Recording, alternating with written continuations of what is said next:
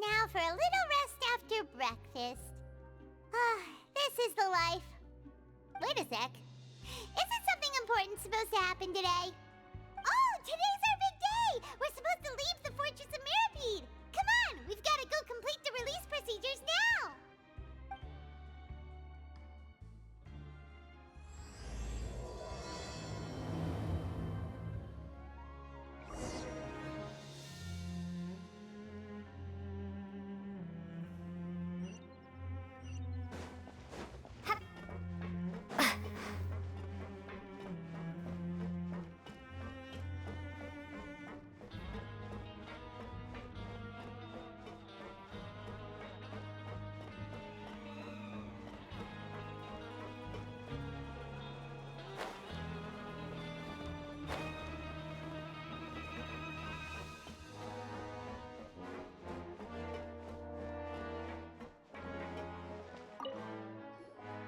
Please, sign here. This document will be effective immediately upon signing, and you two may exit the Fortress of Mirapede via the regular channels. It's been so long since we've been to the surface. Let's hurry up and... What's happening?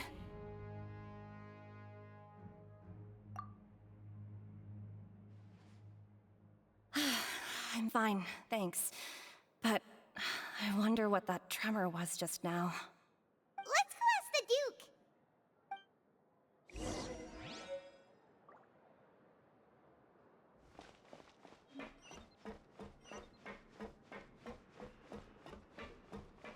Let's dance!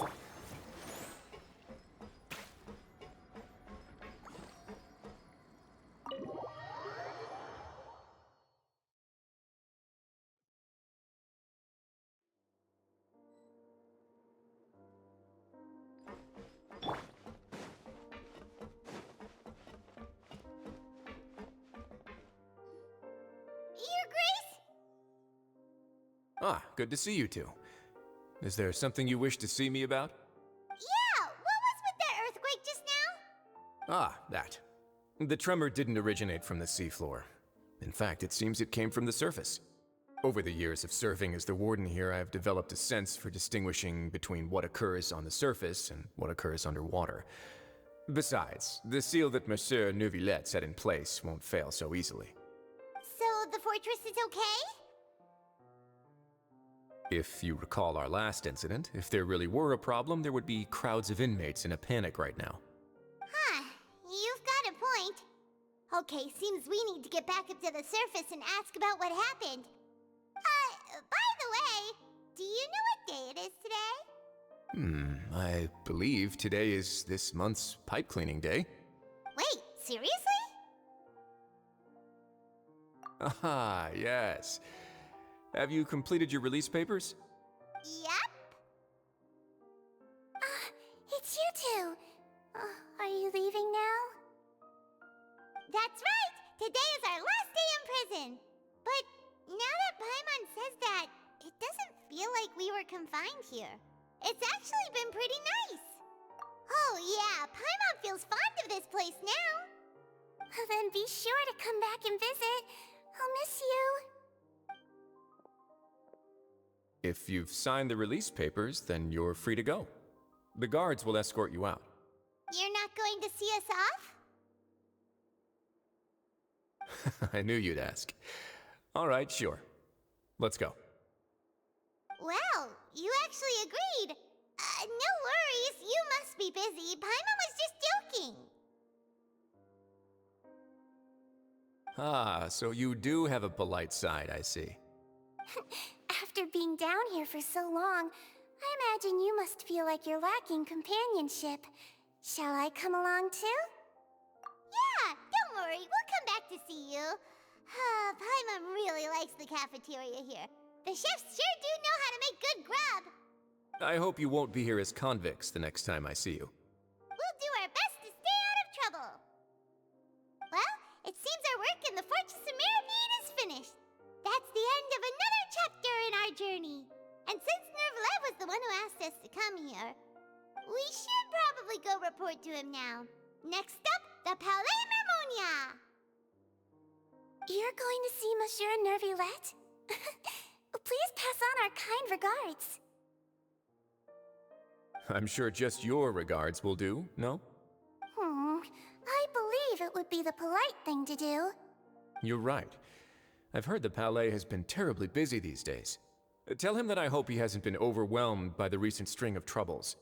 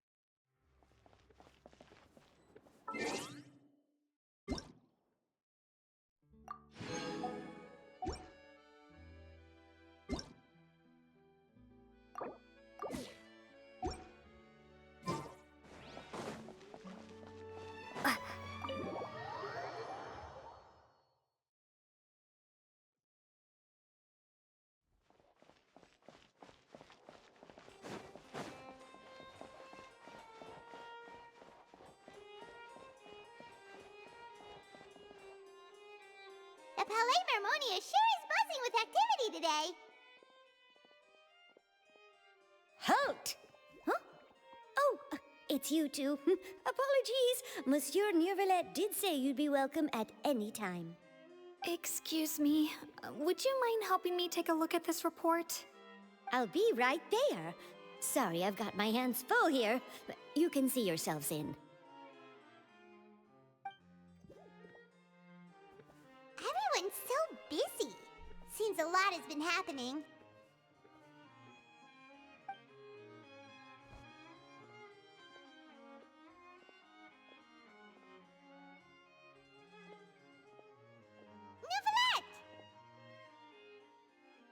Hello.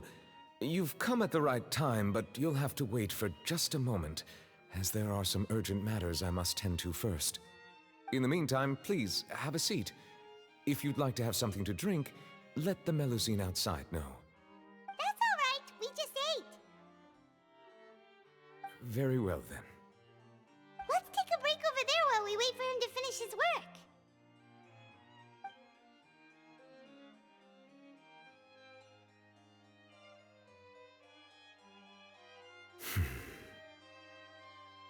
All right. That should wrap things up for now. Are you done with your work?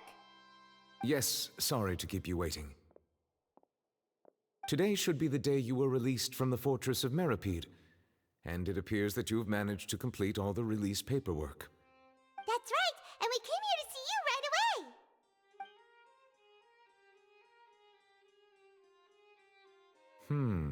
A massive whale. Do you have any idea what that might be?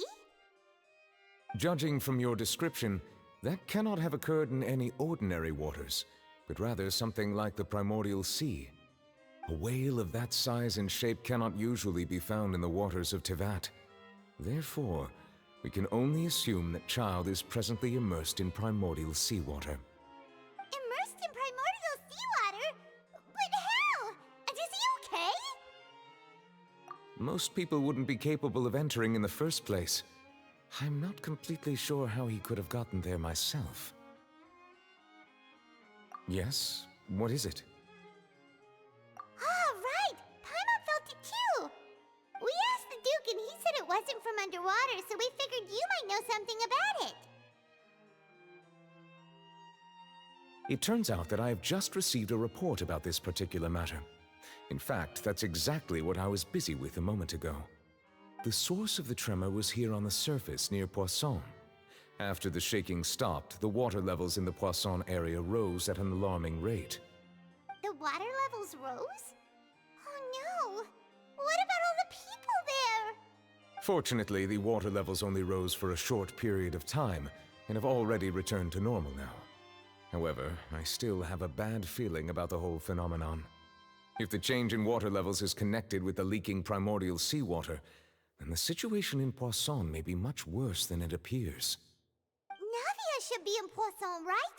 We need to go check on her! I would also like to go there as soon as possible, but I'm afraid I can't leave just yet.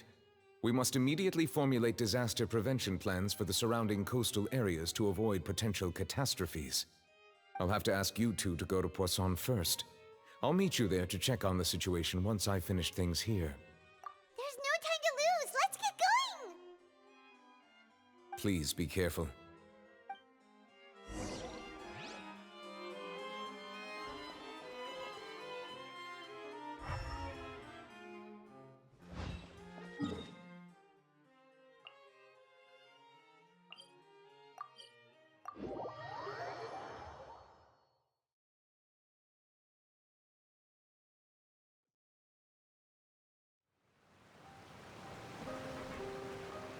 Oh no!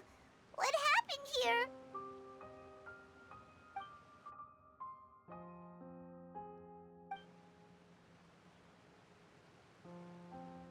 Navia should be around here, right? We need to make sure she's still... Paimon means we need to check on her.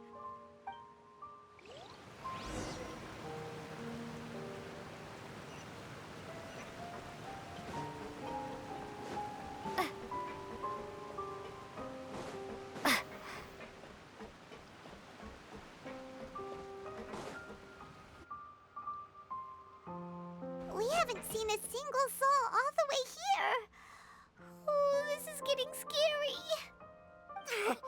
What will I ever do now? Look, there's someone on the roof over there. Just stay put! We're coming up! Watch your balance! All right, just hurry!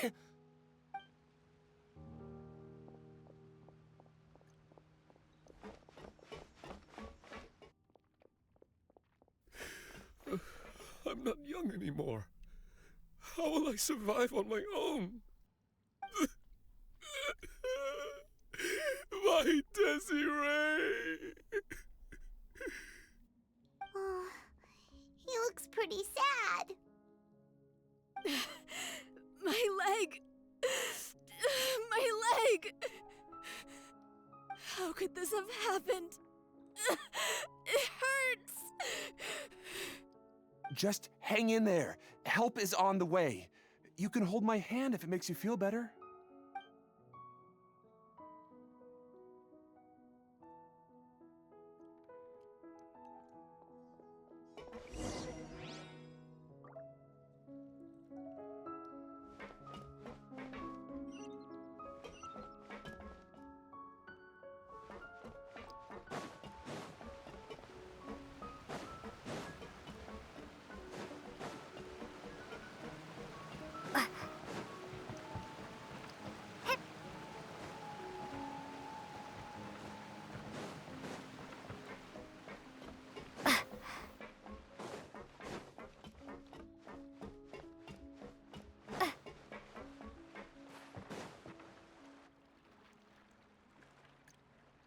Oh, it's Navia. She's over there.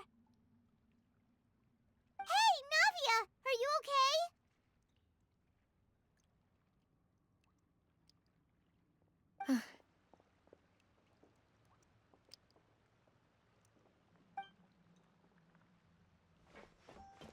you're here. We heard there was a situation in Poisson, so we came as quickly as we could. Yes. As you can see, the water level suddenly rose. It caused quite the disturbance, in fact.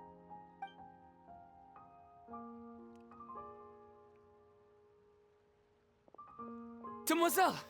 There was a wounded resident next to a building southeast of here. We've already transported him to safety, but we've run out of medical supplies. He's wounded? How badly? He fell, so it's probably a broken leg. He's pretty shaken up. When the water level rose, he desperately climbed up to the roof. Once the water receded and he saw the ground, he became terrified and eventually... He jumped down then. Find the leader of Squad 1 and tell him to take the wounded resident to see a doctor. He should know where to go. Understood. I'll take over his search and rescue mission in the meantime. All right. You'll be in charge.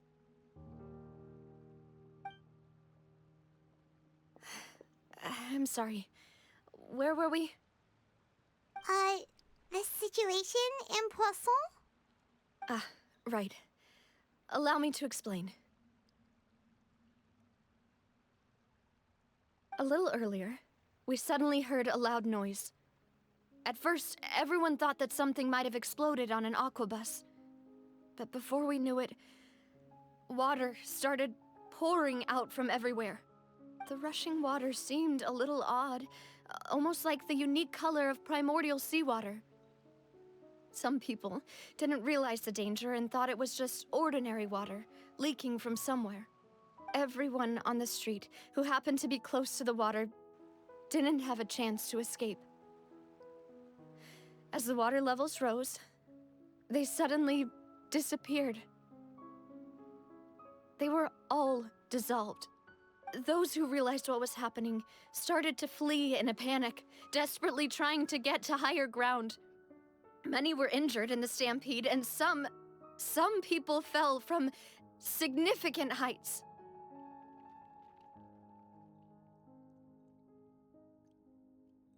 The Spina di Rosula initiated rescue operations as quickly as possible, but there have been a lot of casualties. Fortunately, the water began to recede after some time, and the chaos came to an end. The water that flooded the area contained primordial seawater, so the lower levels of Poisson are still hazardous. To ensure everyone's safety, I've asked the people there to leave as soon as possible. No one knows if this could happen again. All we can do for now is try our best to help evacuate the residents. We still haven't completed the head count, but we'll have some numbers soon. How awful. And all of this just came out of nowhere. It was quite frightening indeed. I only wish that everything that just happened was a bad dream.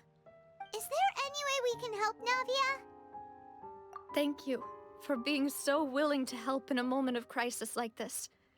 You don't know how much it means to me. I really can't express how grateful I am.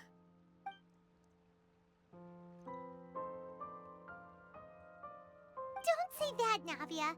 That's what friends are for.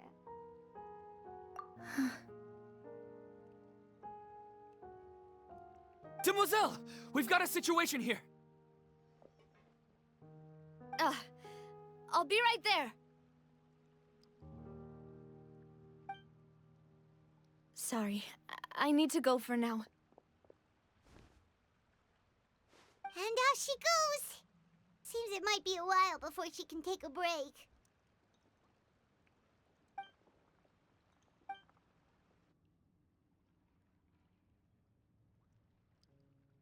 Okay, the wounded are being tended to, and we finished a preliminary head count. More support has just arrived, so I suppose I finally have a moment to focus on my own matters. Of course, we should remain ready for anything, and continue doing our best to rescue others. I'll be sure to have everyone at the Spina di Rosula ready to render assistance. Traveler, Paimon, would you two accompany me to my father's grave for a moment? Huh? Right now? Thank you.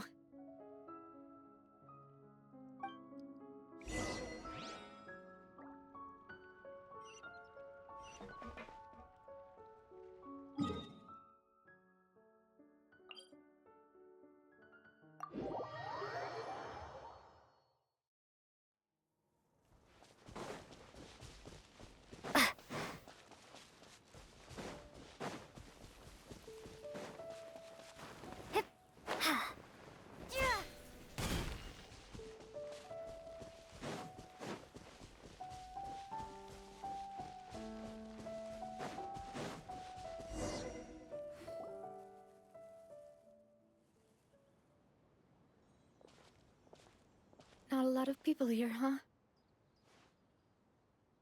Well, given the time of day and the whole situation in Poisson, Paimon doesn't think there'd be a ton of people here visiting graves. Right. That's how things are now.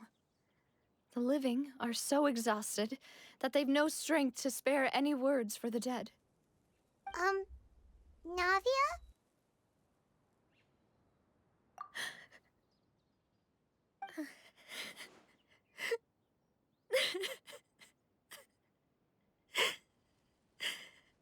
Navia, what's wrong? Sorry. I just... Malus and Silver... They won't ever come back here again. What should I do, Papa? Huh? What happened to them? Everyone agreed on the rescue plan, but still... I was the one who initiated it. They were helping evacuate the residents, but they couldn't leave in time. And they were caught in the seawater.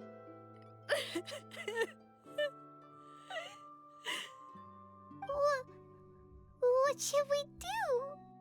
I've known them for so long. And I know they weren't afraid.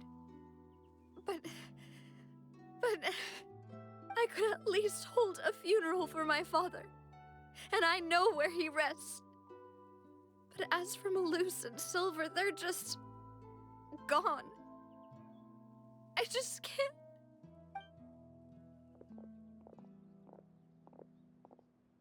Everything looks so clean after it rains. Even the gravestones. I didn't expect that you'd enjoy a glass of red wine in front of Master Callus's grave. I can understand. Besides, the scenery here isn't half bad. See, it's not just me. I always want to bring something when I visit Papa. Perhaps we might even have a picnic. He wouldn't be angry, would he? How could Master ever be upset with you, demoiselle? Yet the cemetery is the home of those who have passed, is it not? Everyone ends up here sooner or later, no matter who you are. Buying yourself a plot in advance, are you? No need yet. But when I do, I hope you'll let me be buried beside Master Callus, demoiselle. Hey, stop joking around. I'm quite serious. That way, it will save us both the trip to see each other whenever you visit your father's grave. That makes sense. In that case, could I be buried on his other side? After all, besides you, demoiselle, the two of us could certainly be considered Master's closest companions, no? Personally, I believe we fill those shoes just fine. Why are you bringing this up all of a sudden? Seriously. All right. I'll remember your requests. But I'd really prefer not to talk about this stuff. And what do you mean by saving me a trip? I'd make the journey even if I had to visit you two somewhere else. I'd promised to let them rest in peace here. But here I am breaking that promise. I'm sorry for letting you see me in a mess like this. I don't usually cry, really. Paimon doesn't know how to help you feel better. But, well, she understands how you feel. I had always thought I could make my wishes come true. But now that I think about it, that never solely relied on me. Many things can only be accomplished with someone else's help. Malus and Silver have helped me so much. But by contrast, I could do nothing for them. I'm so sorry. You can spend as much time as you need here, Navia. We'll stay with you. Thank you. Right now, you don't know how much that means.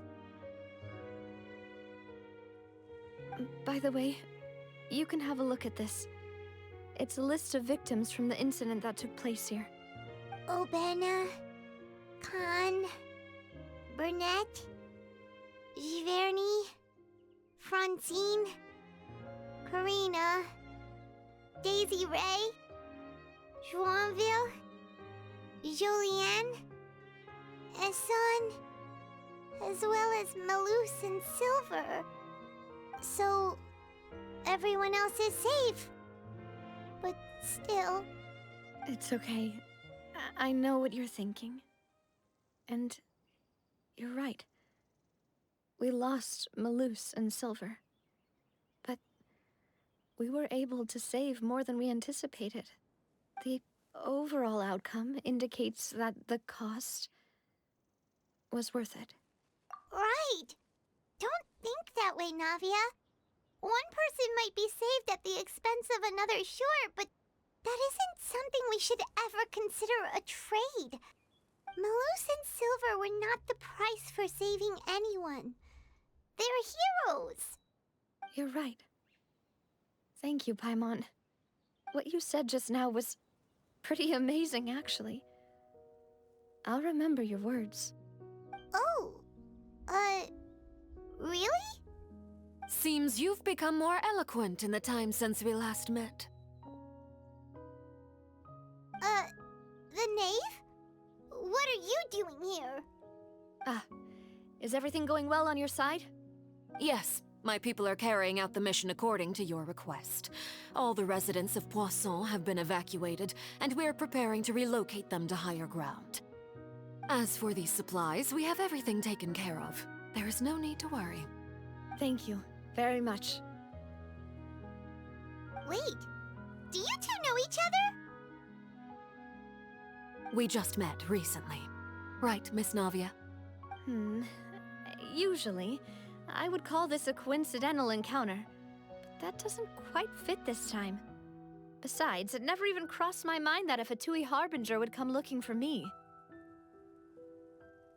Thanks to the Knave, Spina di Rosula received generous support from the Fatui, which allowed us to complete the rescue and evacuation work so quickly. Mutual aid is essential to fostering positive developments. We were already in the area, in any case, so it was nothing. That said, I must say that you're a lot sharper than you let on. I'm sure you understand what I mean. I apologize for all the ways in which I tested you previously. We've never worked with a Fatui before, and it's extremely important for us to know who we're working with. My subordinates have reported that Fatui soldiers have been observing water levels and taking head counts in various locations. I hear that they've also prepared a large amount of emergency supplies. I'm quite surprised. This is nothing to brag about, nor do I intend to. It is simply the way of powerful organizations to act forcefully, whether they are doing good or ill. You've witnessed that firsthand, in any case. As I've told this traveler before, I know of the prophecy, and I intend to prevent the impending disaster. Lending your organization a hand was a natural first step in accomplishing that. As such, do not be troubled by this token of our sincerity. Perhaps one day, you'll also be able to help me in the same way. Without your help, there would have been many more casualties. I won't forget your kindness. Furthermore, I sincerely regret what happened to Malus and Silver. I only wish that my people could have arrived a little earlier to prevent this from happening. Don't say that. You and your subordinates did everything you could. As Paimon said, Malus and Silver didn't choose to sacrifice themselves for any specific person, and they weren't the price paid for other salvation. They chose to become heroes themselves. I've never liked hearing people put it that way. It's like trying to relieve pain by saying some noble-sounding words. But right now, there's nothing more suitable. They really did become heroes. You're right. I'm sorry for your loss, Miss Navia.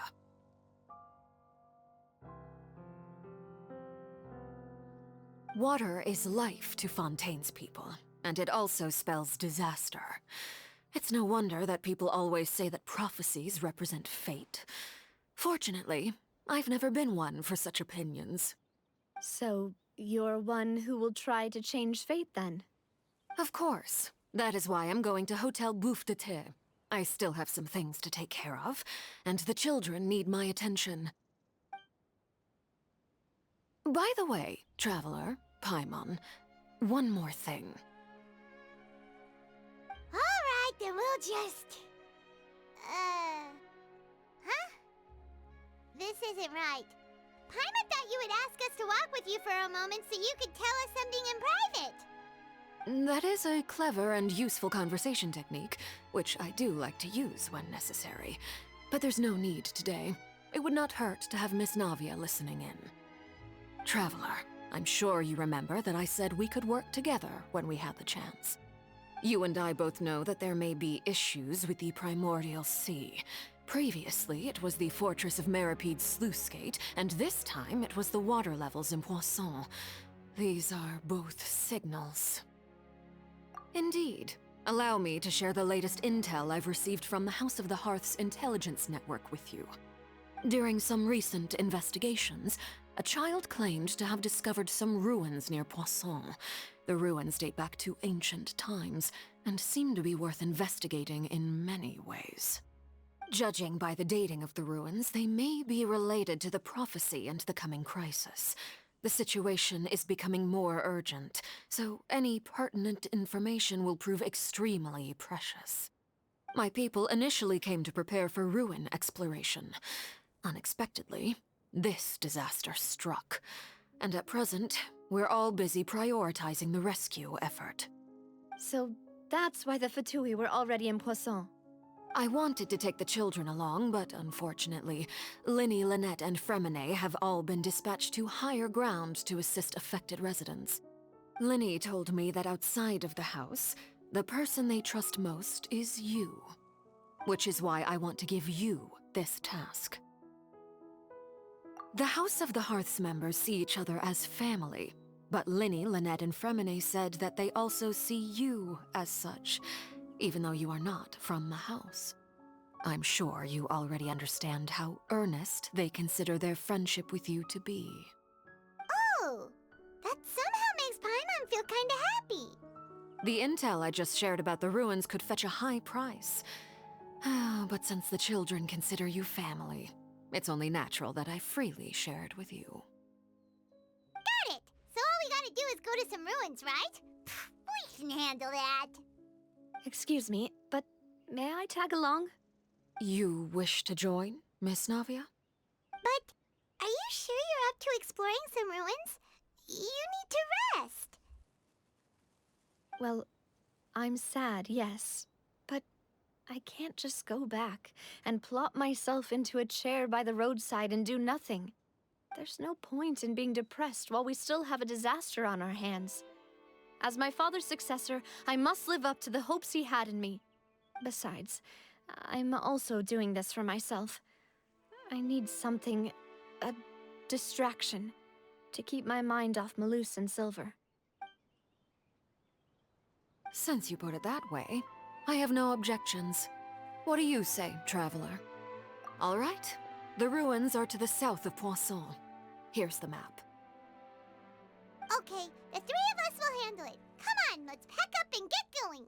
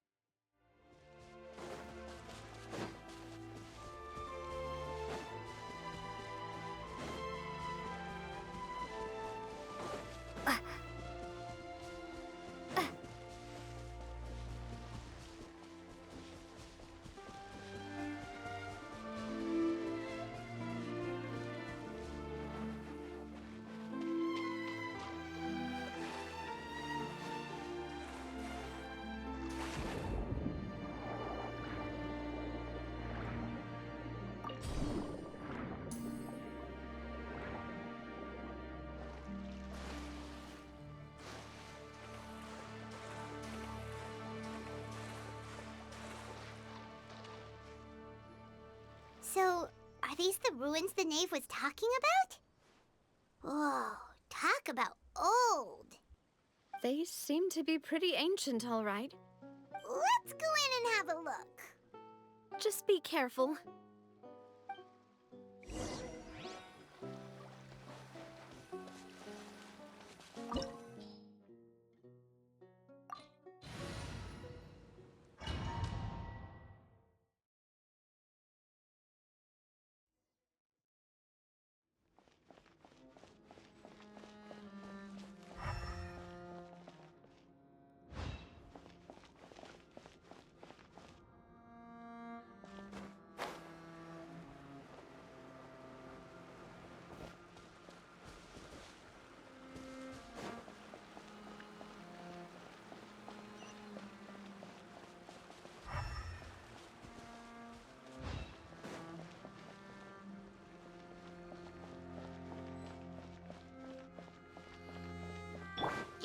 Nice and spicy. You're in for a little Come a little close. Wingblade. You're in for a little shock. Surrender. Out of the frying pan. Let the show begin. Yeah. Huh. Hi.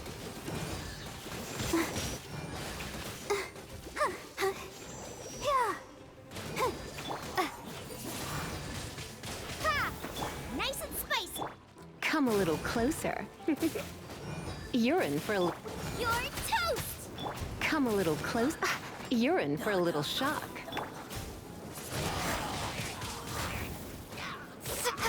Yeah.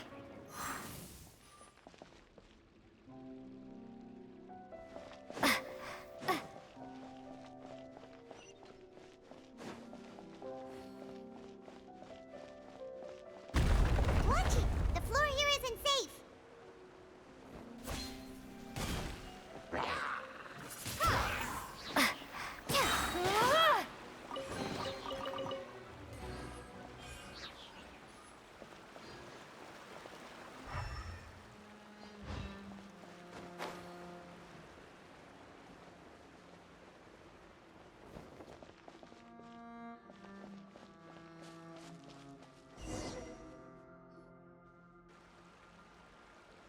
This place has also been contaminated by primordial seawater.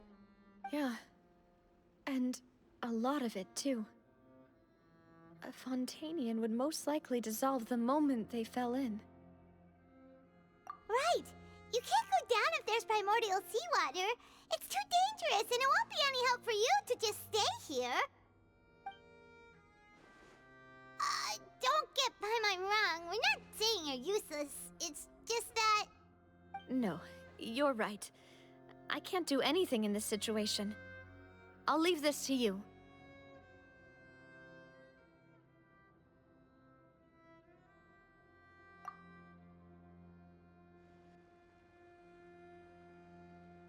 That complicates things. Maybe the only way left is forward. In that case, do you want to wait for us here?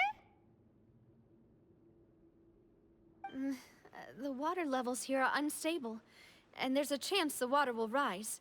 So staying here wouldn't be safe either. I'll go together with you. Perhaps we'll find the exit just up ahead.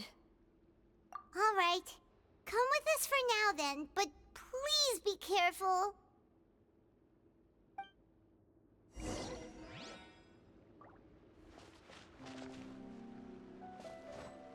Oh no, it's a dead end!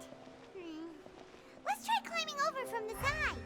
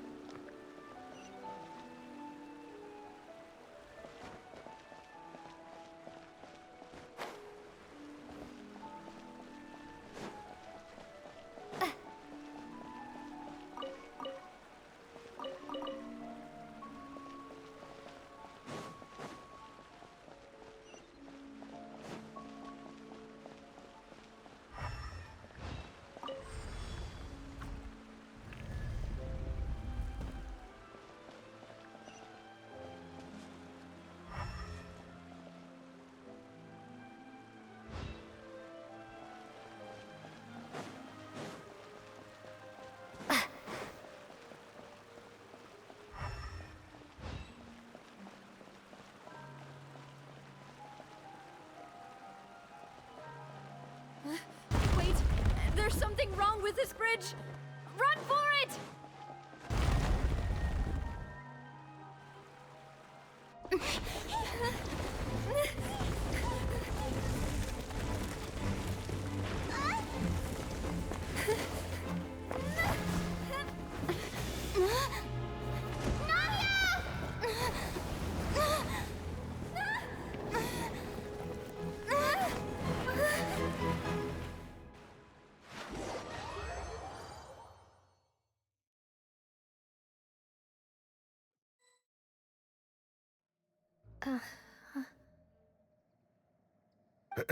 Demoiselle? Huh? Demoiselle, what are you doing here by yourself? Would you be standing here till dark if I hadn't come to get you? Maybe she just wants some time to herself, Malus. Hmm? Oh. Was I sleeping? Yes, it would appear so. I must be tired. That's quite possible. However, you were the one that suggested we go out for a walk. Oh, right. I nearly forgot. It must have slipped my mind when I dozed off. I haven't had a nap today yet. Have I? This is a familiar feeling, yet something's a little strange.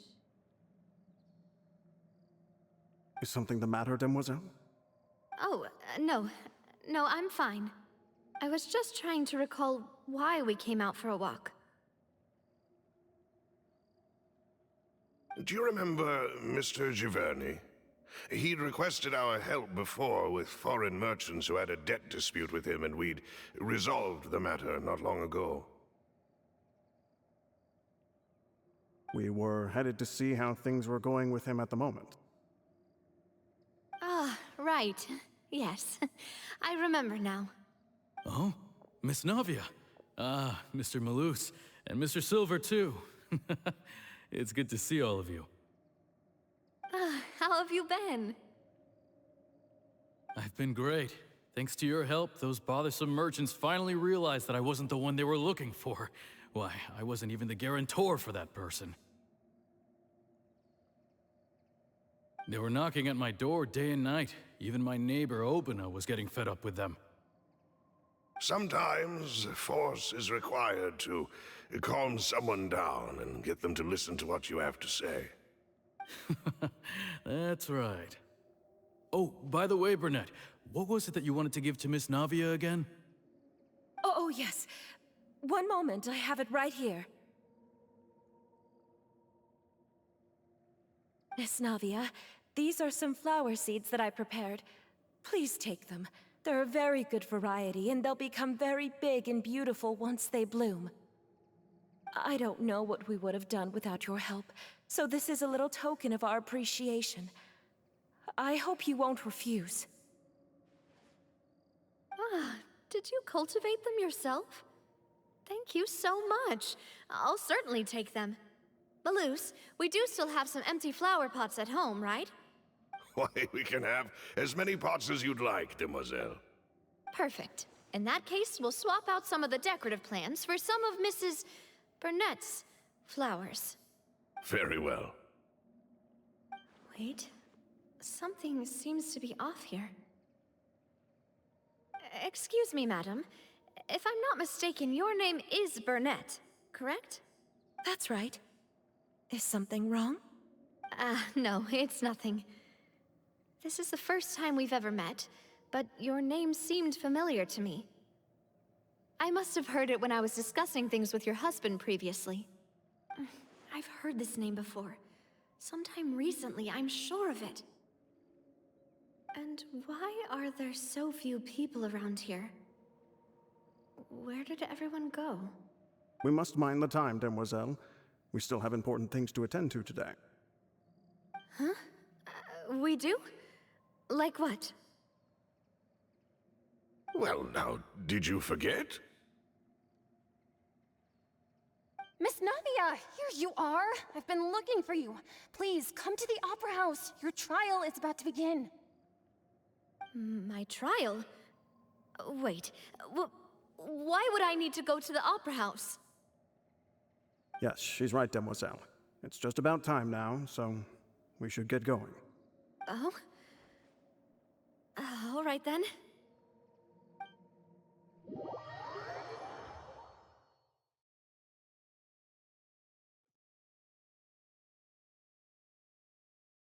Look, it's Navia! She's here! And her two attendants are with her. Goodness, everyone's finally here.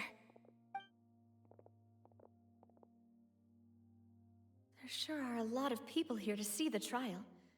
And they all seem to be oddly excited about something.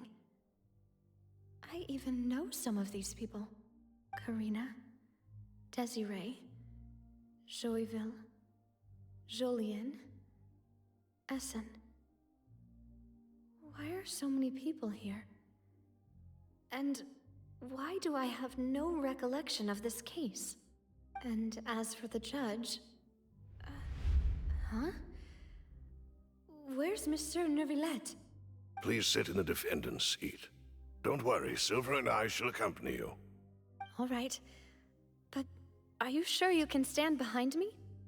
Typically, it wouldn't be allowed, but today is an exception. Hey, what kind of place do they think this is? Come on, do they have any idea what they're doing? Seriously. Enough with the whispering! Could someone please tell me where Monsieur Neuvillette is? And why I'm standing trial? My dear Miss Navia, have you not yet realized what you've done? In that case, allow me to explain. As all here know, you are Master Callus's successor, the head of the Spina di Rosula, someone held in high regard by every soul in Poisson. After you took over the Spina, you treated all of us just like the late Master Callus had. If anyone in need reached out to you for help, you responded. Not only you, but your butler, your subordinates, nearly everyone in the Spina di Rosula fought for the well-being of those in Poisson. Wait a moment. Aren't you just proving that I'm a good person? Yes, correct. Absolutely right. And that is why you stand accused. You have helped so many people get through so many difficulties. You are one with us. We are inseparable. We are one big family, all of us who are from Poisson, inextricably linked. And with you being so important, we couldn't possibly do without you. Therefore, this fair and honorable court shall declare you guilty, and you shall stay here. You will be together with us forever. Huh? What are you saying? Everything you have said is correct. I have indeed done a lot for my hometown, and I would be willing to be with you all, but what is the purpose of having me stand here like this? What is there to discuss? Ah, well, if that's what you think, then I have no further comments. How wonderful, Miss Navia!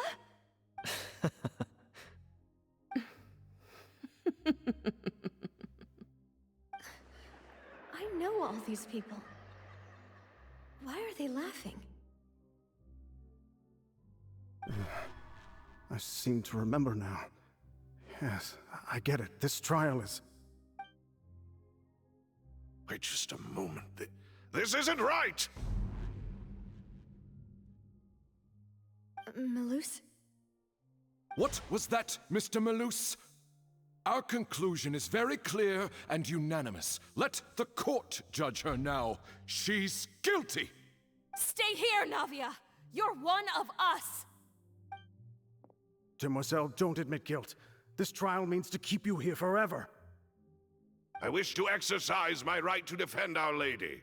Mr. Joinville, you only know of Navia's goodness, but nothing of her utterly independent mind. She was born a free and independent spirit. She has never been tied down by anything. Indeed, even the death of Master Callus couldn't stop her. Her actions cannot serve as proof that she identifies herself as part of any group. She merely acted as an individual, extending her hand to help others. Please do not mistake her actions as being otherwise. Really? As an individual, you say? Don't forget, we are all Fontainians here. This is the nation of justice, the nation of Hydro! Even if Miss Navia only voluntarily rendered her assistance, that doesn't change the fact that her beautiful soul must return to everyone. Water accepts all, blends with all. It will surely accept her kindness.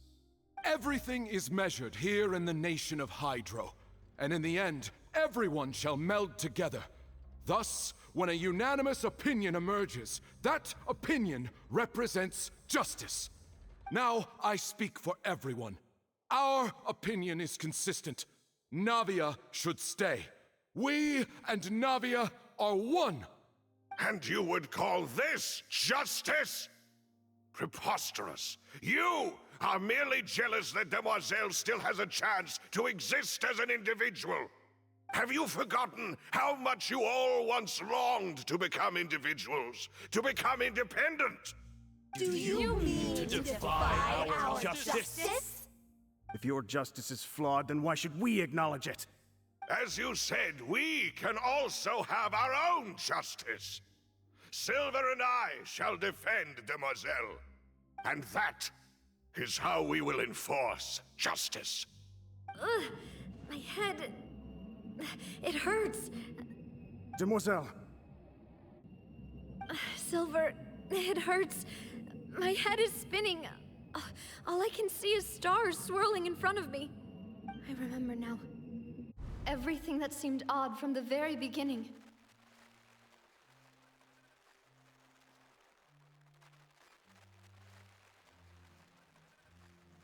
Karina, Desiree, Joyville, Jolien, Essen, and Mr. Giverny and Mrs. Burnett, who we met earlier. Even Malus and Silver. I don't want to admit it, but they're all dead. Don't be afraid, and don't admit guilt. We will protect you to the very end. Absurd! Who are you to say that she cannot be judged? We are the majority, and in the nation of trials, the majority is absolute justice. We are the will of all.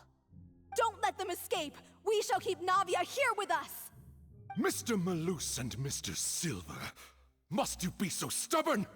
How could the two of you possibly hope to stand against the collective? Do not resist. This judgment is fair and just. Navia belongs to us. After all that happened, she should not be left alone in Poisson. What are you saying? No more excuses! He says we're jealous. Jealous? How could she possibly be an independent individual? What's with these people? Who's jealous of her? She belongs to us! Miss Navia, she... Silence! That's...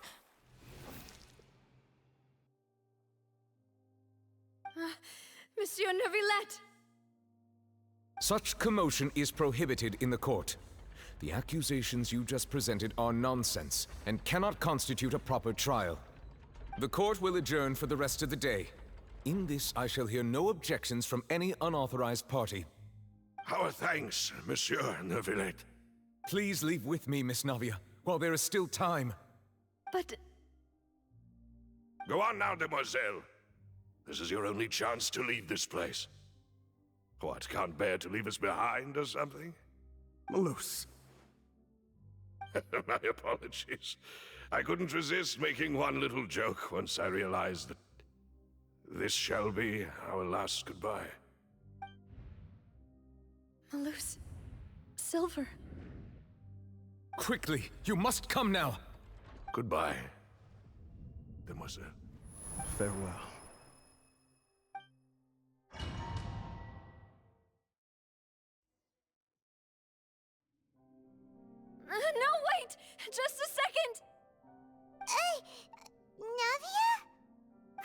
you're awake.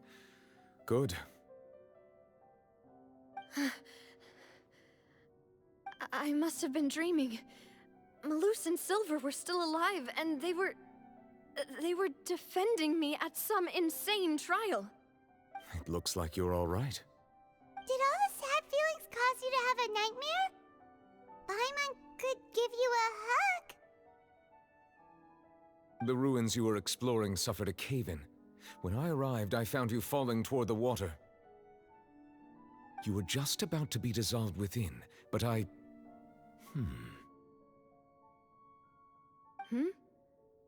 What is it? I think I saw 2 Oceanids protecting you. It was only for a moment, perhaps even a fraction of a second, but they gave me the chance to retrieve you. Were it not for their intervention, I would not have been able to rescue you before your consciousness dissipated. Wait, did you say Oceanids? You mean like what happened with Vache? Perhaps those 2 Oceanids were the people you saw in your dream. I always told them that they didn't have to protect me. To think that they'd keep doing so even after death. Please come with me.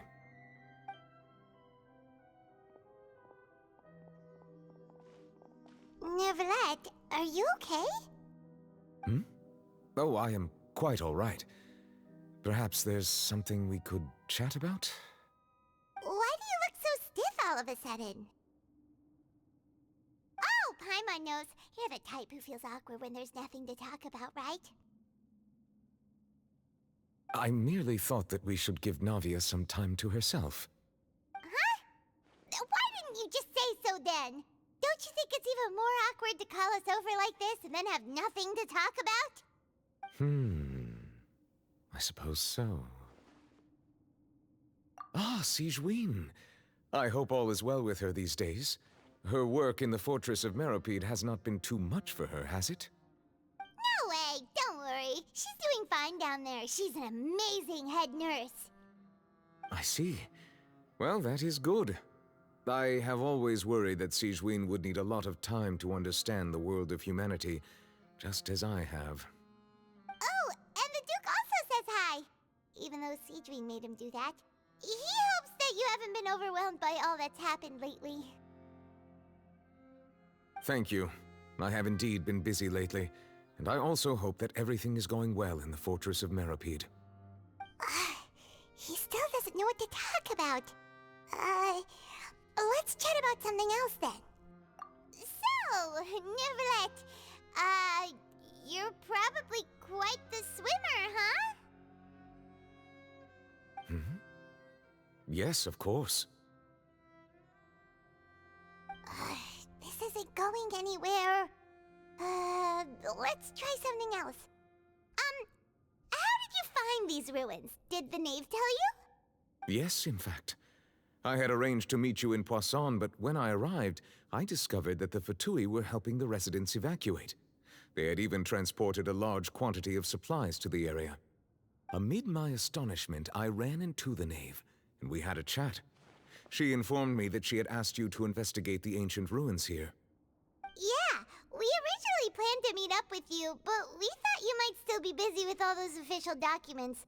We didn't think exploring the ruins would take very long, and who would have thought you'd wrap things up so quickly?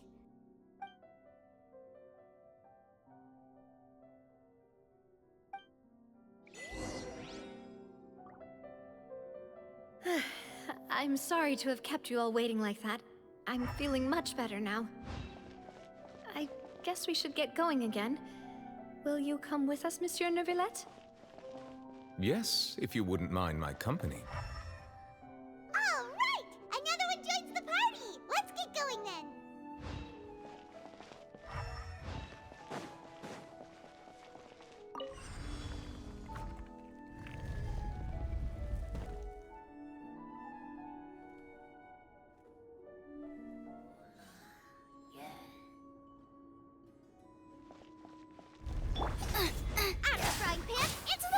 Don't be such a You're in for a little shock.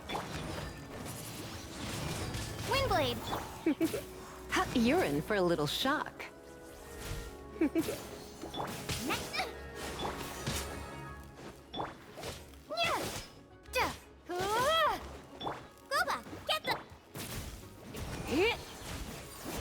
Come a little closer.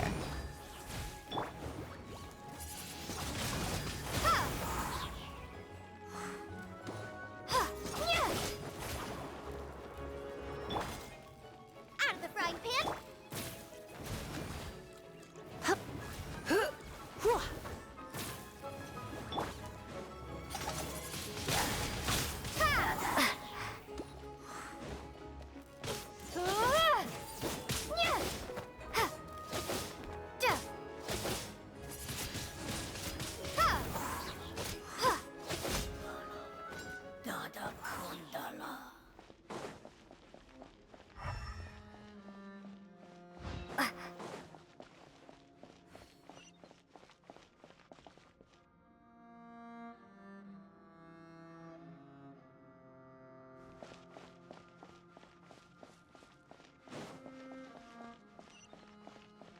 Oh no, another unstable path. Watch your step.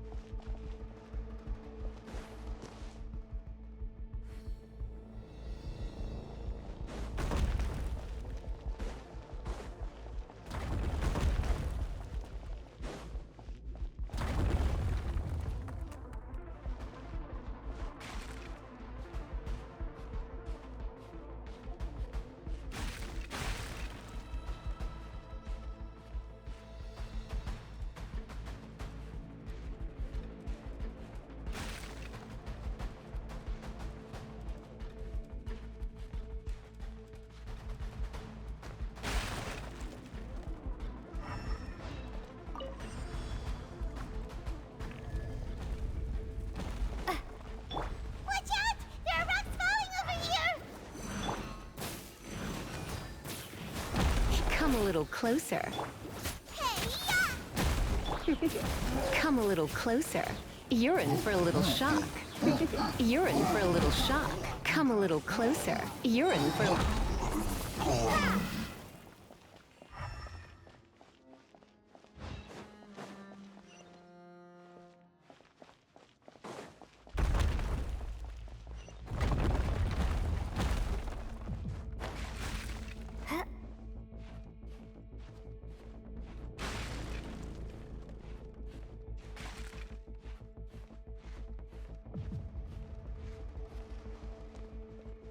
Seems we're almost at the top. Keep it up!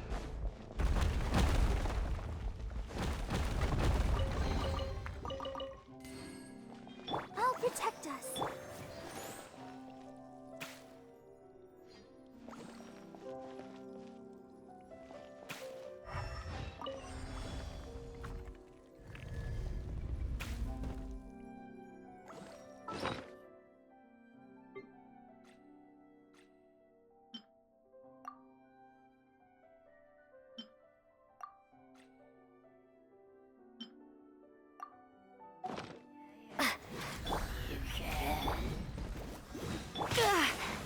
Let's spark things up a little. Yeah, huh.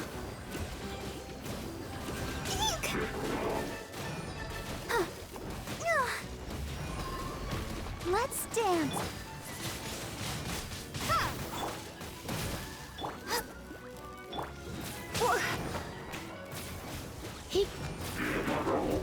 Come a little close. You're toast! You're in for a little shock. Come a little close. You're in. Come a little close.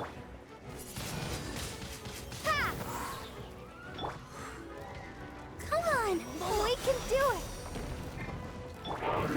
it. You're in for a little shock. Come a little closer. You're in for a little shock. Ah! Out of the frying pan! Come a little closer.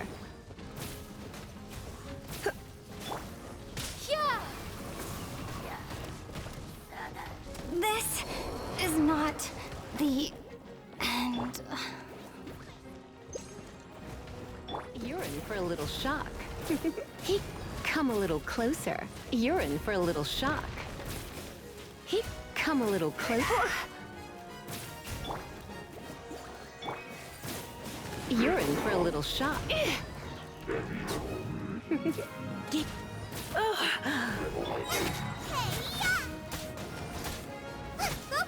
them! You're in for a little shock. Come, don't be such a brute. You're in for a little shock.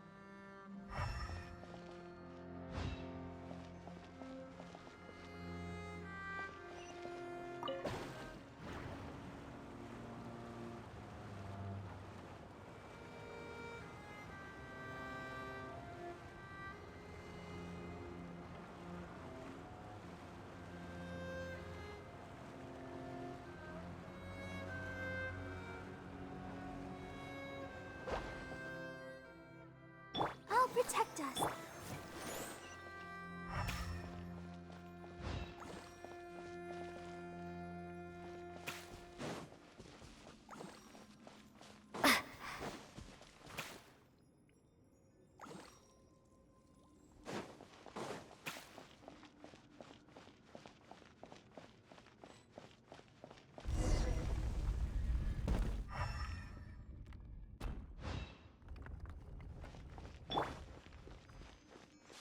Let's dance.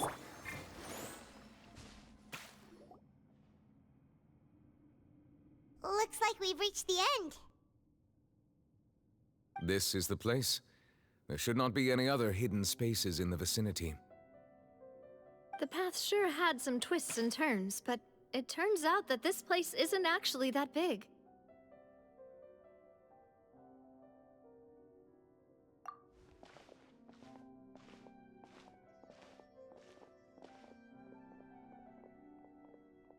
Stone slates? It seems like they were put here as an offering. Could we take them down and have a look? Perhaps we should just leave them be for now.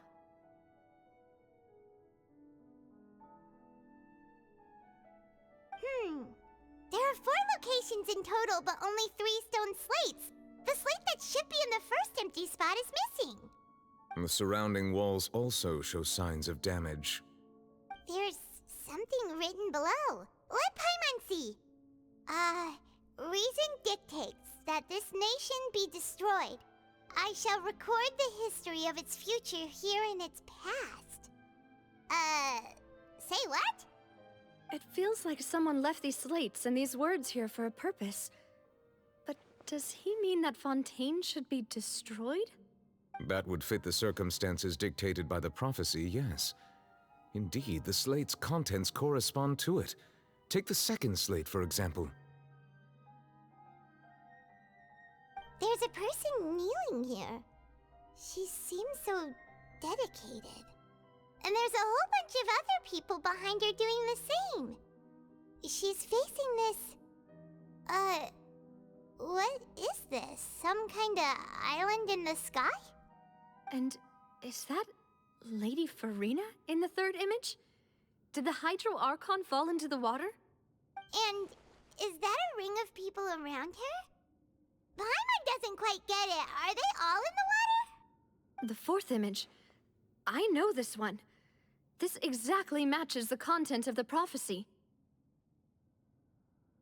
The people will all be dissolved into the waters, and only the Hydro Archon will remain, weeping on her throne.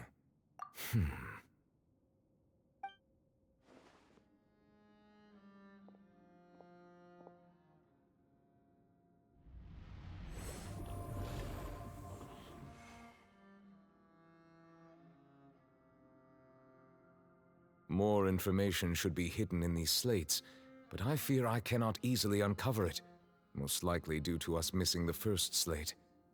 I am very sorry. Don't blame yourself, Monsieur Neuvillette.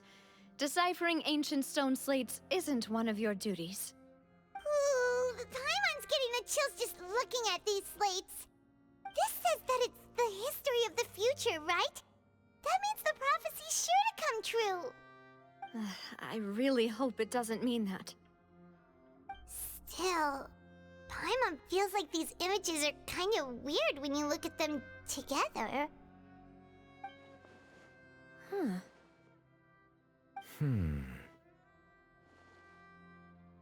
That's right!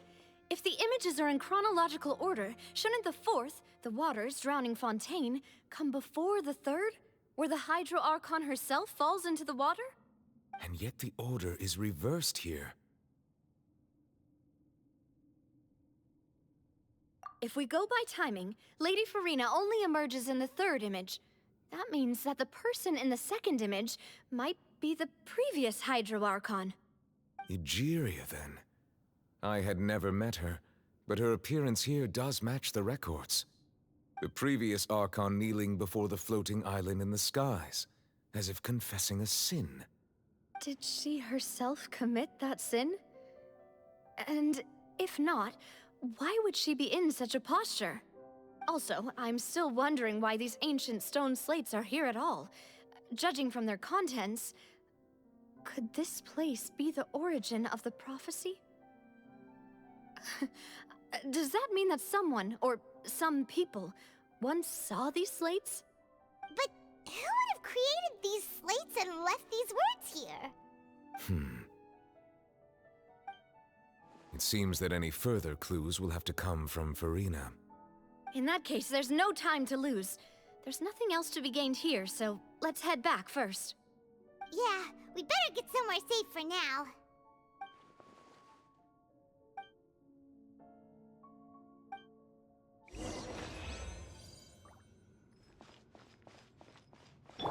Let the show be...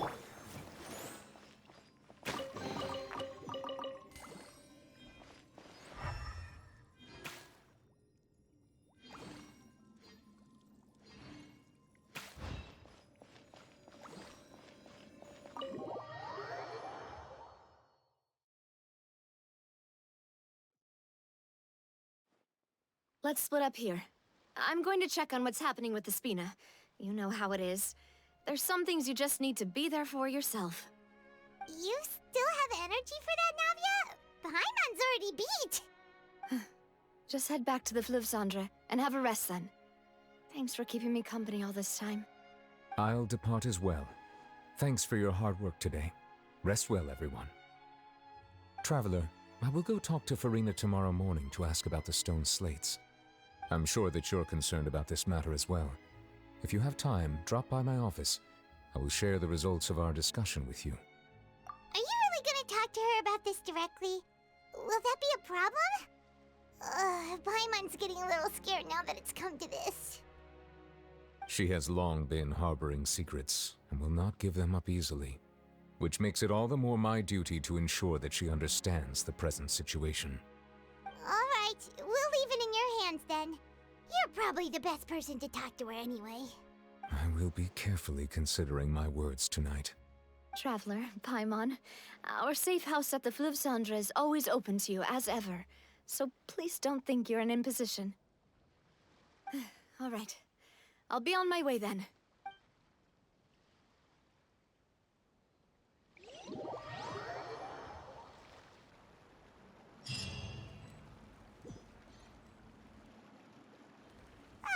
We're finally back! Welcome back. We've got a special menu prepared for you two tonight. Yay! And there's good food too! No, the boss is the best. Ooh, desserts! Nice! These are all Paimon's! starting to forget what happened today. Oh, that voice. Is that who I think it is? Huh? It's you two. What are you doing in Fontaine?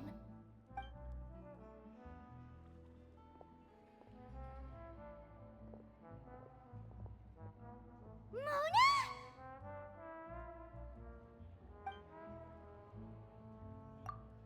Seriously, nobody just uses a scry glass whenever they've got time to just see who they'll meet on the road. Still, we didn't expect to see you here. Wait, you're not a Fontainian, are you, Mona? Well, I have some business to attend to here, so I booked a hotel in the city. I was just out for a stroll when I bumped into you. Quite unexpectedly, if I might add. Why did you think I was from Fontaine, though? Is that because Magistus doesn't sound much like a Mondstadter surname? Yeah, let's go with that. Well, I used to have my own surname, which was, well, some other thing.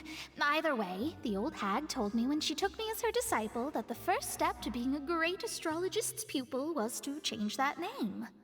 There was nothing for it, really. She really is amazing at astrology, so I changed my name to what it is now according to her wishes. To my surprise, however, Magistus is not the name of some ancient house or clan. It isn't? Nope. Although it is used by us in place of surnames, it generally just means great. Wow! Imagine including a boast in your name. Wait, are you gonna have to put that into your genealogy as well? I reckon so. In any case, I'd give my disciple a name like this as well, if I were to take one. Astromancer Barbeloth Trismegistus. Whoa, that's a long one. Does it also mean great or something? My name means Mona the Great Astrologist. As for the old hag, hers is, in plain speech, the thrice-as-great Scholar of the Stars. Just take it as a title specific to astrologists. Thrice as great? That's so petty. I know, right? That's just how she is. She used to call herself Magistus, actually, but once she took me in, she changed her name to Trismegistus. Talk about excessive. Magistus is thus the calling card of our school, so to speak, which makes it about the same as a surname. It's all right if you don't get it. You can look into it further should you need to study astrology more deeply. That sounds terrible! But anyway, you're not Fontainian, are you, Mona? You're from Mondstadt, right? Well, I was born in Mondstadt, yes. My parents migrated to Dorman Port, and I traveled with the old hag for a while, after which I settled down in Mondstadt City. Oh, that's a good thing then. At least we know you won't be dissolved by Fontaine's waters. Speaking of that, I'm sure you're aware that a bunch of things have happened here in Fontaine, right? I know you're not a local, but I'd avoid getting too close to any water that looks strange all the same. There's something ominous about it. Well, the water, I mean.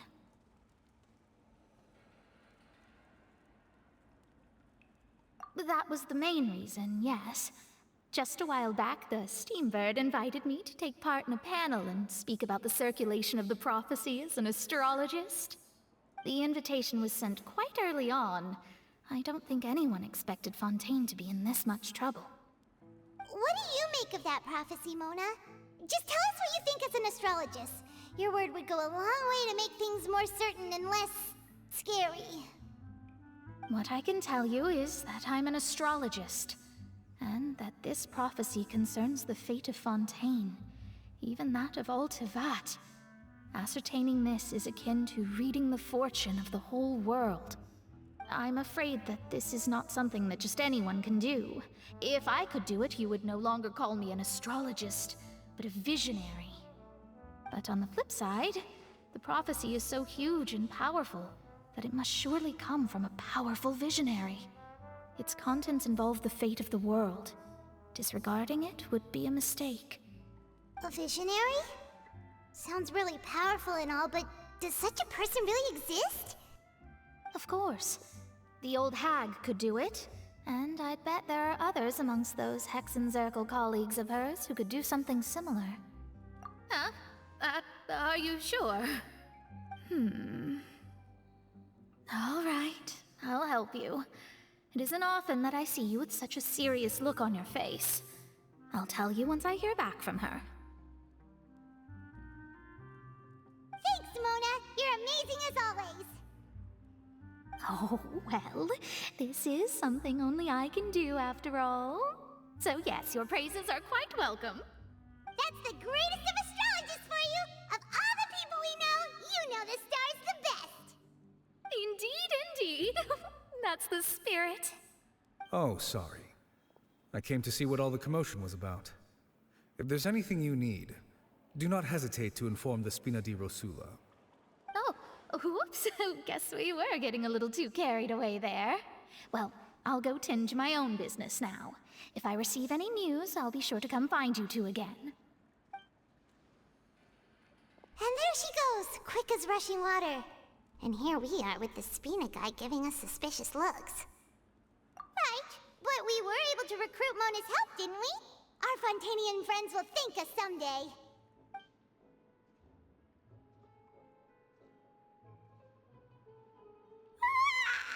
Good morning. To be honest, Paimon's still feeling kind of sleepy. But it's time to get up, traveler. We agreed to go see Neuvillette, so let's pack it up and get going.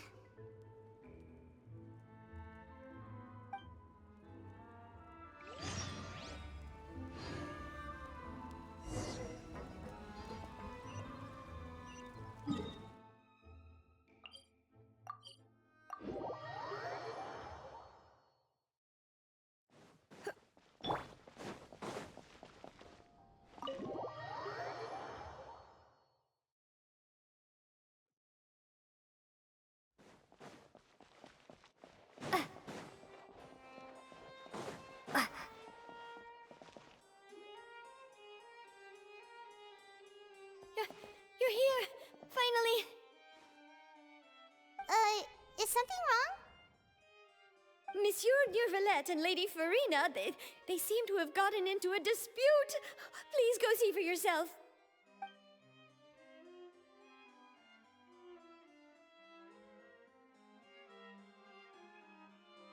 Like I said, I've already explained everything. And yet the problem has not been properly solved. There is little space for excuses between us. It is not my intention to offend you, but please, tell me where you stand. You are the Hydro Archon Focalor, are you not? Look at this.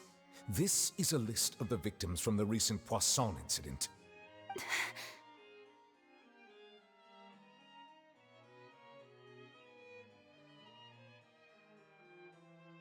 You mean... they're all... We did not arrive in time to avert this disaster, and I will not have it happen again. I will say this once more. You must tell me everything you know. Yesterday, I found 3 stone slates in some ancient ruins near Poisson. Do you know anything about those? Seriously?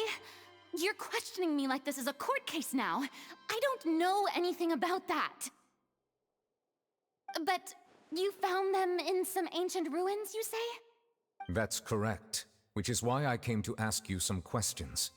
There should have been 4 slates, but one of them was missing. The other 3 feature different images that seem to correlate to the prophecy. The prophecy? The second of these slates depicts the previous Hydro Archon Egeria kneeling before a floating island in the sky, as if confessing something. Do you know nothing of this either? I don't. I've never seen such slates. I'll ask you again. Do you really have no information regarding the previous Archon? My deciphering of the slates indicates that the Hydro Archon Egeria once had to confess to, or apologize for, a certain sin. If anyone would know about it, it should be you. All gods don't have the same secrets, you know. She was herself and I'm me. Is it really so strange that I know nothing? I understand your concerns, but I'm sorry. I just don't have anything to tell you. Forgive me for saying this now, Lady Farina, but I have long known of your various secret investigations into certain matters. There are several indications that you have been investigating the prophecy on the sly. This is not strange in itself, considering that you are the Hydro Archon. But it is strange that you should also claim to not know any of Egeria's secrets, as well as do nothing following your inquiries. You have never been as superficial as you have presented yourself to be, nor are you a fool. And yet, your behavior is very inconsistent.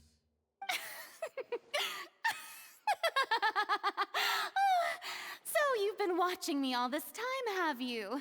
I didn't think you were that type. You...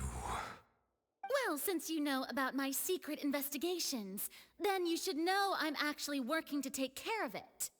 There's no point questioning or suspecting me. You're the Eudix, but you're still my subordinate. You should be following my lead. Just trust in me, your Archon, and do as I say. Never mind whether you can truly convince yourself to or not. It'll all turn out fine. That's all I have to say. We do not discuss this matter again. Oh, the opera's about to start. Toodles!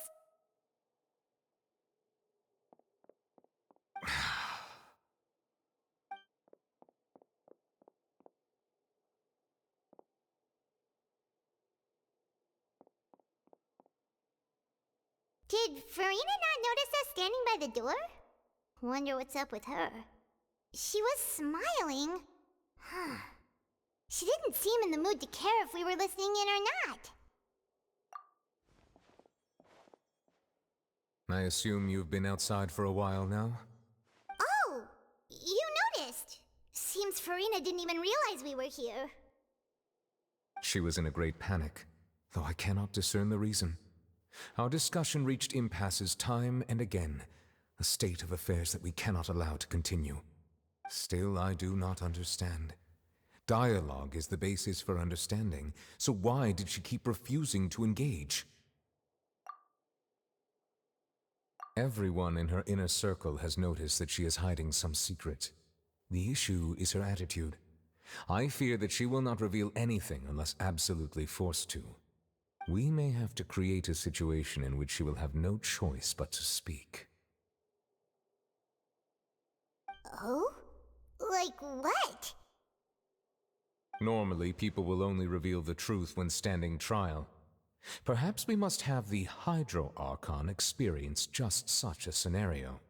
But Farina's seen so many trials, and she's really good at dodging questions.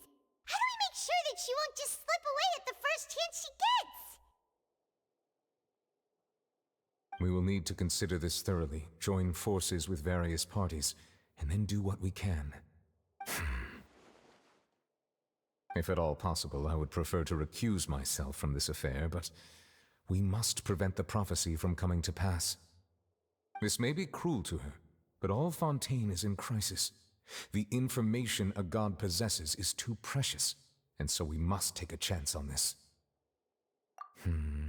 But who will lend us their aid to do such a thing?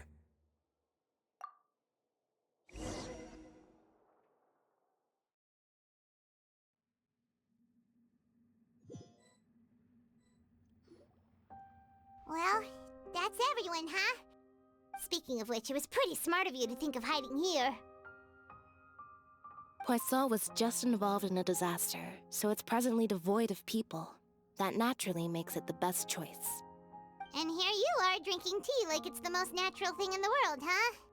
That's what family should do. Sit and enjoy a leisurely time together. It's nice to enjoy tea here, you know? Care for a cup? Lend me your ears, everyone. Or perhaps one of you might like to start us off. How about you, friend? Me? No, I don't think I can. Then, How about you, good sir? I fear that I will cause the mood on this boat to become as somber as it is in court. Well then, I guess we're lucky we've got a local like me to organize things. Wonderful, the spotlight at last. I guess I'll be facilitating things from here. That was a little long-winded, don't you think? Oh, you might be right. Anyway, to cut to the chase, our friend here, the Traveler, has brought us together to discuss something. As for what that is, well, let's start by saying that we'll be pooling our efforts together to create a series of traps. Oh, how intriguing. Well, it's just an expression, really. One that I just learned from Chlorand, and used on the spot. So, let's invite her to explain in detail. A round of applause, please.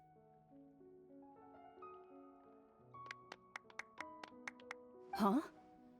Didn't you say that you would be facilitating this? Oh, come now.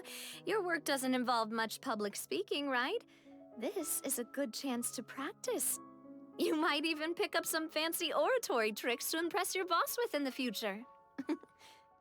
I see. And what does my boss say? He is glad that you consider him your boss. Do go on.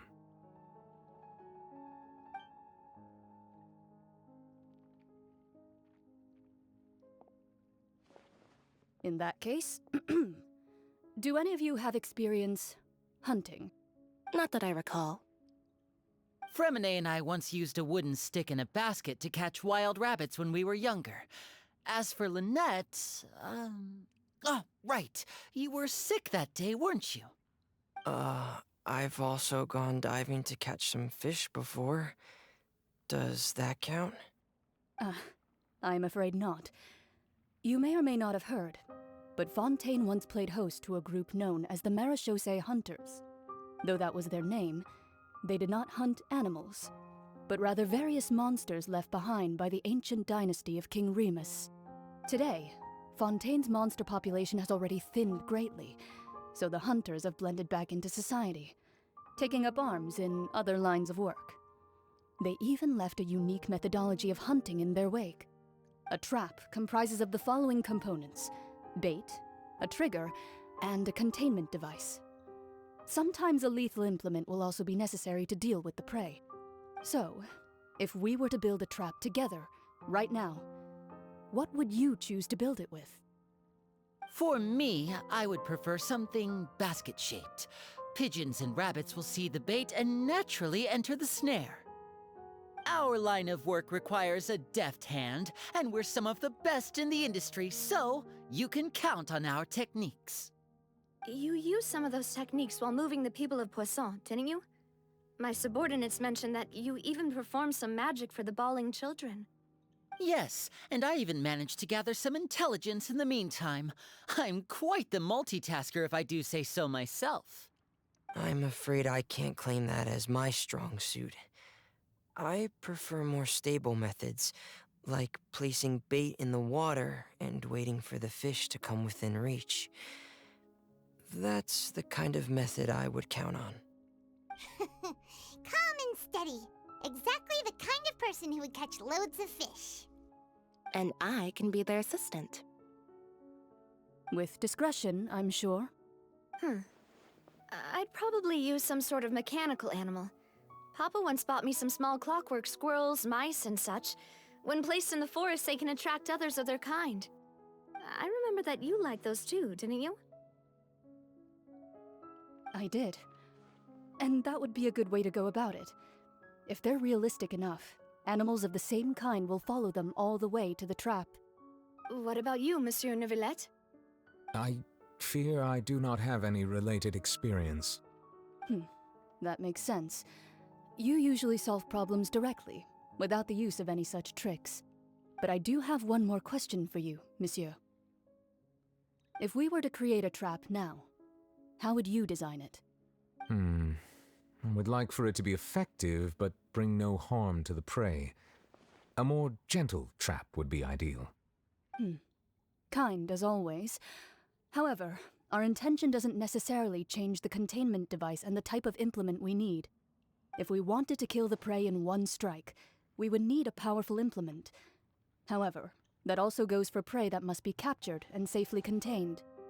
Wait, why's that? Only a hunter who's a true expert at subduing their prey can snare it without harming it. The line that divides life and death is often exceedingly thin. So are we going hunting together? Huh. We hadn't thought of seeing ourselves as hunters. It kinda works, but maybe it's still not the best metaphor. If our means of capturing and dealing with our prey is to put them on trial, then the hunting metaphor is actually quite accurate. But we shall require much more courage than any hunter to judge a god, a being whose seat is an exalted throne. Oh, so that's what's going on. Sounds very interesting.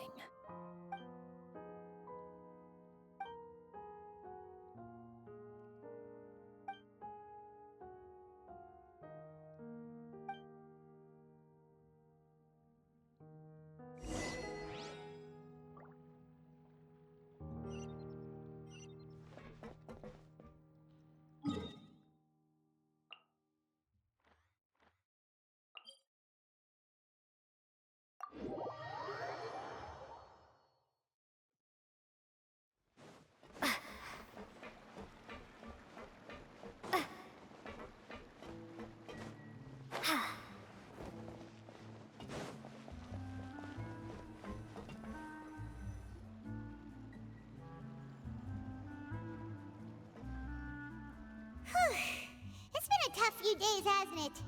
So much has been happening. Paimon didn't think the meetings would go on for so long, but everyone seemed pretty fired up, huh? Paimon thought they'd be at least a little frightened. Well, Fremine was, now that Paimon thinks about it, but everyone else just looked a little surprised. Well... It's hard to say. Paimon doesn't have any experience with this sort of thing. But with you around, Paimon sure will do great. After all, you're the most reliable person in the world, aren't you? Did you just pour some tea? Paimon didn't notice you doing that at all. Then what's that? Paimon's never seen that cup before. Don't be frightened. I'm just joining you two for tea. I merely refrained from saying anything till now. Who's that voice? But there's no one here. Ah, have you forgotten me already? Wait, you are familiar. You're the voice we heard from the sky in Sumeru. The voice from the sky, I fear that description is wrong. Though, not completely wrong. You're feeling lost now, just as you were feeling previously. I sensed that confusion and thus came to you. Guiding people is an irresistible hobby of mine, after all. Consider me a passerby, just accepting a commission from my friend's disciple on a whim. The prophecy. Yes, what has been prophesied will be fulfilled. You may view such things as the history of the future. What? Then is there any way we can stop it? I believe you have witnessed a failed attempt with your own eyes. Can everything in Teyvat so easily be changed? Ah, so you've caught on. Just as prophecies are usually only the future as seen from the perspectives of the gods, could things be happening in hidden corners where the gods' gaze does not fall? Are the things that you shall see different from the fate that the gods perceive?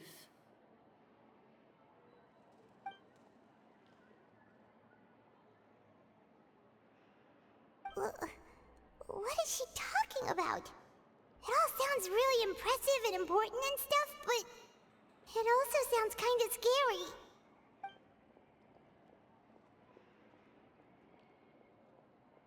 I believe that you understand, right? Some things are insignificant, but others you must reach out to change. ultimately, fate shall serve as your only guide, no matter what will happen in Tevat's future. All you need to do is to play your part. This was good tea, by the way. Thank you for your hospitality. Well, that'll be all for today. The voice. It's gone.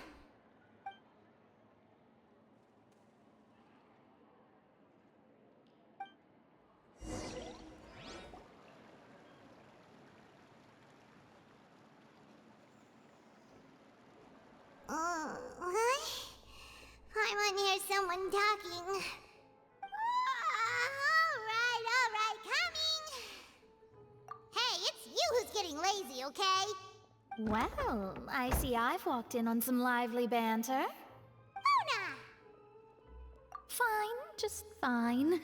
I went to take part in that Steambird panel. It turned out to be more interesting than I expected. Not all Fontainians are pessimistic about this.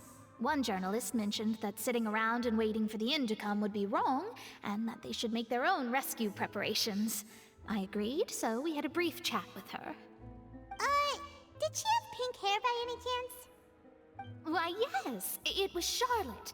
I assume you've heard of her, no? That daredevil journalist? I'm in full support of her view. Prophecies are very important, but how can people allow their lives to be commandeered by just a few words? That's right! Paimon's glad to hear something sensible for once. Ah, yes. About what we had discussed before. I did try, but I'm afraid I couldn't reach the old hag. I'll try again tonight, but I wouldn't get your hopes up. Huh?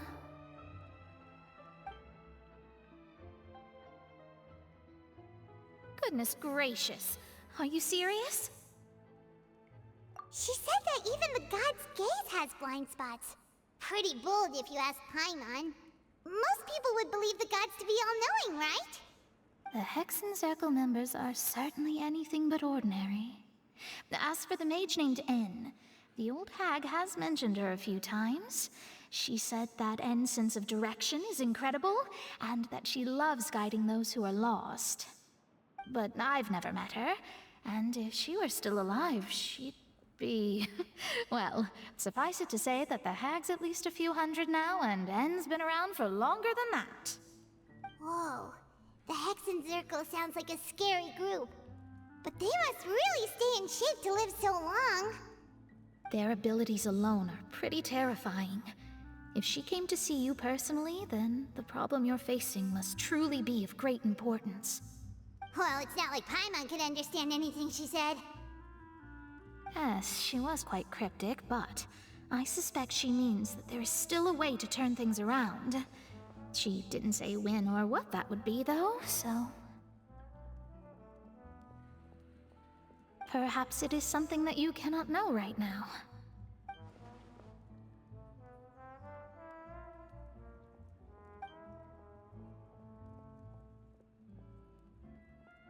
Traveler, Paimon, are you two all right?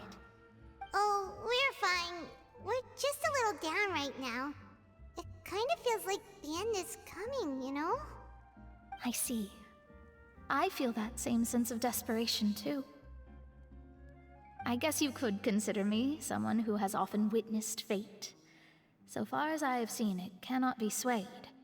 But even so, I still hope for, and believe in, miracles. Astrology is eternal and rational, but fate may not be. It is cruel, but it can also be beautiful. Perhaps that's what En was trying to tell you. Not to lose heart, and to believe that what you are seeing playing out before you is not yet set in stone. I did originally think of steering clear of all this, but I couldn't. Even if this is all futile, I still wish to help everyone. If we don't struggle to the last, then how can we face the end when it comes? Huh. You do have a point. There I go, talking about astrological principles again. Sorry about that. The moment I start talking about work-related stuff... I need to get going. It was worth trying to comfort you, even if only a little. I believe that you'll help those who are struggling in the same way I did. I suppose that might be why we always seem to meet by coincidence. Paimon feels kinda moved by what Mona said, but also kinda sad too.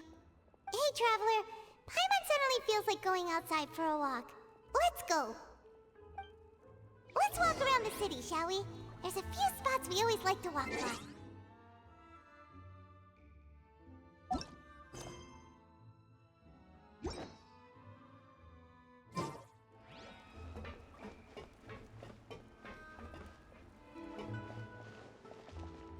If you want to outrun the law, you need to know how it works.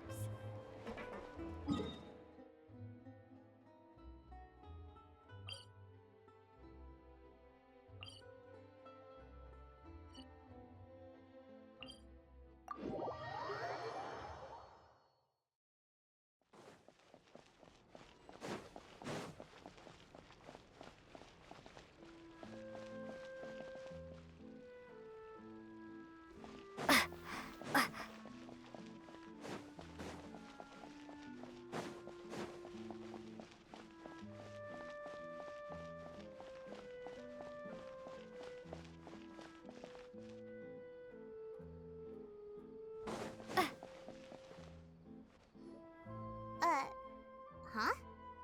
Our names are written in this newspaper. What's going on? Let Paimon see! The underwater stronghold, the Fortress of Meripede, has continued in its noble autonomy, but that does not mean that others cannot interact with it. My recent attempts to enter the fortress bore little fruit. Huh. Guess Charlotte still hasn't given up on that. Thus, did an Outlander friend become the focus of this report, a blind adventurer with their white fairy legends trailing in their wake. It is said that this mysterious traveler once visited the underwater fortress. So while the fortress's interior remains a mystery behind closed doors, do not fear, for the tales of the traveler contain surprises in spades. Journalist Charlotte's biggest scoop yet, the Traveler's Trail, World Walker. Huh. Charlotte took so many awesome photos of us and we never even noticed her! She hasn't been able to get a hold of anything at the fortress, so since we're easier to find, she's using us as the subject matter instead? Ugh, seriously? Well, fine. Those headlines and photos do look cool, so Paimon will forgive her this time.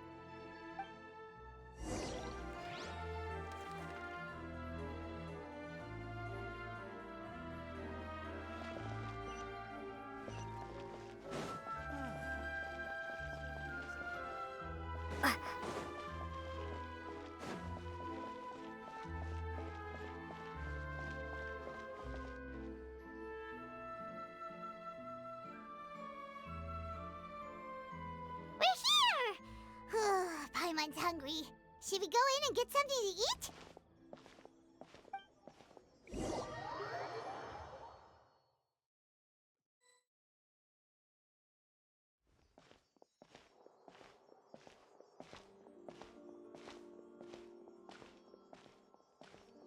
Hey, quick! Look! That's the limited edition only 16 slices a day cake! It was so delicious the last time we tried it! Despite the tense situation we were in, let's give it another go! I'm sure it'll be great! One slice of cake, please. Someone showed up after all! Oh, wait, you're the one from the Palais Mermonia. Oh, are you here to buy cake too? It seems Monsieur Nervalette was right. You really can eat. Wait, did he really say something like that? That's right. Even he has his own preferences when it comes to food. As for me, I love the cake and coffee here. Do you come here often? Usually every day. Every day? It's part of my daily schedule, apart from work. I shall have my cake and coffee. Then what if someone told you one day that this place would be closing soon, and you wouldn't get to eat cake here anymore? What would you think? But why would it close? Well, Paimon doesn't know either, but maybe the waters will rise tomorrow. You know, like in the prophecy. Oh, the prophecy. To be honest, I haven't paid much attention to that. No, still, even if there'd be no more cake tomorrow, that wouldn't keep me from having some today. No, it's the same for eating in general. You might not be able to eat tomorrow, but if you can do so today, then you should carry on. That's what people call living, you know. Huh. Don't be sad. Excuse me, could I have 2 more slices of cake to go? These 2 slices are for you. Sijuin said that this kind of expression you're making is what humans call being sad. Oh, you know Sijuin? I sure do. She was born before me, and she sometimes comes to the surface to teach us things about humans. She said that humans are creatures that are saddened easily, yes, and you can only lift their spirits by feeding them delicious food. So please try the cakes here. I've got something else to do, so I'll be going now. You two try to stay in a good mood after eating, all right? Bye.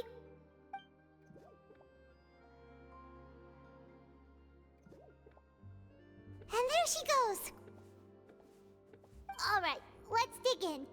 Paimon's sure this cake will be delicious.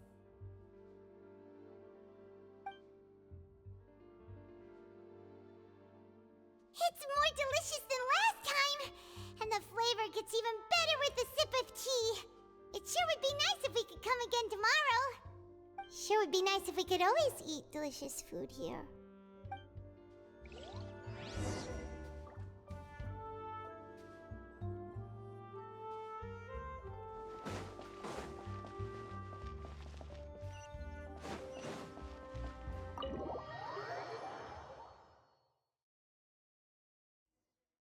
Oh, we're near the Steambird office.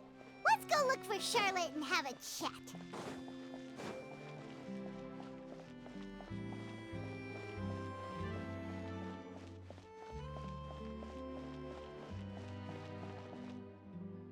Wow!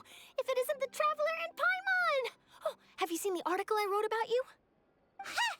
You've got some nerve! You just used us to make some quick mora! Oh, you needn't worry about that.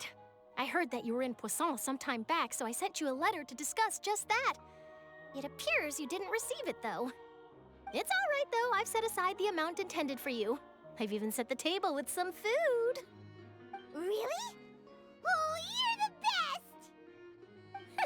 You're almost a little too easy to win over, Paimon. If I were a journalist with ulterior motives, you'd be in trouble now, you know. Oh, Paimon knows you're not like that. Still, what brings you here all of a sudden? Were you looking for me? A friend of ours met you a while back, and when she mentioned it, we thought of coming to see you. Her name's Mona. Ah, so you know Miss Mona as well. She's a guest columnist for our paper. Really good one, too. She's so young and already such a brilliant astrologist. So she mentioned me? What did she say? She said that you're a real daredevil of a journalist. Nice. In which case, can this daredevil journalist dare to request an exclusive interview with the legendary Traveler and Paimon? Huh? So your article in the paper today doesn't count? Oh, of course it doesn't. That was more like live photography. What I'd like to do is dive deeper and ask you to talk about the things you've seen and experienced. Yeah, are we even qualified enough? Why not? If I say you're worth an interview, then you're worth it. But not right now, of course. I'll need a few days to prepare.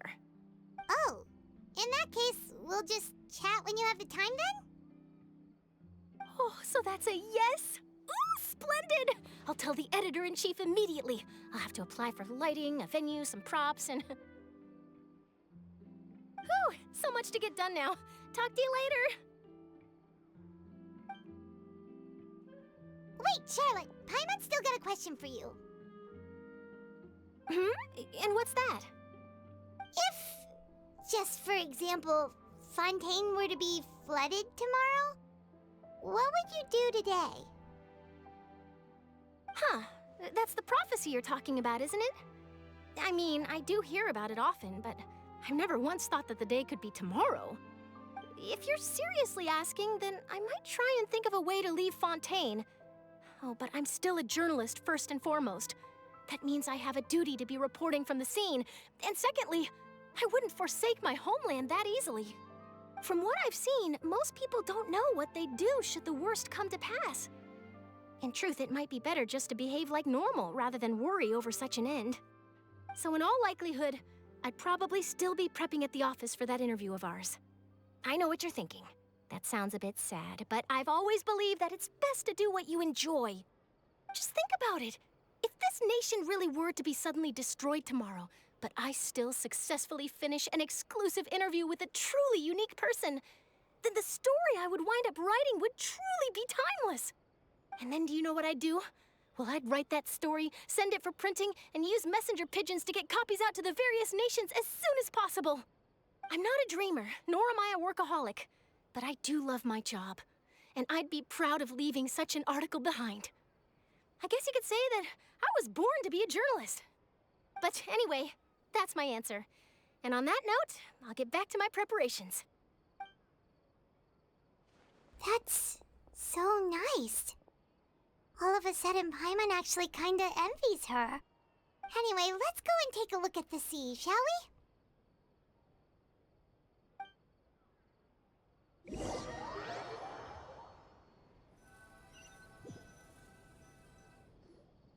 The sea breeze and scenery can be a pretty soothing combo, huh? Paimon's been thinking. If it wasn't Fontaine, but all of Teyvat that would be destroyed tomorrow, where would we go and what would we do? No, Paimon should ask, if you could choose, what would you like to do?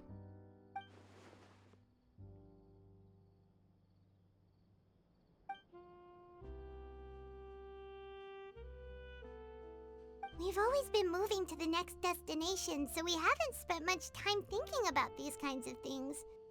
We didn't have to either, with us always being on the road and whatnot.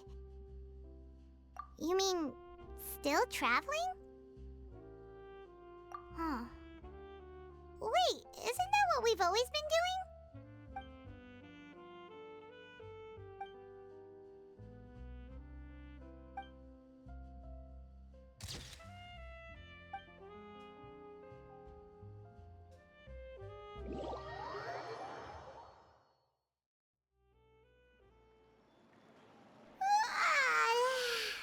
Feels like you'll grow mold if you stay here long enough. But it's still better than the Fortress of Masquerade, that's for sure. It's not only damp there, but salty too. Ah, so the two of you are still here. Wonderful. Oh, you're from the Palais Mermonia, aren't you? Yes, I'm Isadora. Monsieur Nervillat sent me to look for you two before. I heard that afterward you went to the Fortress of Masquerade. Not at all. I'm well aware that you're friends of his. Actually, I'm here to pass along a message from him. Yes, inside the Opera House. The Maréchaussée Phantom has declared the incident a small-scale riot. A riot? Well, that said, I don't personally think it was that serious. Lady Farina was watching a performance at the Opera House, and while she was resting during an intermission, some other audience members suddenly started harassing her, loudly accusing her of doing nothing about the prophecy crisis. And before she could respond, others started to join in. The crowd continued to grow, and protests against the Hydro Archon started to break out. So people have started to put the blame on Farina. Guess they finally found an outlet for the pressure they've been under due to the prophecy. I agree. People will naturally rely on gods, as is customary. But the moment people feel threatened, gods are also the first to be blamed. So what happened after that? Is Farina okay? Seeing that the situation was spiraling out of control and that further argument was pointless, She claimed that she'd gotten tired of this and left in a hurry. The Marechaussee Phantom had their hands full maintaining order and did not catch where Lady Farina had gone. So, you mean she's still missing? That's right. The Marechaussee has dispatched many people to search for her, but we don't have any leads yet. That said, I don't think there's much to worry about. She is a god after all. Even if she were to fall into the hands of rioters, what could ordinary people do to her? Good. Monsieur Nervillette sent me to tell you about the situation, but he didn't say anything else. Don't worry, this is more than enough to go on. Thanks for keeping us informed. Ah, is that so? Well, all right then. In that case, you two take care. I'll be heading back to the Palais now. Well, sounds like we should hurry over to Poisson then. If we know Farina, she won't try to fix things in this situation. Instead, she'll look for a place to wait out the heat. And, as we also know, she may be loud and dramatic, but she doesn't have a heart of stone. When Nervillette was talking to her in the Palais Mermonia, and she heard about Poisson, she couldn't hide her sadness and remorse. It would be hard for her to ignore being accused by the public today. Paimon thinks Farina's probably taken the opportunity to slip away to Poisson and try to relieve the sense of guilt that she's feeling. Huh! Well, what do you think? Paimon knows the answer, of course, but Paimon can do the analysis to back it up, too. Cool, huh? In that case, there's not a moment to lose. Poisson, here we come!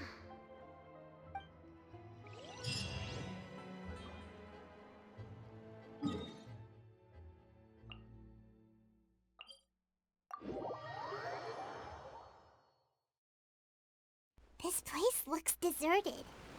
Guess all the survivors must have evacuated already. All that's left here are signs of devastation.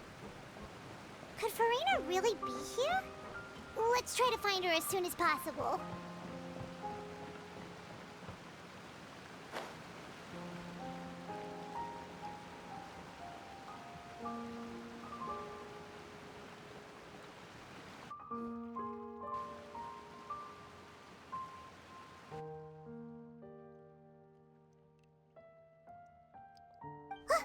That's Farina, right over there. She really is here all on her own.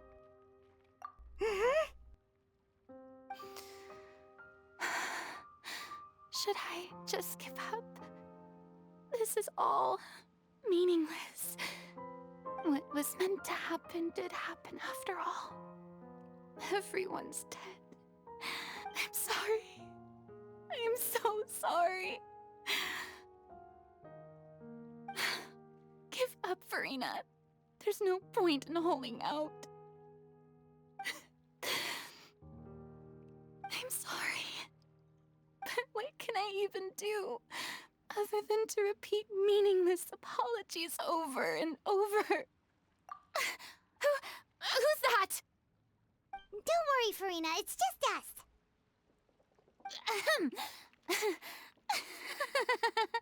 So it is you, blonde traveler from another land.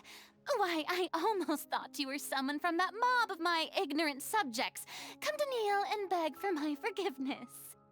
Farina, you were crying just now, weren't you? The tear stains on your face are obvious.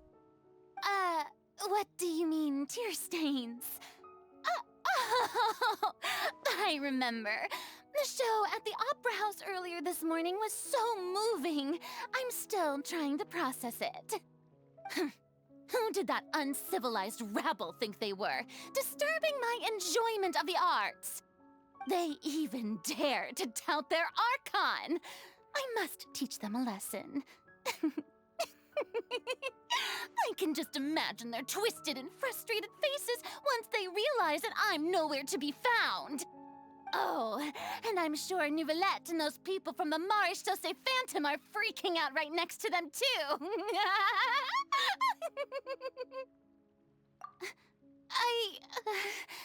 Of course not. Hey, there she is! The Hydro Archon's over there! Quick, after her! Farina, those people be after you. They are... They're just some rabid fans who want to cut the line because they haven't been able to meet me in person, aren't they? That's against the rules. I can't let them get their way. Farina just ran off! Quick, we have to catch up with her!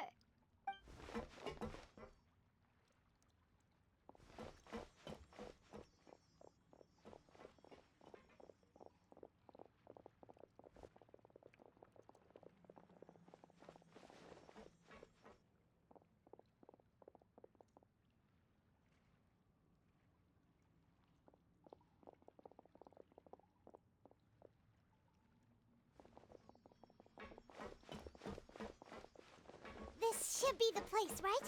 Hey, Farina! There's a good hiding spot over here. Quick, come to Paimon before the rest of them catch up to you. What? What is this place? Hurry, they're almost here! Fine, fine. I suppose haste is warranted. Lead the way.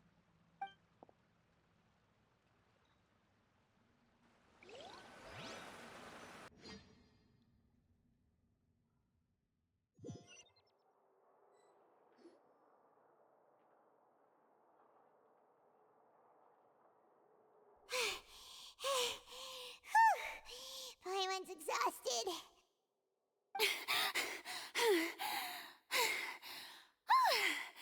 I'm so tired. I totally thought they had caught me. No, I mean, I merely gave in to the sheer enthusiasm they displayed.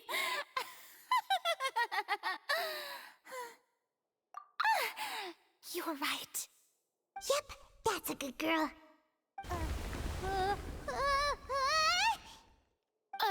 What's happening? The ground's shaking. Is it an earthquake? Yeah, a quake of this kind preceded the flooding in Poisson, didn't it? It can't be. It's happening again. Well, there's no need to worry too much about that. Neverlette's made some emergency plans, so the evacuation should go a lot smoother this time. Yeah, I hope you're right. But the people of Poisson, they've already...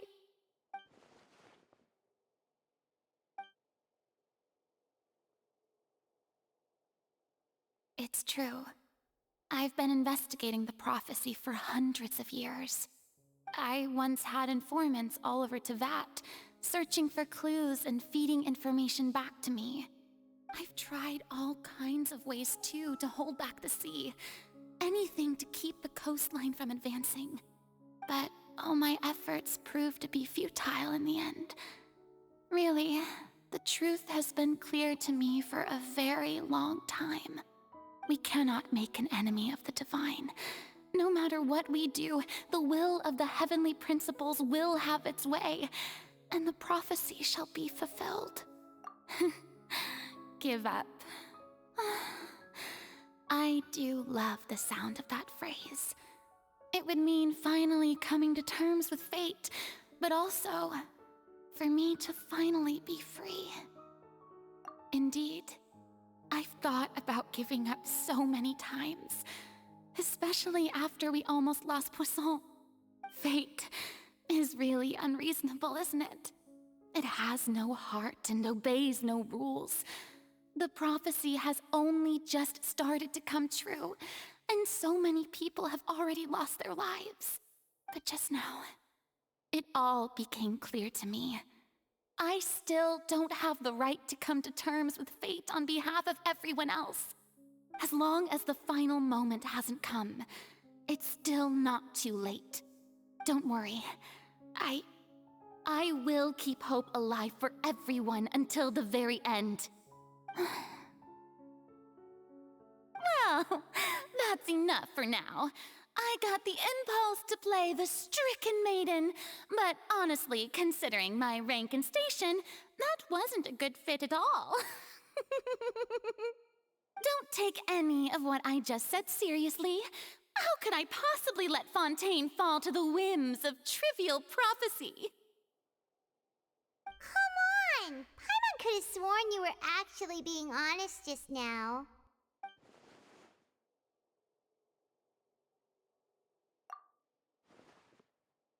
Share my burden. That's impossible. It was fated right from the start that this would be my duty alone. A witness. Yes, I've heard that you came to Tevat from beyond the stars, yes. In other words, you never belonged here. And if Tevat is, in its entirety, a show on a stage, then you're just a spectator, aren't you? If that's the case...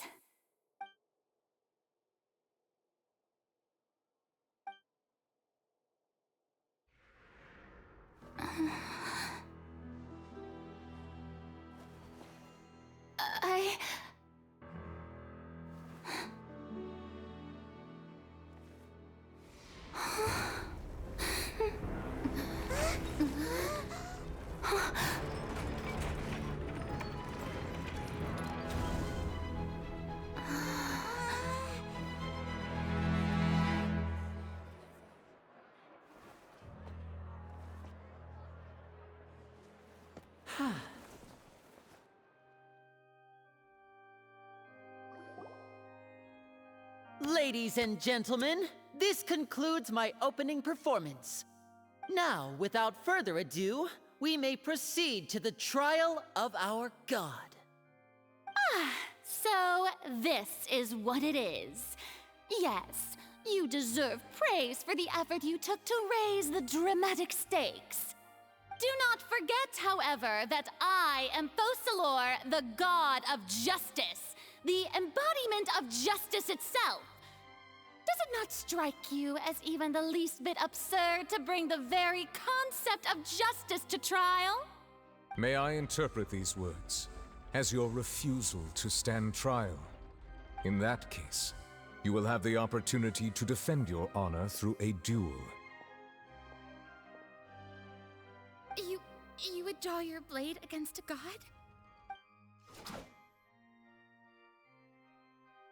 I see. It seems like you have made up your mind.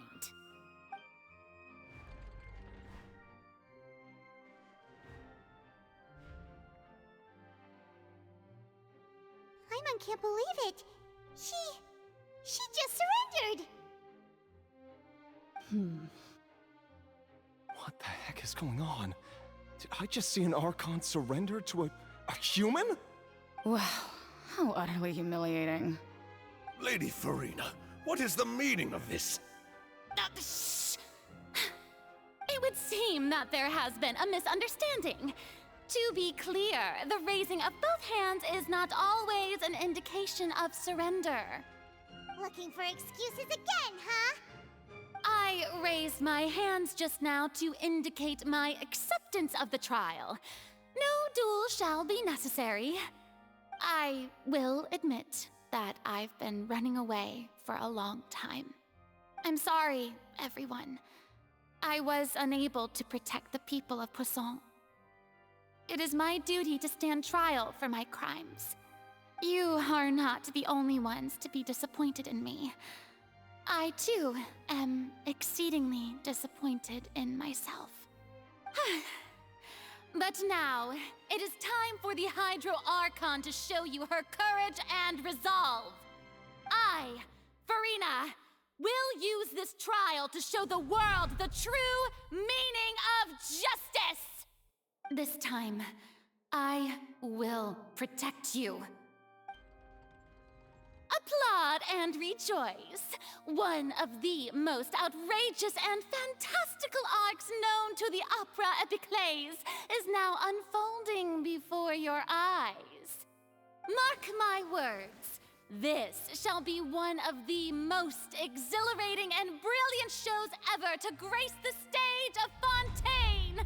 The trial of the Hydro Archon, Fosalor, will now begin! Woohoo! Oh, now we're making history! Why does it feel like Farina just took over the whole thing? Like, come on! Didn't she just get forced to stand trial for her crimes? Also, even though she's still acting super dramatic, she is taking this seriously this time, right? All right, then. Who will be my opponent in this trial? The court asks the prosecutor to please take the stand. Is that so? Very well. Then please speak, witness of Tivat, my accuser and fated opponent.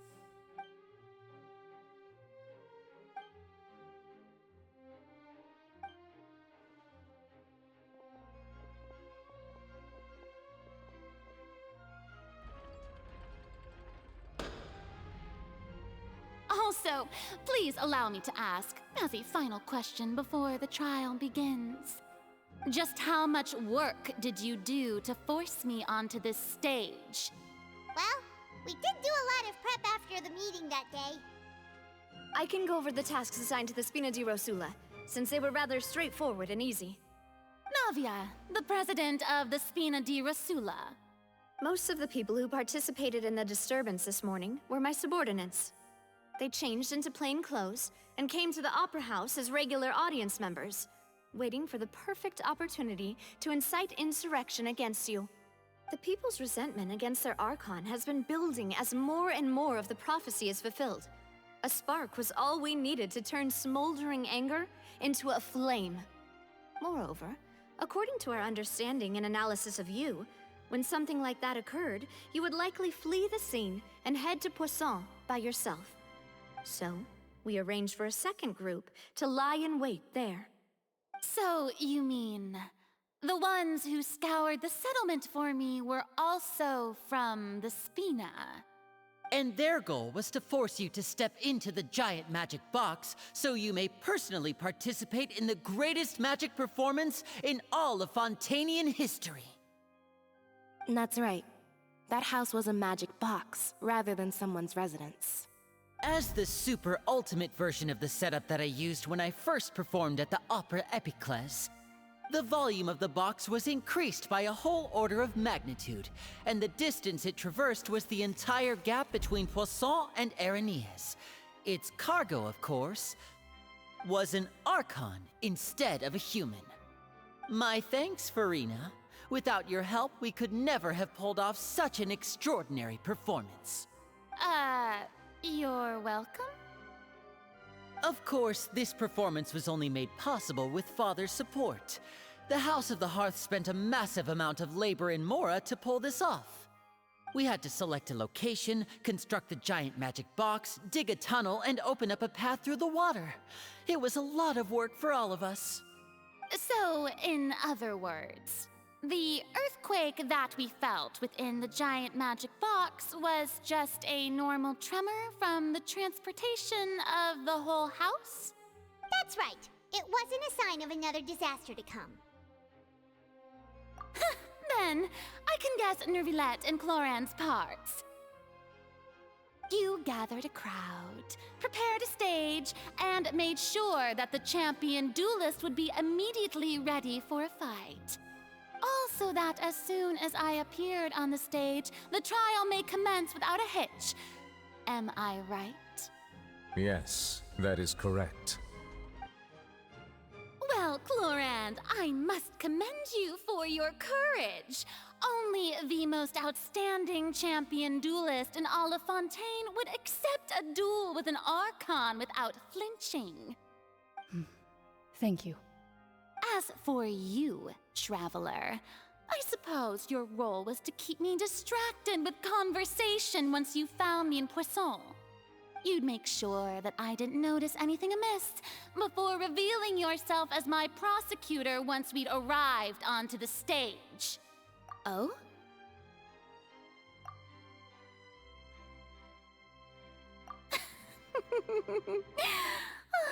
Is that so? Then I suppose I must have missed my final chance. It's fine. It matters not. What's done is done. The stage is already set, so there's no reason to disappoint the audience. Let's see this trial through to the very end. Madam Prosecutor, please allow me to pass this along. This is a document that Miss Charlotte applied for and received permission to share with you during the trial. According to her, it should speed up the proceedings. Huh? Charlotte wanted to give us something? Oh, so she's here too! Hey, Charlotte! Oh, let Paimon see. Isn't this the exclusive interview that she did with us before? So she's already finished it, huh? Wait, then that means this document is a perfect timeline of everything that's happened ever since we stepped foot in Fontaine! So in other words, we can refer to this anthology of evidence every time we want to use something from our journey as evidence for an argument! Let's quickly confirm the information in it. Just think of it as a refresher, alright? You defeated the Hydro Archon in the very first duels you took part in at the Opera House. That's one for the history books, all right. I didn't think that you'd wind up getting to the bottom of the case I'd been following all this time. I guess you could also see this as a happy coincidence. This is the first time Monsieur Nervillette had a difference of opinion with the Oratrice. Even the Hydro Archon can't figure it out. A Fatui Harbinger. She's an extraordinary person. Her instinct must mean something. The fortress of Meripede was almost destroyed in a single day. That I didn't witness that scene personally will always be a source of professional regret, I think. According to Monsieur Nervillette, both Child and that whale should have been in the primordial sea at that time. I nearly lost my awesome friend Navia. To be honest, that still gives me shivers. The words of someone as extraordinary as a witch can probably only be truly understood when something surreal happens to you.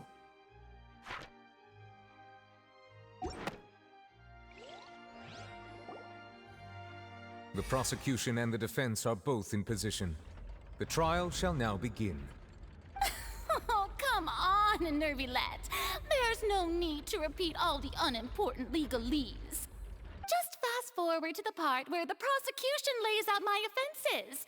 As the defendant and the lead actress of this performance, I still haven't even been informed of my supposed guilt in all of this. Of course, it is only natural for humans to struggle to understand the actions of a god. However, you will need more than that to convict me of a crime.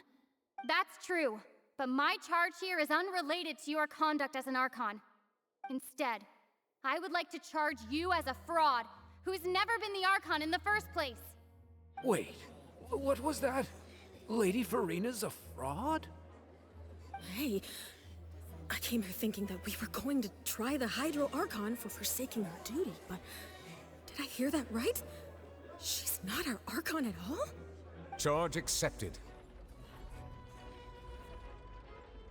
Lady Farina, do you plead guilty to the charge?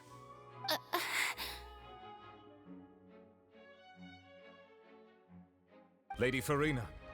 I plead not guilty. How can I be guilty? There is no way that I, Focalor, otherwise known as Farina de Fontaine, a member of the Seven and the Regina of all waters, kindreds, peoples, and laws of Fontaine, could be anything other than your true Archon. Yeah, even though Lady Farina can be rather eccentric, isn't it going too far to doubt her very identity? Yeah, I've never questioned her identity either. Sure, Lady Farina can be super irresponsible, but what grounds does that prosecutor have to make such a huge claim? I have cause to believe that common sense will prevail in this case. Many of the members of the audience have known me as the Hydro Archon ever since they were born. There would be no fooling their memory. See? Even the Oratrice has decided to show me its favor. Are you sure you want to commit to a charge that will never be upheld? If you wish to drop the case, I can promise you as the God of Justice that you will not have to face trial for making a false accusation. We will treat everything that's happened as a dramatic spectacle and move on with our lives. What do you say to that? Huh. An argument with near impossible odds, huh? We have to not only refute Farina's claims, but also overturn the long-held beliefs of the people. Well, I tried to give you the chance to surrender. If you must persist, then let me ask. If you believe I'm not the Archon, then what manner of being do you think I am? And if I was not the Archon, then how did I manage to live for over 500 years?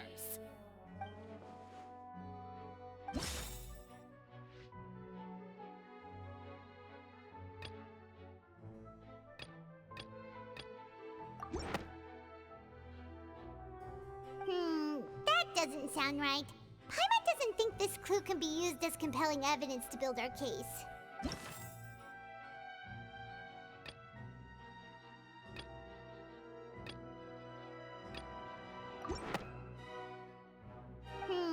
That doesn't sound right. First of all, you may be a member of another long-lived race, which would allow you to naturally possess an extended lifespan. And second of all, even if that wasn't the case, there could be other ways to extend your life. Who gave you that idea? Was it the knave? You'd sink so low as to use a harbinger's words against me. A curse? I once thought it possible that the aura of an Archon might naturally resemble a type of curse. But in light of this claim, perhaps what I sensed was not your divinity, but a curse after all. Neuvillette sensed it too, huh? Lady Farina is actually a human? Well, it is true that it's extremely difficult to tell humans and gods apart just by looking at them. It's not impossible.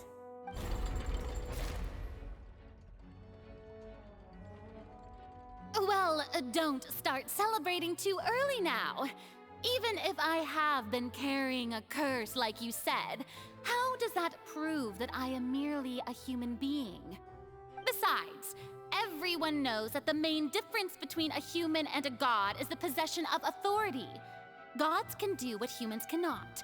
That's why they're worshipped as gods. For centuries, manifestations of my authority have served the nation of Fontaine. One need only to turn their eyes towards the Oratrice Mécanique d'Analyse Cardinal in this very opera house, or consider the indemnitium that is used in every aspect of life.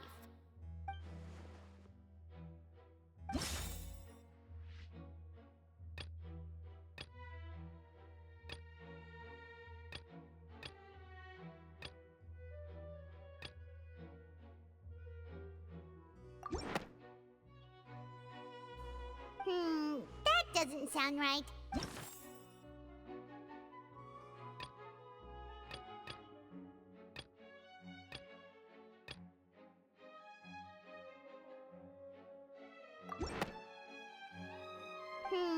That doesn't... You tried to reference the Oratrice. But weren't you as confused as all the rest of us when the Oratrice declared Child to be guilty without any proof? Otherwise, you should have come up with a good explanation for that by now. Didn't I make myself clear at the time? The decisions of the gods are naturally difficult for humans to comprehend. There is no need to provide an explanation. Lady Farina, I believe a reminder of your current circumstances is in order. While the court is in session, the principles of justice and the law must come before all else. While you are an Archon, you are also first and foremost the defendant in this trial. You will prove yourself unable to defend against the prosecution's charges if you continue to withhold vital information against the rules of the court.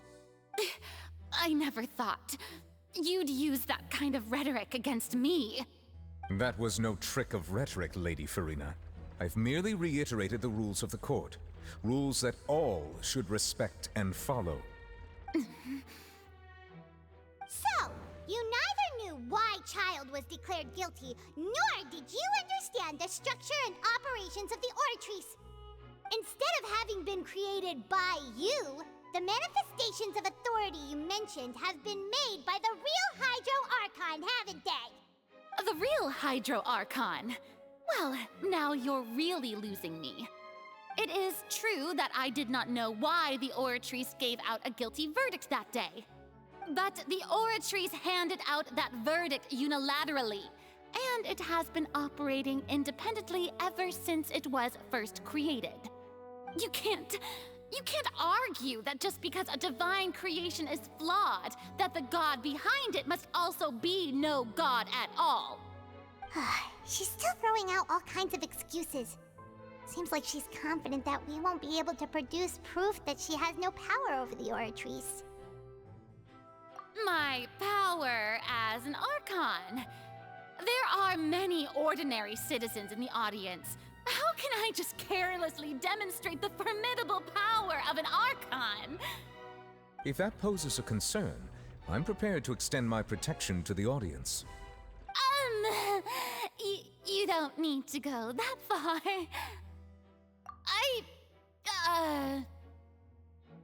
Aren't you the Hydro Archon? Or is it that you can't even wield the power of Hydro, much less the authority of a god? Indemnitium! Yes! It's all because of Indemnitium! All Archons derive their power from the faith of the people, and I've converted the people's faith in justice into Indemnitium! Thus did I give up all of my divine power to provide everyone with energy for their daily lives. Have you ever seen a more magnanimous god? Isn't that a huge stretch? Yeah, no matter how generous an Archon can be, how could they give up all their power? Can a god with no power even still be called a god? It seems like nobody's buying Furina's excuse. Hey, come now, everyone. Please don't stare at me as if I was a liar. I'm still the same Furina you knew, right? The one that you loved. Shouldn't you want to believe in me? Please, you've got to believe me. If what the prosecutor said is true, she really has committed a grave offense. Did she deceive all of us? And all of our parents and grandparents too? And all of our ancestors? Ever since they were born? Enough. That's enough. Tell me then, if I'm not the real Hydro Archon, then who is? If you have no evidence of another Hydro Archon's existence, nor can you find anyone who can back up their claim to be such, then what grounds have you to say that I'm not actually the real deal? Wow, she came up with yet another argument. How can we refute her now? Seems like she really doesn't want to give up.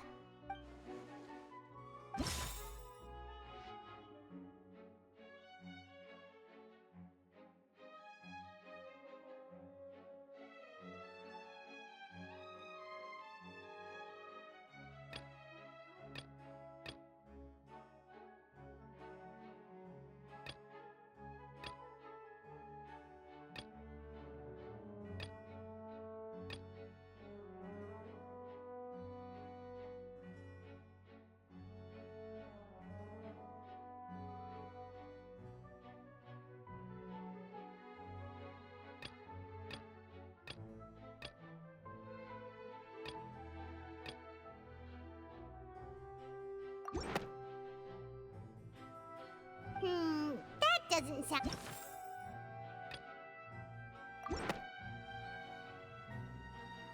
It has been established that all Fontainians can dissolve in water from the primordial sea. And that means...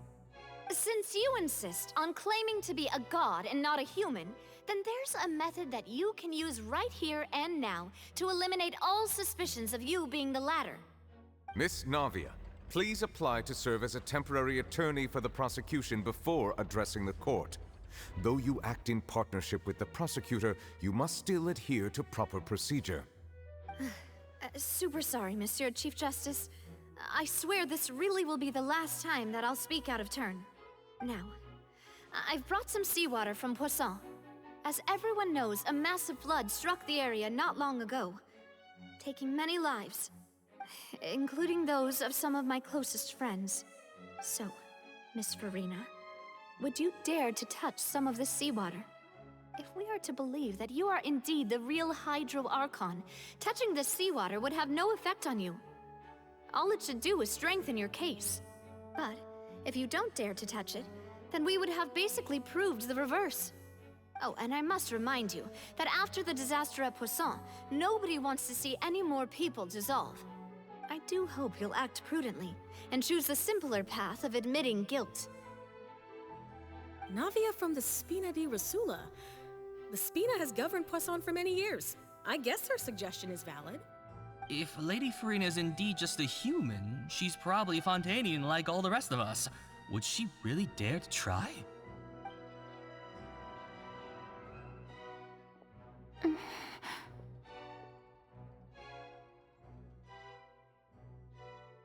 Lady Farina, this test has been unilaterally proposed by the prosecution. As it falls outside the realm of standard court proceedings, you possess the right to decline participation. Well, of course he had to tell her that. But refusing to participate is basically the same as a confession of guilt. She's just staring at the water without saying a single word. It really does seem like she's quite terrified of it. That could only mean... What's going on? Is she really planning to... that's not what we thought she would... Due to the inherent risk of the test, Lady Farina, you may...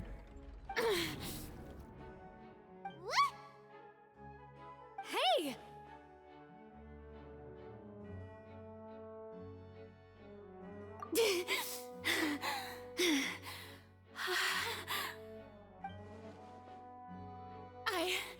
I'm fine! Look at me, everyone! My hand is still here! I haven't been dissolved! Will you believe me now? I really am your Archon! I'm nothing like a normal human who would fall apart as soon as they touch this water! Really, was this not the most obvious thing in the world? Miss Siegewin? If you're present, Miss Siegewin, please come forward and attend to the defendant. Siegewin? Don't be nervous. It'll just take a few seconds. Let me see. That should be enough. Please announce the results of your evaluation to the court, Miss Siegewin. As everyone doubtlessly saw, Miss Farina was displaying symptoms of hyperventilation and flushed skin. These indicate that she was experiencing the adverse effects of exposure to primordial seawater. The extent to which she was affected is the same as other humans when exposed to primordial seawater of a similar concentration. Thank you, Miss Siegewin. Lady Farina, you may return to the defendant's stand. Oh wait, what did she just say? I didn't get dissolved! Shouldn't that be enough to prove my innocence? Well, considering your tendency to run from your problems, we did originally prepare a direct sample of the seawater around Poisson. However, after extensive discussion, we exchanged it for a sample that is not concentrated enough to dissolve an actual human. After all, on the off chance that something entirely unexpected might occur, we don't want anyone else to lose their life to the sea. Yeah, so out of regard for Farina's life, you secured a low-concentration sample and asked the head nurse to serve as an expert witness. It's a great thing that the direct sample wasn't actually used. Farina could have...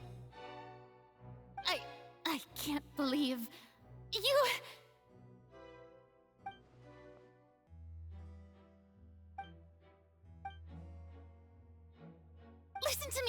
Listen to me, everyone! Please don't give me such cold and disdainful looks! What happened just now didn't prove a single thing! Think about it! How can you conclusively prove that an Archon can't also be affected by the primordial seawater? Also, if I was really just a human, why would I dare to just put my hand in that kind of water?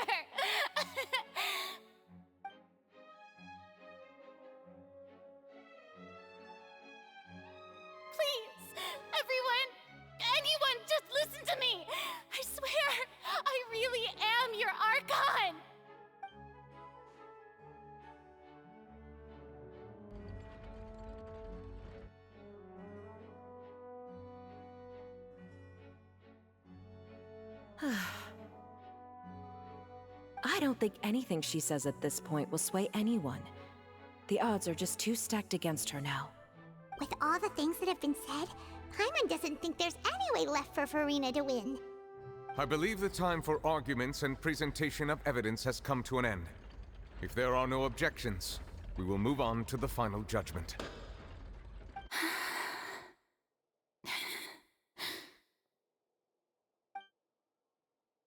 I don't think anything she says at this point will sway anyone. She's too stacked against her now.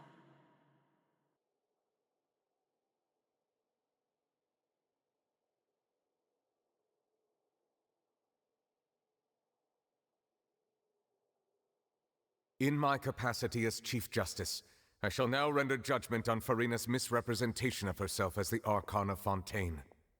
As a human who knowingly deceived her fellow citizens, Furina is guilty.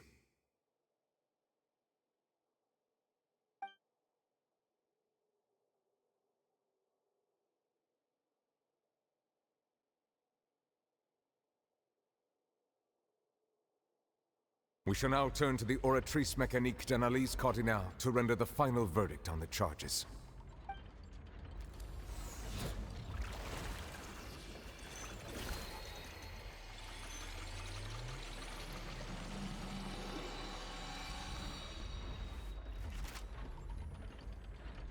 According to the judgment of the Oratrice Mécanique d'Analyse Cardinale, Furina is...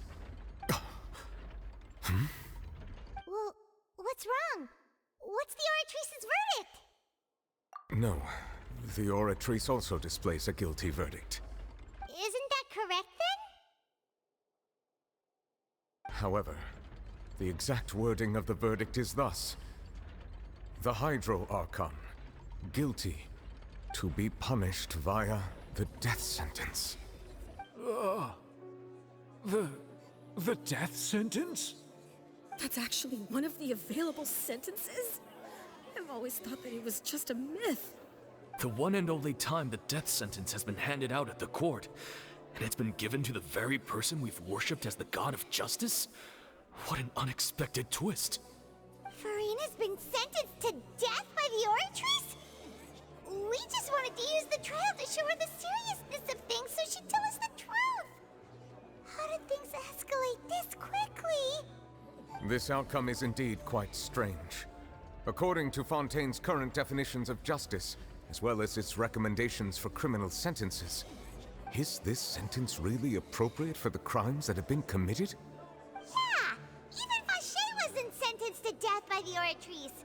You know, the real evil mastermind behind the serial disappearances case. Indeed. Not only is Furina's sentence overly excessive, the very point of our trial today was also to prove that Furina has never been the Hydro Archon in the first place. But now, the Oratrice seems to have deliberately invoked the title of the Hydro Archon. What does this mean?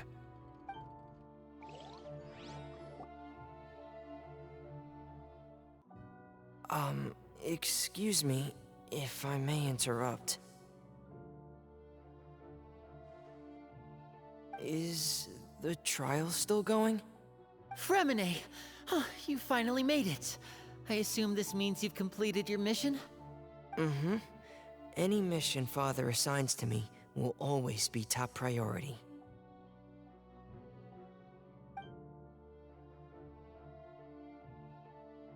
Is that the first prophecy slate?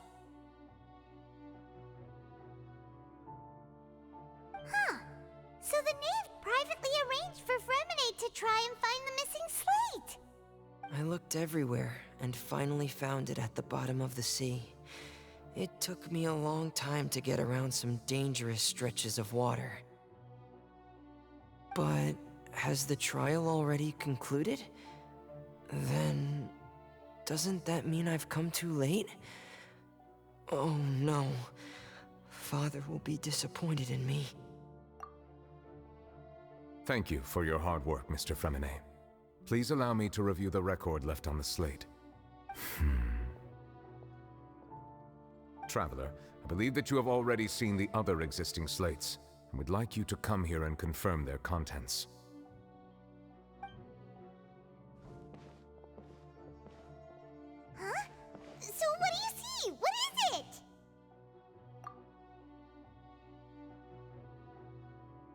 believe I've now made sense of the Hydro Archon's crime. It has to do with Fontaine's lost history. Huh? Isn't the Hydro Archon just guilty of deceiving her people? Oh, wait, no, that's Farina, and we've already proven that she's not the Hydro Archon. So when you say Hydro Archon, do you mean the real Hydro Archon we've been kinda talking about? In truth, everything that you've encountered in Fontaine up until this point can be traced back to the contents of these stone slates. However, I'm uncertain as to how much sense they currently make to you. Okay, let's try to recall the contents of the other 3 stone slates. Paimon will do her best to help you remember.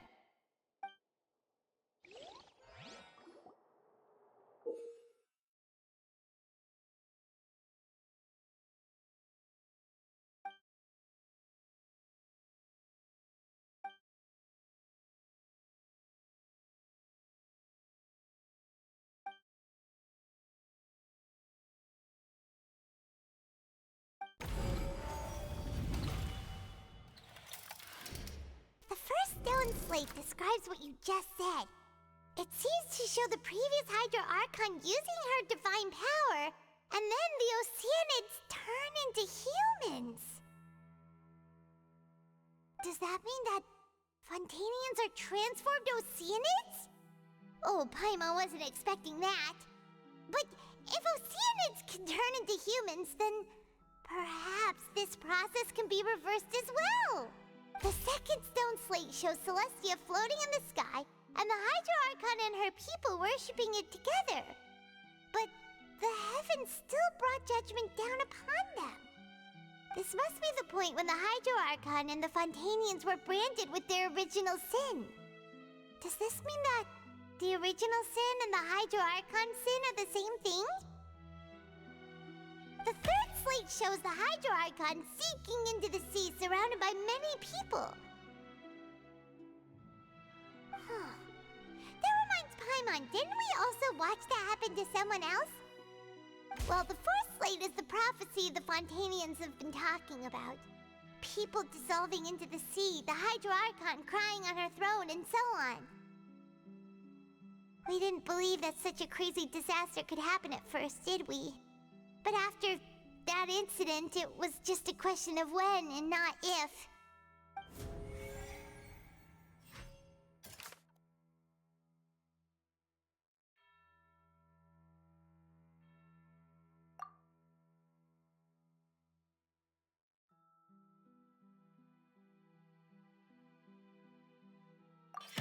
We know from the case of the serial disappearances of young women that Fontainians can be dissolved in primordial seawater. And the first stone slate tells us that long ago, the Hydro Archon used her power to turn Oceanids into humans. This might be the reason that Fontainians can dissolve.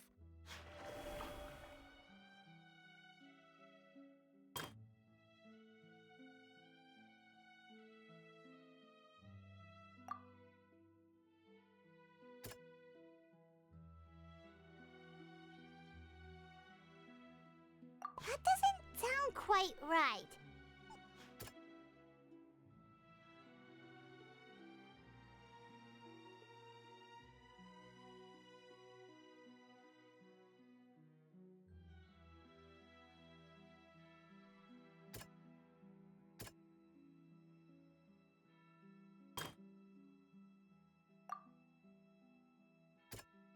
That doesn't sound quite right. Let's think about this. That doesn't sound...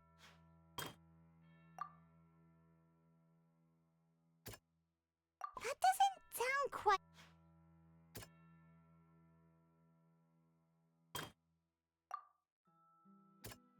That doesn't sound...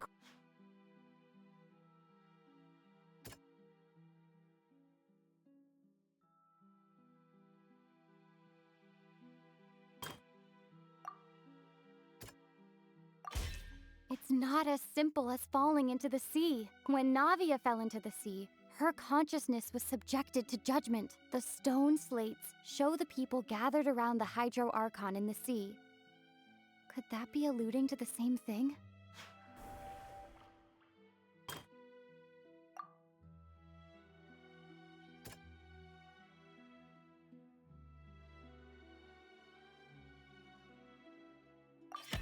Perhaps what is about to take place has all happened before. The true sin of the Hydro Archon that Nervilette mentioned, and the original sin cast down on the people of Fontaine by Celestia, as recorded on the stone slates.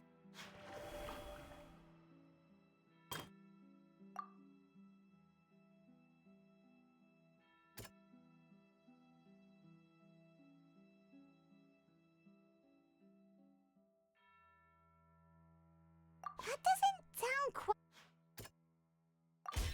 The prophecy from the stone slates found its way into society, but not many people believed it at first. The fortress of Meropide was nearly flooded with primordial seawater, which we know can cause Fontainians to dissolve.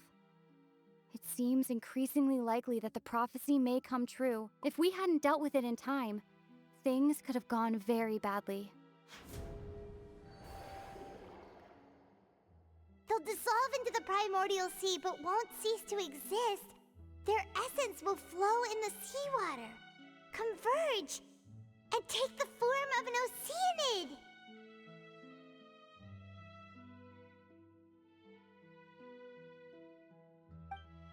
The Hydro Archon was sentenced to death in court, shocking everyone present. Perhaps this means that her sin was actually Fontaine's original sin. Navia fell into the water inside those ruins, and she nearly dissolved. She was surrounded by the people of Poisson in a court within her consciousness, and was forced to take part in a trial meant to make her stay. The eruption of the primordial sea at the fortress of Meropide was the surest sign that the prophecy was about to come to pass no matter what. The stone slate's content can all be verified by recent events. If we combine what we know together, loads of truth should come to light.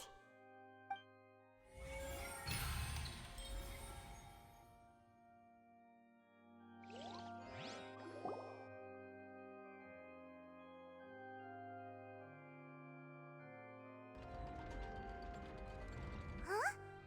Oh, Paimon gets it now! So that's how you can make sense of it. But then it feels like we're going to have to share some truly shocking revelations. Let's hear them. Incredible. Linny, did you hear that? We're not real humans. All Fontainians were originally created by the late previous Hydro Archon, with oceanids as their basis. The evidence for that can be found in how only Fontainians could dissolve in primordial seawater, and how all the girls Vacher dissolved were also turned into oceanids. Oh, and according to Navia, when she was about to get dissolved, she also saw everyone gathered around for a trial, all of them in the shape of oceanids. Indeed. Yeah, and it follows from the content of the first slate that she probably angered Celestia by creating humans without prior permission. That could also explain why the Oratrice judged the Hydro Archon to be guilty. It's to account for that ancient sin. The Hydro Archon's true sin was creating us? And yet, after many hundreds of years, the Hydro Archon's creations have turned around to try to judge the Archon within the Opera Epiclese. The twists of history are often the most unexpected of all. Yeah, isn't the image here just like when Navia fell into the sea? So wouldn't it be trying to show the image of the Hydro Archon also falling into the sea once the prophecy has been fulfilled in the fourth slate? In the end, the people will all be dissolved into the waters, and only the Hydro Archon will remain weeping on her throne. Only then will the sins of the people of Fontaine be washed away. Did Paimon get all that right? You've made some keen deductions. I must say, given how much you still don't know, it is impressive that you've already managed to connect so many pieces of the truth. However, while you were able to decode all the information on the slates, they've also been etched with an additional layer of hidden information using a different power source. When we were at the ruins, I tried to decipher the hidden information recorded in the slates. But since we only had 3 slates at the time, I was unable to come to a full conclusion. Now that the slate collection is complete, I shall make another attempt to decipher the narrative recorded within. If everything goes well, we should finally be informed of the unadulterated truth.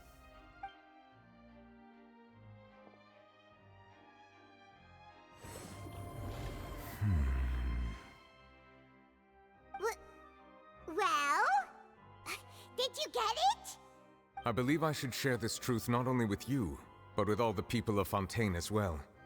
I will try to briefly summarize it for you. Your hypotheses regarding the origin of Fontainians and the sin of the Hydro Archon were both correct. In the Fontaine of old, the previous Hydro Archon sensed the yearning of her Oceanid familiars for life on land.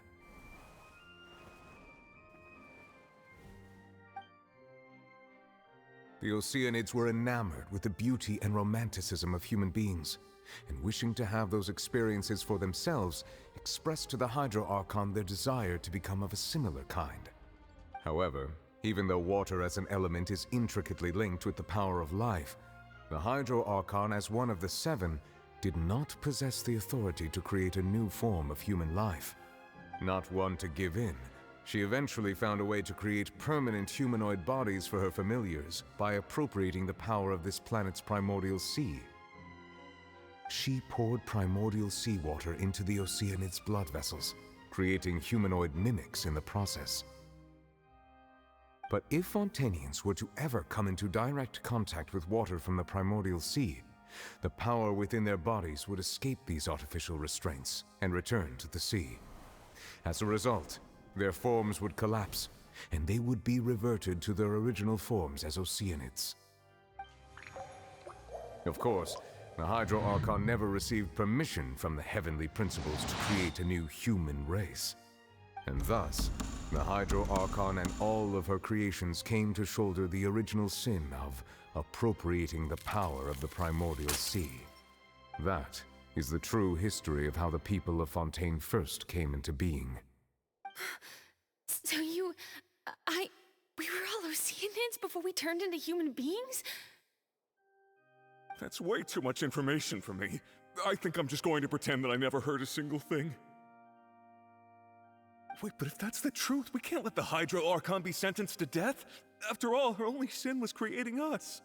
This really might be too much information for your regular Fontainian, but it does answer a lot of our questions. Alas, your hypothesis regarding the 3rd and 4th stone slates was inaccurate. The slates' respective positions are, in fact, correct.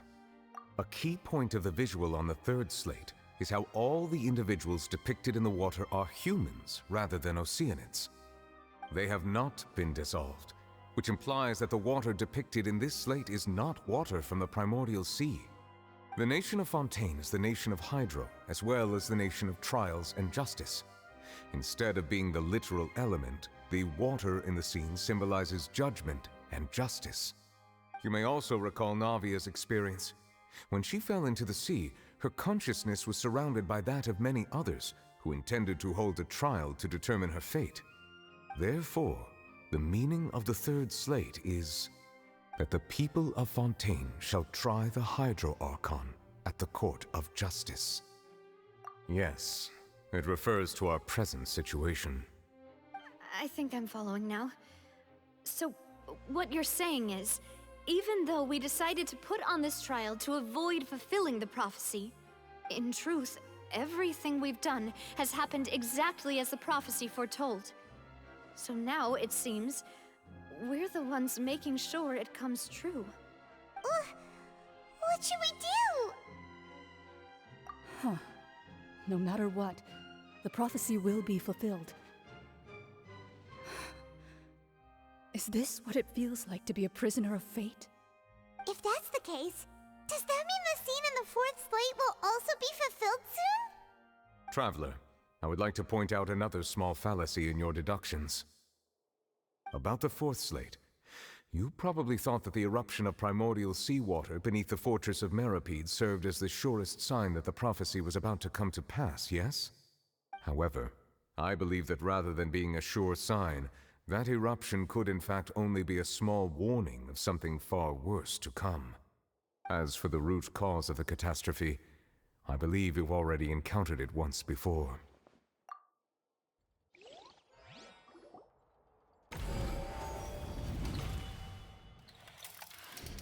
This eruption was just a small warning of the things to come.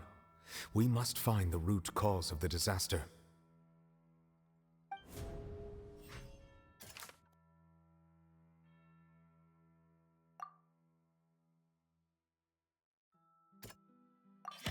It was both dream and reality.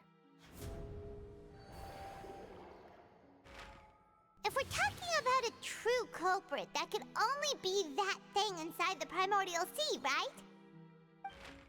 The truth, the original sin, the trial, and the root cause of the disaster.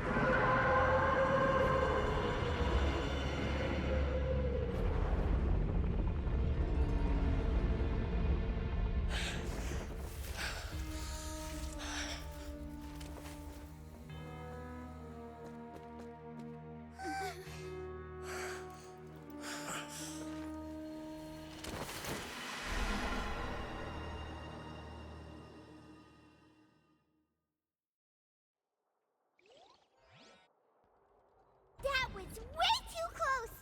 How did that thing just burst into the Opera House? Wait, was that the huge whale you saw in your dream? So we've met it at last. I understand very well why it has chosen to make an appearance here. That whale does not belong to Tevat. It is a monster that has traversed the stars, weeping all the while. It has been greedily consuming the energy from the planet's primordial sea, using it to grow. That is the main cause for the rising sea levels. And once it has finished consuming all of the energy contained within the sea, its next step will be... You said that when the Hydro Archon first created Fontainians out of Oceanids, she filled their blood vessels with primordial seawater. Precisely. That whale finds the blood of Fontainians nigh impossible to resist. Therefore, when it left the primordial sea, it decided to make its next stop a packed opera house full of food.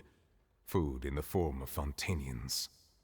We just barely managed to push it back, right? In that case, won't it come back to target the people again once it's managed to recover its strength? That is correct. Indeed, it is more accurate to say that we should thank that Harbinger for buying us some time. Without him, the whale would have likely come onto land far sooner. From the way he looked, he must have been fighting the creature for quite a long time. That battle maniac. We've always known that he had a special connection with that whale, but we definitely didn't expect it to help us out like this. Anyway, now that we know that this whale is the actual cause of the disaster recorded in the prophecy, all we need to do to stop the prophecy would be to find a way to beat it up, right? It is too late. It had already absorbed too much of the primordial sea's energy before we could notice it. At this point, It has become practically integrated with the sea itself. Even if the entirety of Teyvat were to be destroyed, it could still survive and swim off towards some other world. That's not something I will accept. We've already done everything we can, and we even found the true culprit. We've come so far. You can't just tell me that the last hurdle is some impossible foe. That's just not fair. Indeed, that's not how a grand performance should end. I'll fight it to the end, no matter what. So the prophecy will be fulfilled no matter what, huh?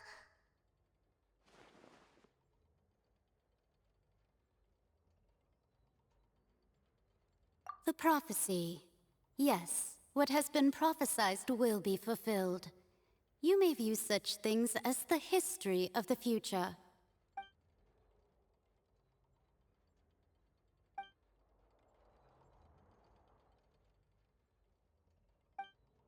Just as prophecies are usually only the future as seen from the perspectives of the gods, could things be happening in hidden corners where the gods' gaze does not fall?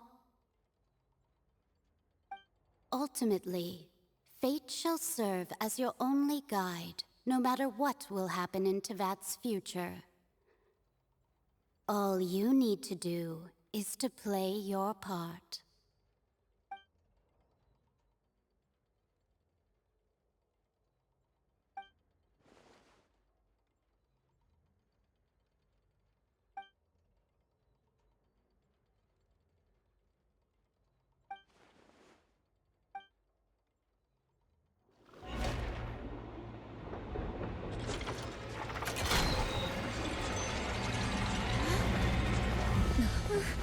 What's happening with the oratories?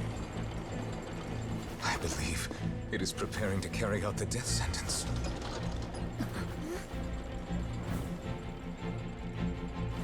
Furina!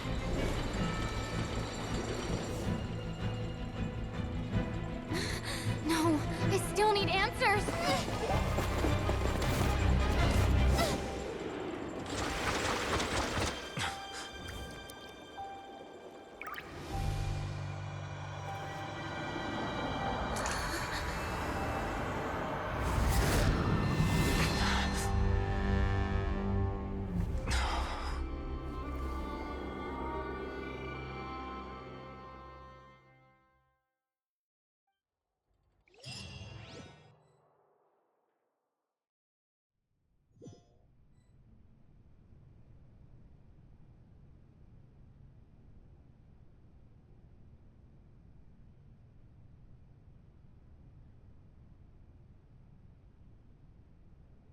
You...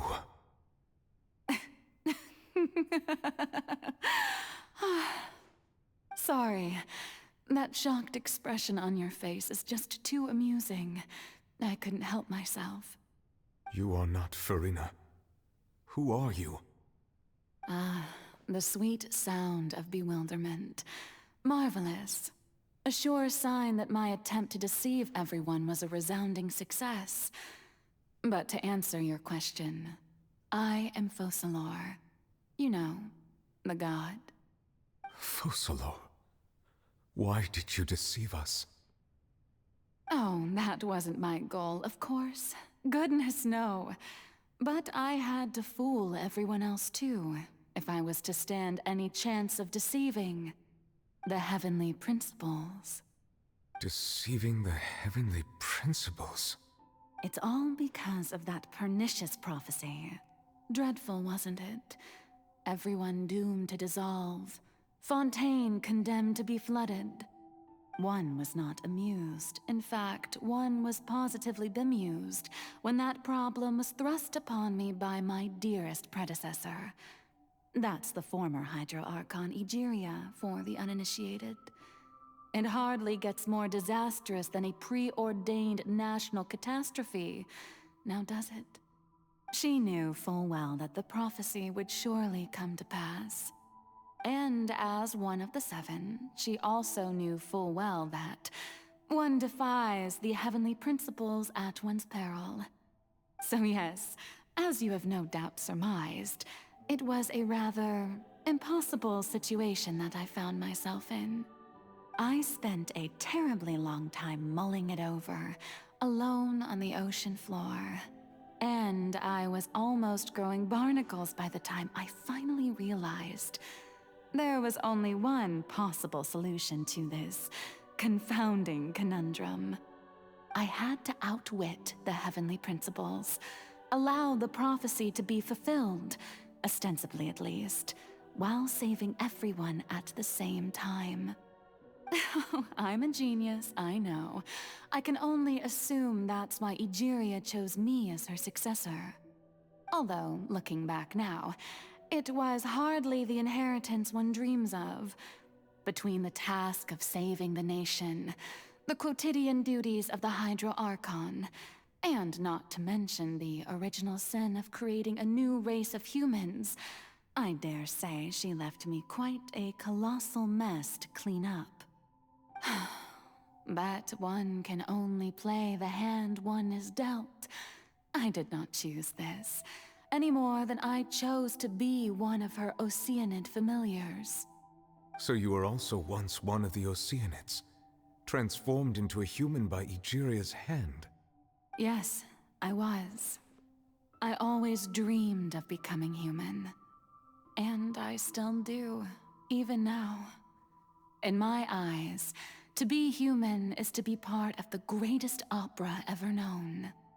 After becoming a god, I separated my divinity from my body and spirit, leaving behind only a self that was as naive and bewildered as my past self on her first day as a human being. The me you see before you now is that divinity.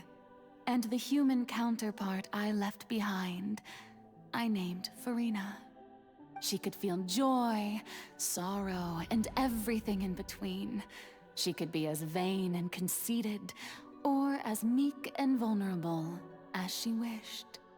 Her strengths were of a kind only a human could possess, as were her shortcomings. But in my eyes, Furina's humanity was what made her perfect. She was perfectly human in every way.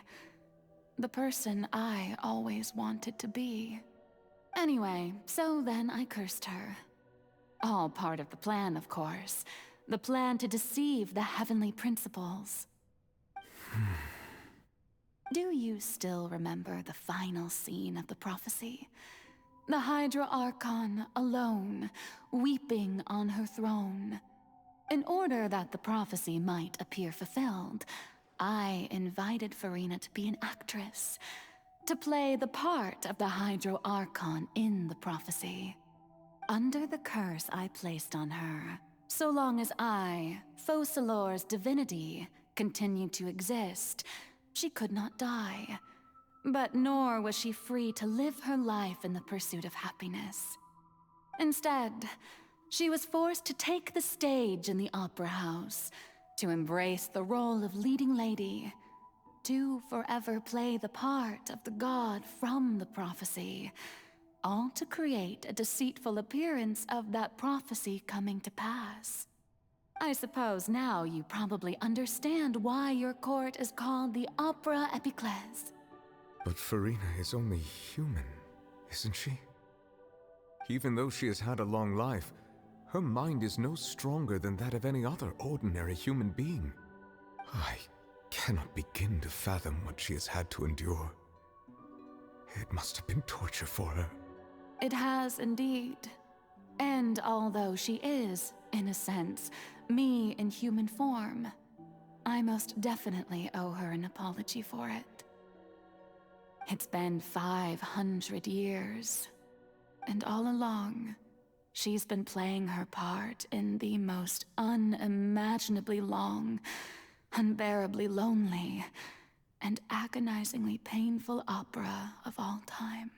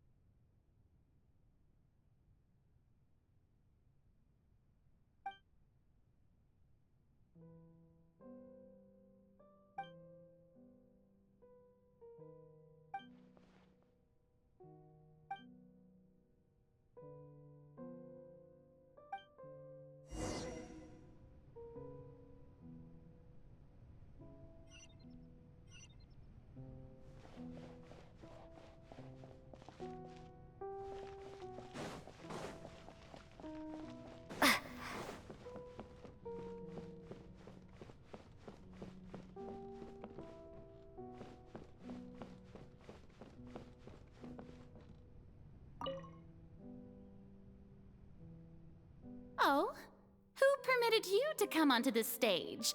Now, I understand your admiration for my august self, but I must ask you to keep to the rules. All right. It is not my intent to reprimand you. There is no need to state your name. Just be off with you. Do not distract me from my performance. Oh, do not jest. Can you not feel it? I am Focalor. The eyes of countless Fontainians are upon me. I must, at all times, display the utmost elegance and nobility.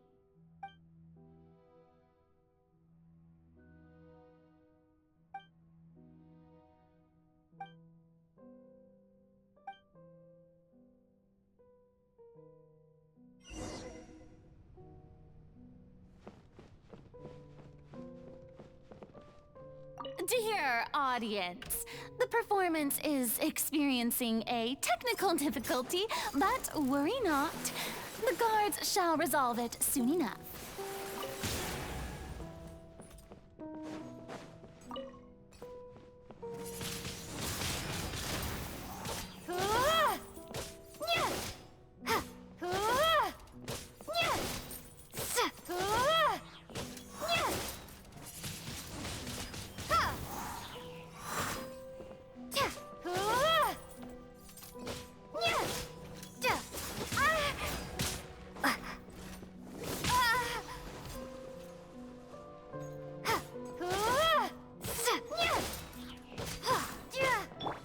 Try not to enjoy.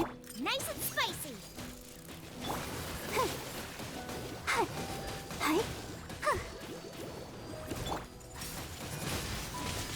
Windblade.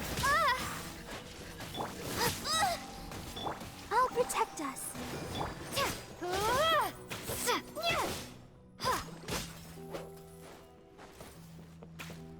Hey, what gives? The audience is still watching me, you know. Guards? Wait, where are the guards? Guards! Come a little closer. You're in for a little shock.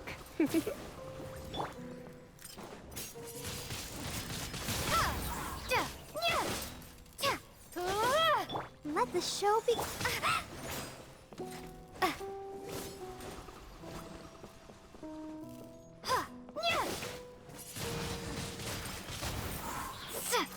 Be gone!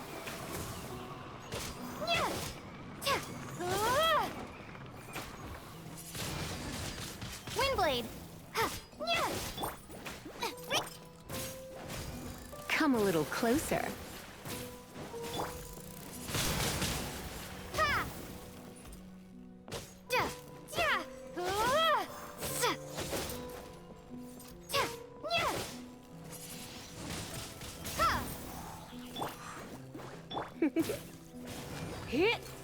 Come a little closer. You're in for a little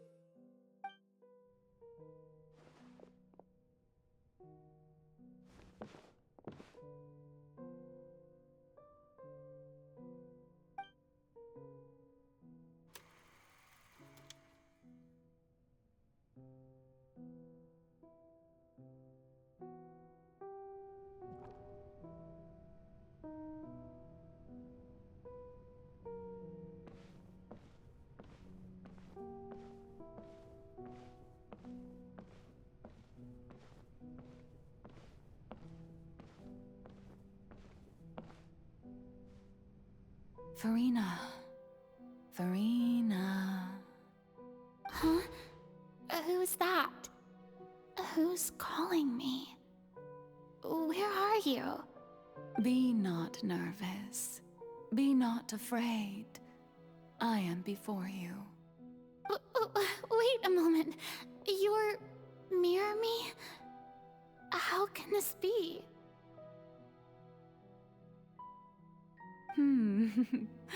Mirror you, huh? You know what? That's not bad.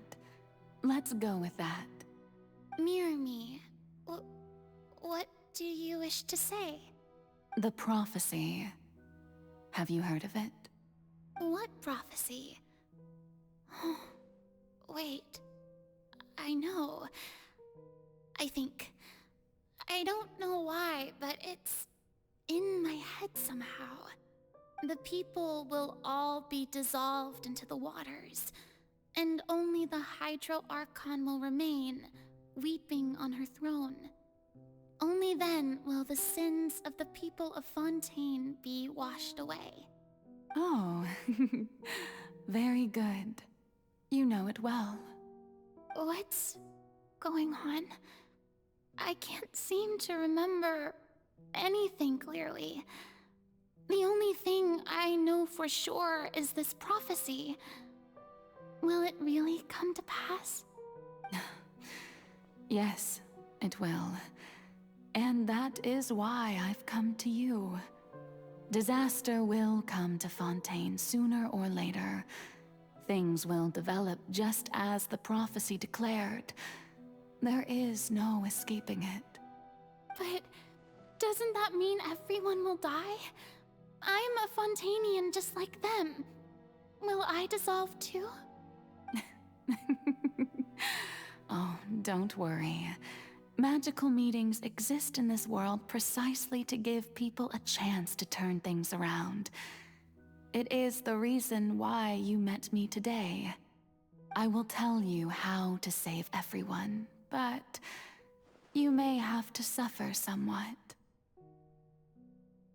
Oh, so there's still hope after all. Goodness, you frightened me.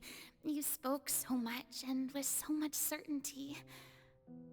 As for the suffering, well, I will admit that the first thing that came to mind was, why do I have to be the one to suffer? But if the prophecy will come true, I'll also die anyway, right? So if I've already met you as my magical meeting in this world, if there were scales, with all the people of Fontaine on one side and my pain on the other, is it not obvious where the scales should tilt? You truly are the perfect human. My ideal. I suppose this would also be the justice that belongs to you. Huh? Don't worry, it's nothing. Listen well. Fontaine has just lost its Hydro Archon. I need you to play a role. That of the new Archon. Play as a god? That's right. You must begin a never-ending masquerade. You must never let anyone suspect your identity. If you can keep it up, then I shall have my way of defying this prophecy. But should your identity be revealed, then all hope will be lost. But how will I do this? A human assuming the role of a god without being exposed. Don't worry. What you must do is not to turn yourself into a real god. You simply need to play the role of a god as humans imagine them to be. Being a human yourself, I'm sure you already know what such an entity would be like. Remember, your true challenge will not be pursuing divinity, but contending against humanity. I'm still not sure I understand, but I'll try. I'll try to do this. So, how long am I going to have to play this role? To accomplish this mission, you will have to stay on the stage for many, many years. You will endure and not grow old until your task ends. But I promise you, all will eventually end in a magnificent and dramatic trial, and everyone will be saved. A trial, huh? How exciting. I'll be looking forward to it.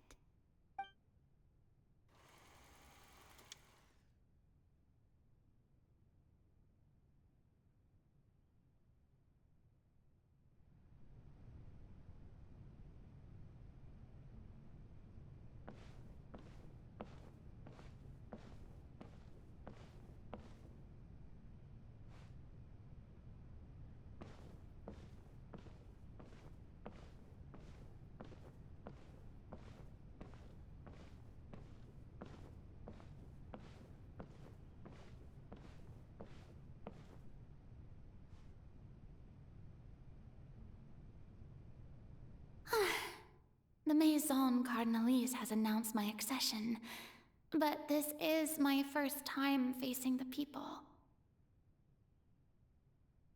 What should I say to most appear like a god? To be honest, I still don't know. Perhaps I should first try to act natural. Ladies and gentlemen, good evening, and welcome to the Opera Epiclese. I'm sure you've all heard about how I have taken on the role of Hydro Archon. Indeed, I am Verena de Fontaine, your new Archon. In truth, I know little about becoming a nation's new god, but it will be my honor to guide you all. As the god Focalor, the god of justice, I shall do all within my power to lead you into an age of fairness and justice. Once again, thank you all for coming. If you should have any questions or suggestions, please send them to the Maison Cardinalise. The future of Fontaine will require us to work together, after all. This should do it. I thought I might stammer, but thankfully, I was able to convey my thoughts just fine. Okay, and next. That's the new Hydro Archon. Is this some kind of joke by the Maison? I would have thought that a being that surpasses humanity would be a bit more assertive. Hey, did you hear that? She even told us to send her suggestions there at the end. Shouldn't gods be all-powerful? She's being so modest. What's the difference between her and an ordinary person, then? If you ask me, perhaps the succession didn't actually happen. She might just be a Maison-backed puppet.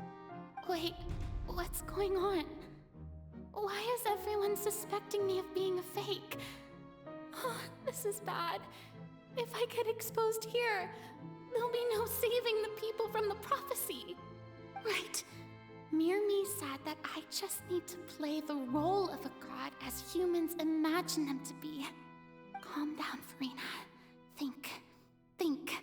What do the people want? How would they imagine a god to speak and act?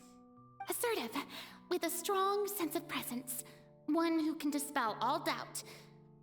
That is the character I'm fated to play.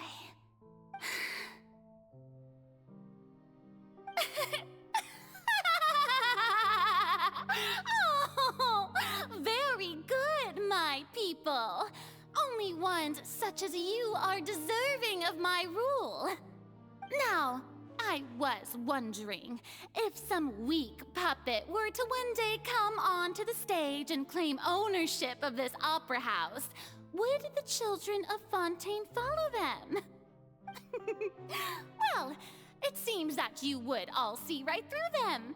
Having passed my test, you are qualified to witness wondrous trials alongside my august self, here in this opera house. You may consider my previous act a door gift of sorts. I thought it was a debut that suited the atmosphere. Now then, let us be reintroduced. Ah, so that was just a performance. How could I have forgotten that we were inside an opera house? A personality? It's quite shocking, to be honest, but I suppose it's a better look than before. Such a fascinating and bold deity. How wonderful! Our future may yet be bright after all. It seems I've turned them around. best follow this flow and restart my accession speech. My dear people, whether you acknowledge me or not, whether you trust me or nay, I say to you, keep faith in your ardor for justice. We have heard it said that this nation's sins can no longer be washed away. Well, I say that justice is most fragrant when it blooms amid sin. The scales of justice should not weigh heavy in the hands of its God. On one side, it must carry fairness and justice. And on the other, praise and applause. May law be the prayer on our lips. May judgment be our worship. Let us light the fires and drink to the future of Fontaine. There is no trouble in this world that justice cannot solve. All that is needed is for you, my people, to believe in it, heart and soul.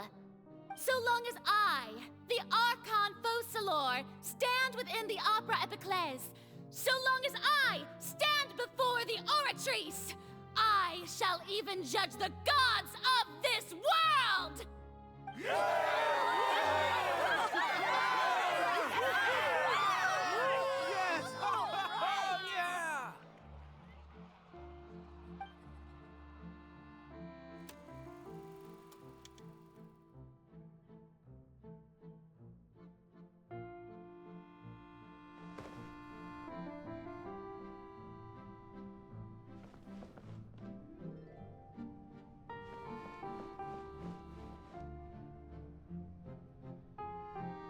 Lady Farina, here are today's case reports, as well as a summary of the follow-up for your perusal. Come now, was I not just at the Opera House in person? Leave these kinds of things to Neuvillette. Besides, none of these trials were the one that I'm looking forward to the most. If I may be so impertinent, what kind of trial are you truly looking forward to? A magnificent, dramatic, and wondrous trial. A trial to end all things. How could you hope to understand? That's true. I fear I lack the ability to grasp your divine thought, Lady Archon. No need for fright, and do not take what I said before too seriously. Go now, do your duties. The trial I await. It will come one day.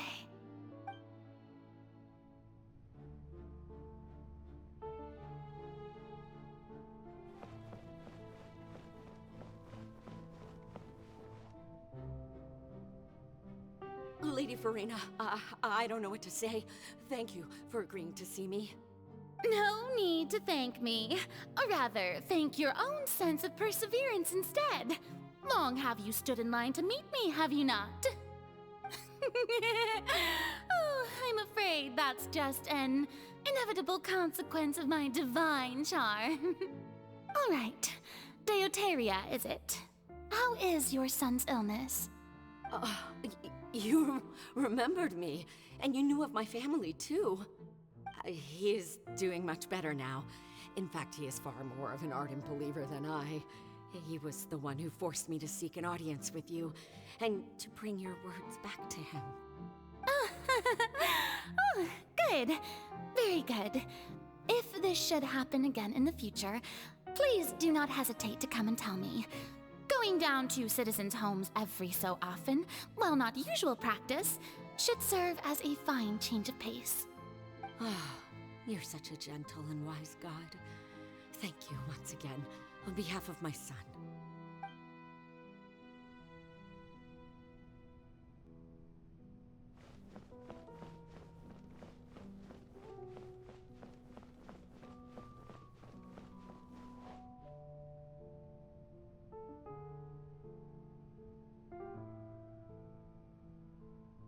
Lady Farina, here are the latest hydrological reports.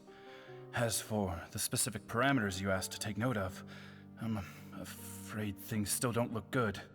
I see. It's as I thought, then. As as your god, I did already expect this, but I wanted to see how far your human wisdom would allow you to analyze it. All manner of signs indicate that the prophecy will still come to pass.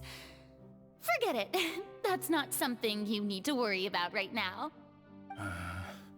Well, as I understand it, the Fontaine Research Institute is also trying to find a way to counter the rising water levels. Really? Have they found anything? I'm afraid that they haven't found any effective solution thus far. Oh, is that so? Well, no wonder. This issue has reached the realm of the gods, after all. Still, their spirit is praiseworthy.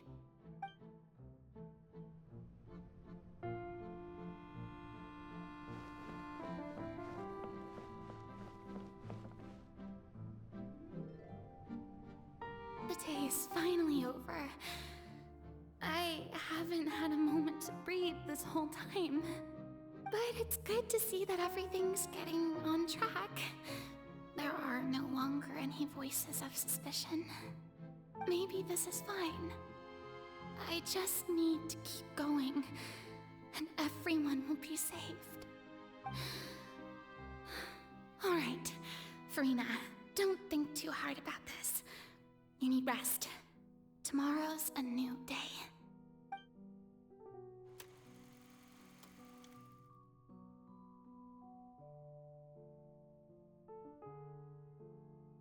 Lady Farina, here are the new trial reports for the latest cases, as well as a summary of the follow-up. There'll be no need for that. I've seen them already.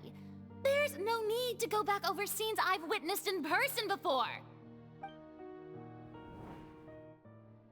Lady Farina, I've waited so long for this chance to see you in this manner. Indeed, my dear, loyal citizen. This joyous moment is an honor for us both. Lady Farina, we're detecting significant hydrological anomalies near Poisson. Understood. Keep monitoring. Keep me informed should anything come up at the Institute.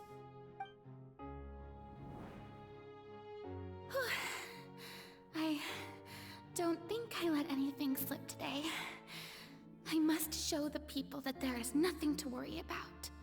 I just don't know when these days will end. I feel utterly exhausted. Best to rest early today, too.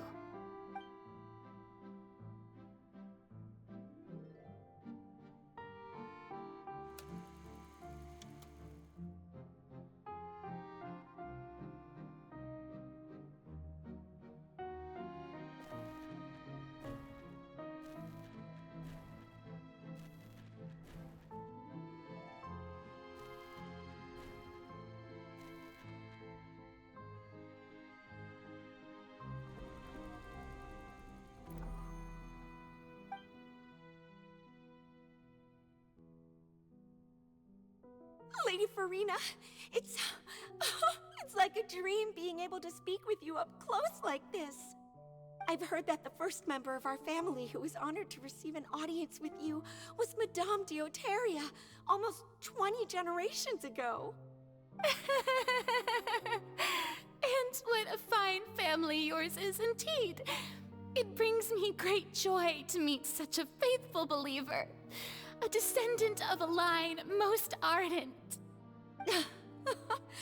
Surely you exaggerate, Lady Farina. My lady? What is it, good citizen? Oh, are you crying? Oh, really now? I didn't even notice. This must be the overflow of hydro from my person. Well, can't quite help being the god whose dominion is the waters, can I? No wonder. No wonder. A manifestation of your power, then. Oh, Archon, I am honored to have witnessed it. Honored indeed.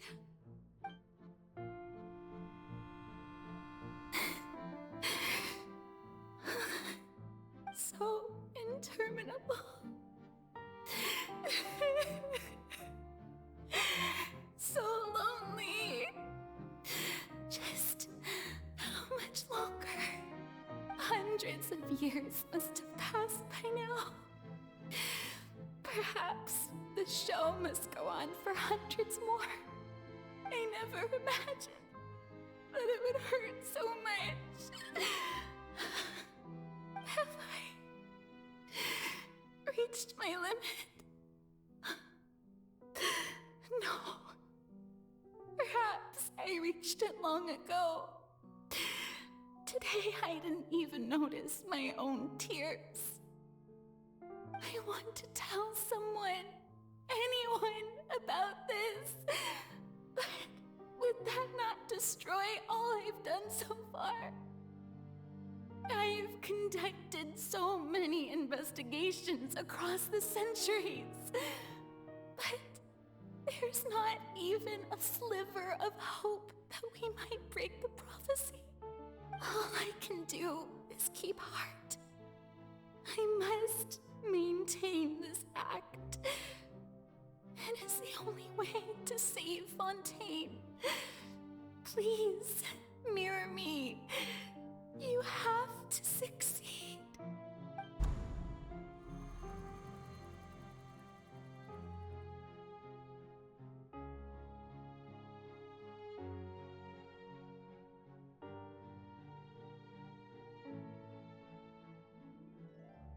Farina, you don't have to shoulder this burden alone.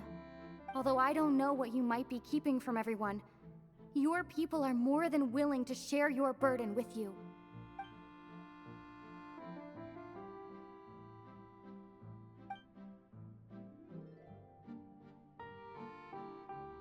Share my burden. That's impossible. It was fated right from the start that this would be my duty alone. But even if your burden doesn't need to be shared, you can still choose to confide in someone. Just share it with me. I'm what you'd call a witness. A witness? Yes, I've heard that you came to Tevat from beyond the stars, yes. In other words, you never belonged here. And if Tevat is, in its entirety, a show on a stage, then you're just a spectator, aren't you? If that's the case... She's right. I could confide in her, couldn't I?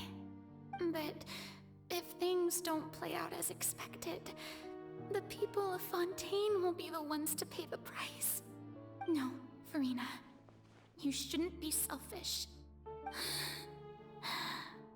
But what if it's really alright? Farina, you've worked so hard for so long. Surely it would be okay to put yourself first for once. Just this once. Is it such an outrageous thing to do anyway? To find someone in whom you can confide your frustrations and sorrows? Surely it could not hurt. If you let this opportunity slip through your fingers, it might never come by again. Think about it long and hard.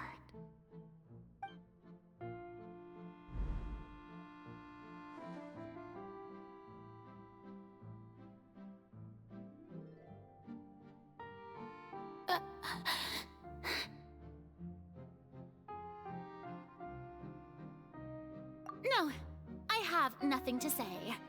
I am Farina, the Archon of Fontaine. Everything will surely get better. All you need to do, dear spectator, is to witness my performance until the curtains fall.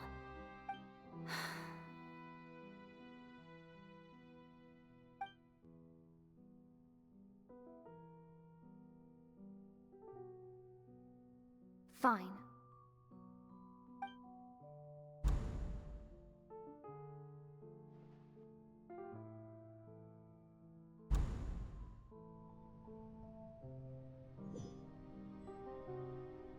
So even Farina doesn't know the truth? You've never once let her in on the full plan? Yes, it had to be done. To deceive the heavenly principles, you must first deceive yourself. She did very well.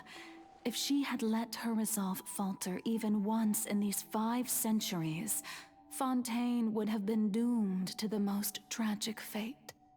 It seems that trusting humanity was the right decision after all. I believe that I understand how your deception works, but that is only half the truth, is it not? How would you build on this foundation to save the people of Fontaine? That is the most important thing. Ah, good, good. Of course, the Iudex of Fontaine has pinpointed the crux of the issue. I'm sure you've long sensed that the Oratrice is no simple machine, yes? I've always suspected that it had its own consciousness. And Lenny did mention that he heard a human voice within the core chamber. It now seems that that person was you, hidden within the machine all along. Am I right? And then I became one with the Oratrice, taking Fontaine's gnosis with me. Yes, it would seem so, wouldn't it? Alas, your understanding of this device still lacks sufficient depth. In truth, it is no enactor of justice.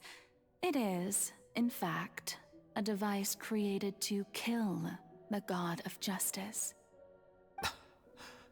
I beg your pardon? Oh, you have it. And to be more precise, not only will the Oratrice take down the god of justice, it will also take down the divine throne upon which she has been placed. I mean, did you think I would be the sort to enjoy peaceful repose while Farina suffered? My work over these last 500 years has been to constantly accumulate indemnitium within the Oratrice. But really, some have already discovered that only a small fraction of the energy generated by the device was ever used to provide power to Fontaine. The vast majority had to be, accumulated to enact this death sentence. It was all part of your plan then? Both the trial and the sentence? Indeed. This power, accrued over 5 centuries, could have sustained Fontainians for millennia had it only been used for that purpose. Almost all of it has now been stored within the Oratrice. But only power of this magnitude could hope to destroy the Hydro Archon's divine throne, shaking the rules established by Celestia, and breaking through the institution that is the Seven. So the Oratrice's call for death was for neither Farina nor Focalor, but for the Hydro Archon. The destruction of that divine throne. If I do not misunderstand your intent, you must be... Returning what's rightfully yours to you, of course. In other words, this was all done to return the authority of the Hydro Archon to the Hydro Dragon of this planet. But...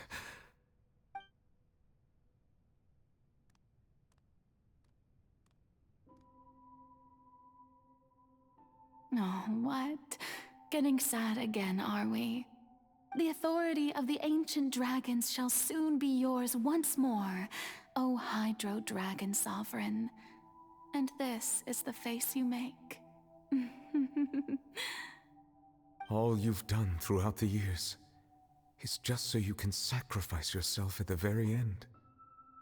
I've never quite seen it that way, you know. Even now, I'm quite pleased at how well my deception worked.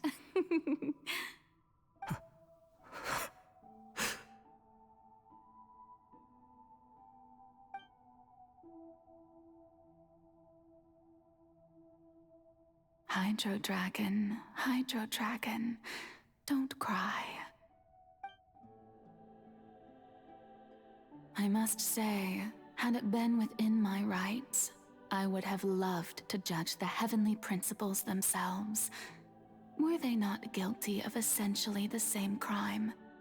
Egeria stole the power of the primordial sea. and the heavenly principle stole the power you ancient dragons possessed. I, for my part, am the god of justice. And is it not just that your original powers should be returned to you? Speaking of justice, I have always believed that justice lies in the process of pursuing human existence itself. So, if the theft of the primordial sea's might was Fontaine's original sin, then, leaving matters of procedural right and wrong aside, the descent of the Fontainians as humans and their right to exist in this world would be Fontaine's original justice.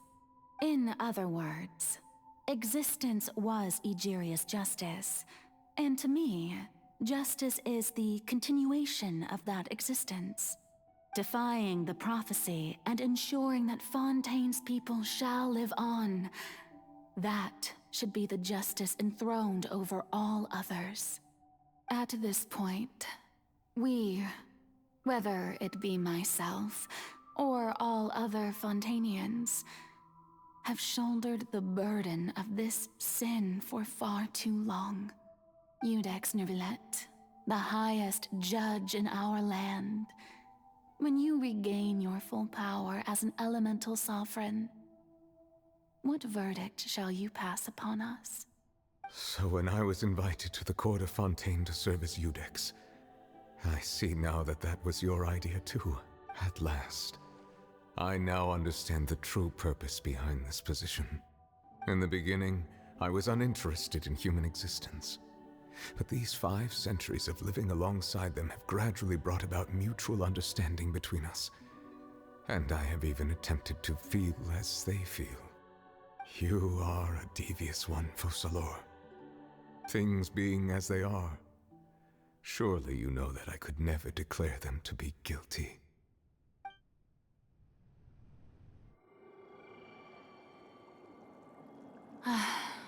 The hour of my execution is almost here. For the sinner, the curtain call has come.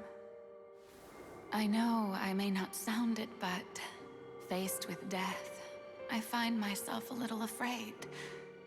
Perhaps this is one thing both gods and humans have in common.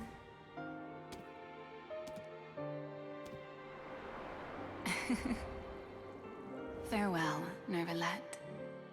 I hope you've enjoyed the part you played these 500 years.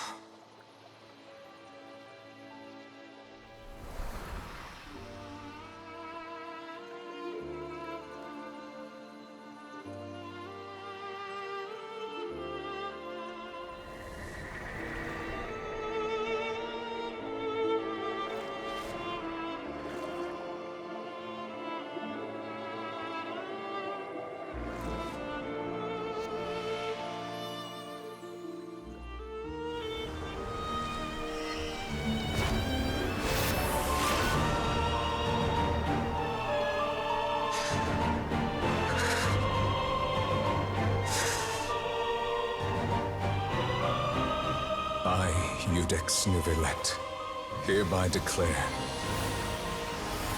people of Fontaine, your sins are forgiven.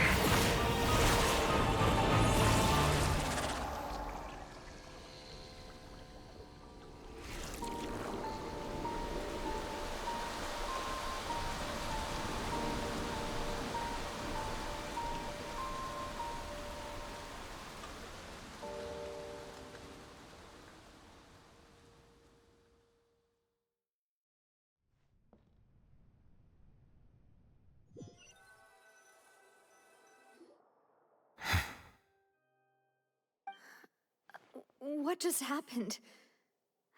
Has the death sentence been carried out? Was that bright light some sort of misdirection? I have a feeling that something huge just happened. But since we're all still alive and haven't been dissolved, I assume whatever happened was good for us. It's time to end this. We must mete out punishment to that beast. But didn't you say just a moment ago that it can't be defeated? I have gained the strength sufficient to deal with it. Through certain means, I now have the ability to separate the power of the Primordial Sea from that creature. We should seize the opportunity to pursue our quarry. Traveler, now that the oratories can no longer function, I require an executor to help me mete out justice. The root of the calamities befalling Fontaine, the beast that enacts the prophecy.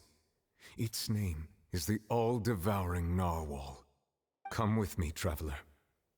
The hour of execution has come.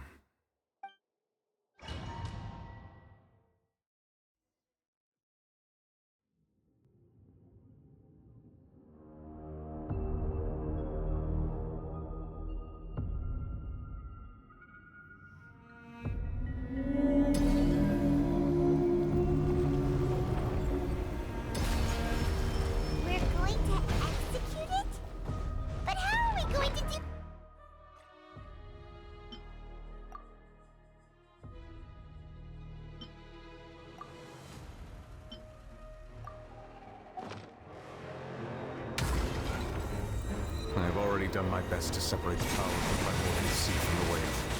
Considering the size of the beast, I cannot reach the power source. Unless we can find a way to attack it from within. I shall share a part of the ancient dragon's power with you. We shall look for an opening together.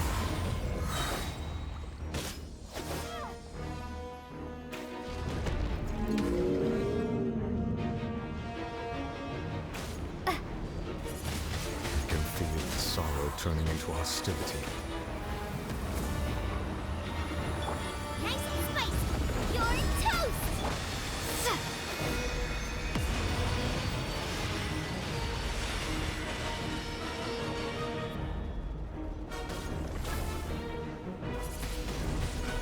The all-devouring narwhal cannot resist its instinct to devour.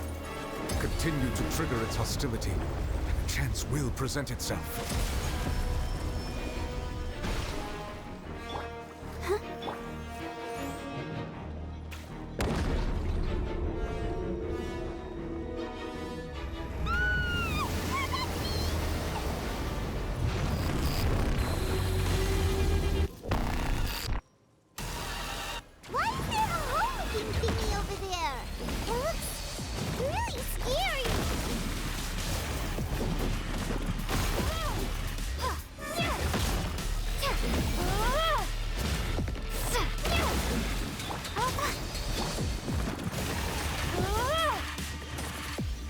Granted you my protection. Do not fear. Seize the moment and use my power to suppress its root from within.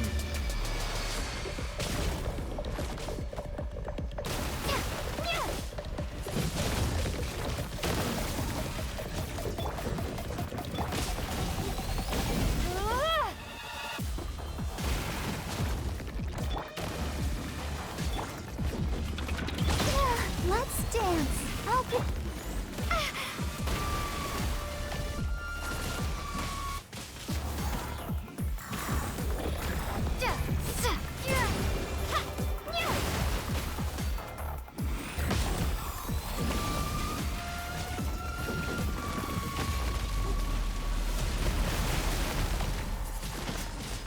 Windblade!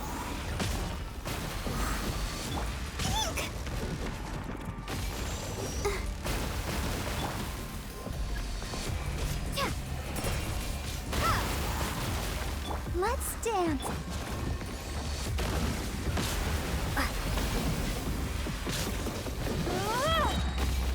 Be gone!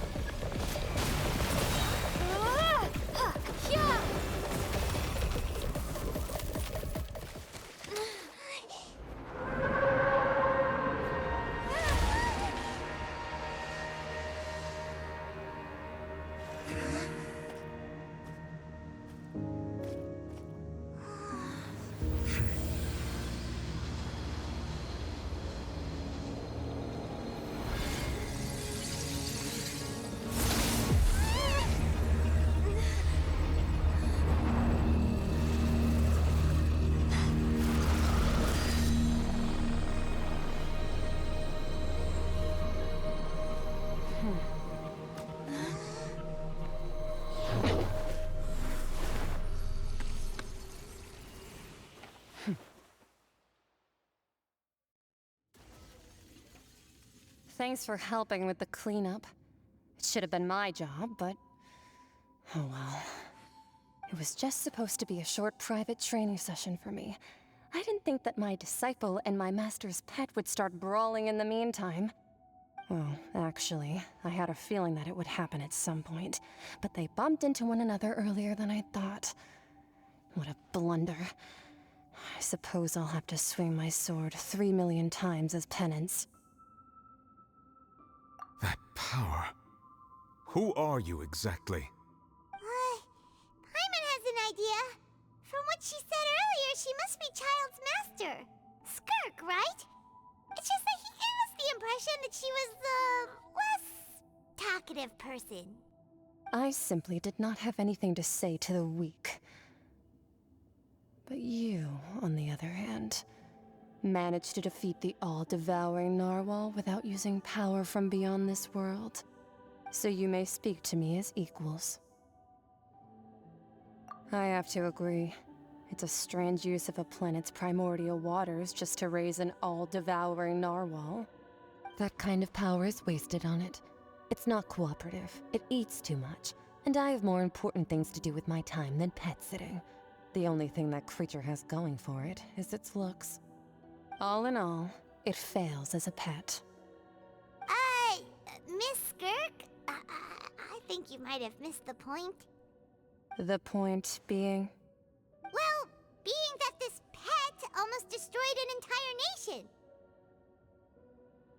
So what sort of person is your master? Well, Child's master's master. Wait, is that right? Oh, right. So you don't know him.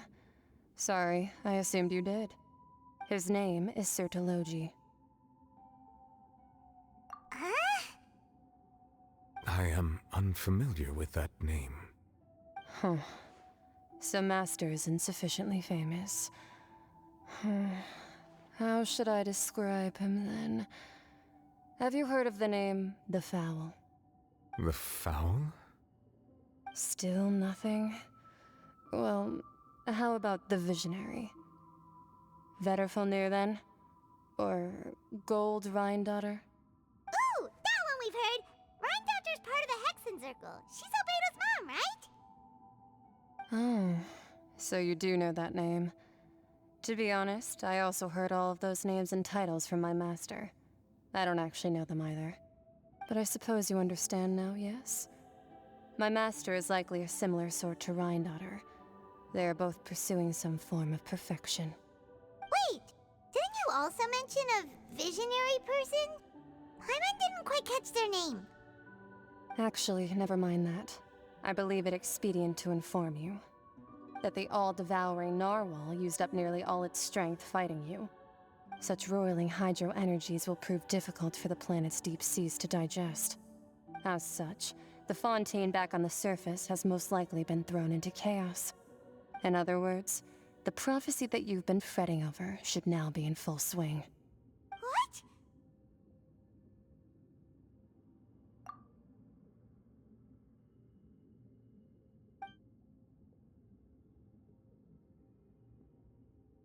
Not to worry. Focalor has already managed to deceive the heavenly principles. In the end, the people will all be dissolved into the waters, and only Farina will remain, weeping on her throne.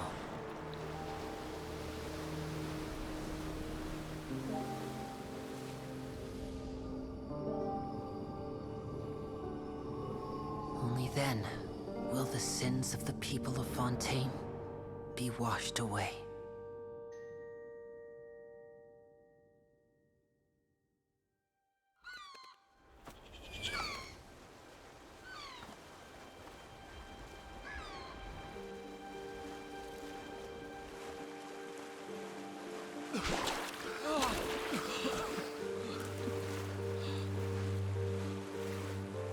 Hey! Help! Over here!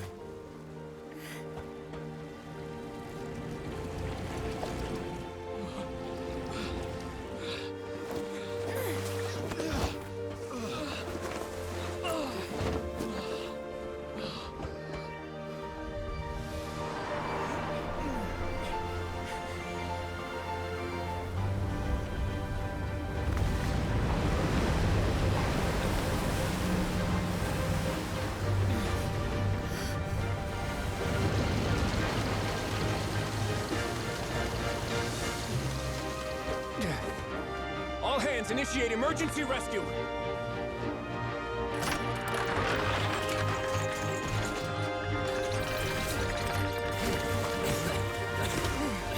Hurry!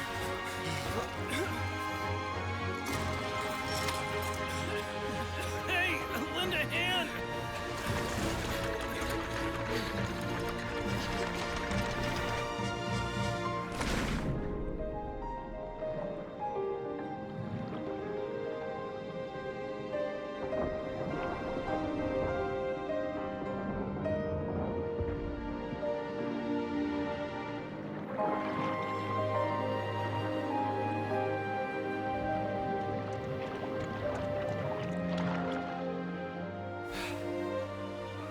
Look! The water's receding!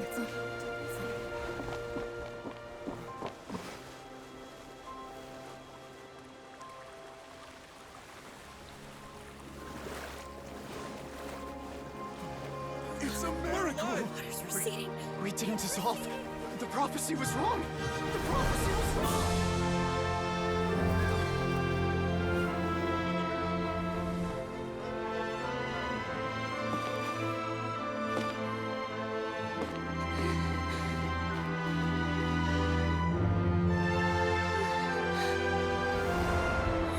Are you alright? We're saved. The prophecy was wrong.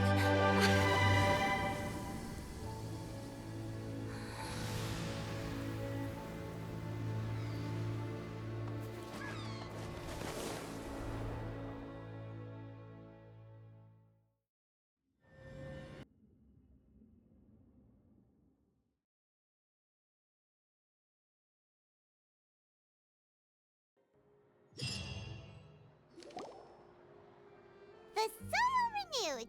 The Spina di Rosula talks post-disaster rebuilding. I recently visited Poisson to meet with Miss Navia, spokesperson of the Spina di Rosula, and we spoke about Poisson's present and future. Old soil can still give birth to new bloom, Miss Navia stated. Hope is like seeing a small cookie when you're starving late at night. You just need a little of it. Skyship Winglet, boon or bane of the Fontaine Research Institute. The various disputes that have arisen on account of Mr. Edwin have suddenly become a shield over the Institute, with Jurier turning out to be a once overlooked hidden gem. People always call the first researcher mad, but few know what to call the second. And should that latter person achieve a miracle, they would find it all the harder to find a word with which to classify him and his team. Wow! Paimon barely recognizes the people in the reports. Are those really Jurier and Navia? They sound like real big shots. What do you think? Pretty enthralling, huh? The Steambird's idea was pretty simple. With the disaster just having passed, we would print a free edition packed to the margins with good news to calm people down. The value for these big scoops lies in their inevitable follow-ups. We'll publish further reports and go into the stories behind those people. Edwin's assistant, Jurier, created a true flying ship, while Navia is leading people in the reconstruction of their home. I'm sure that these stories could draw even your well-traveled eye. Paimon's curious too! Wait a minute. Didn't we watch everything happen from start to finish? What's there to be curious about? And that's exactly why I'd like you to come conduct interviews with me. You're the best incubators of news, if you haven't noticed. And also, with you around, I'm sure I'll get to see that Duke. Are you sure? Hasn't he turned you down several times already? Oh, this time will be different. Come on, let's head to Poisson first, and then make a trip to the fortress. There are some things you'll only know when you get there.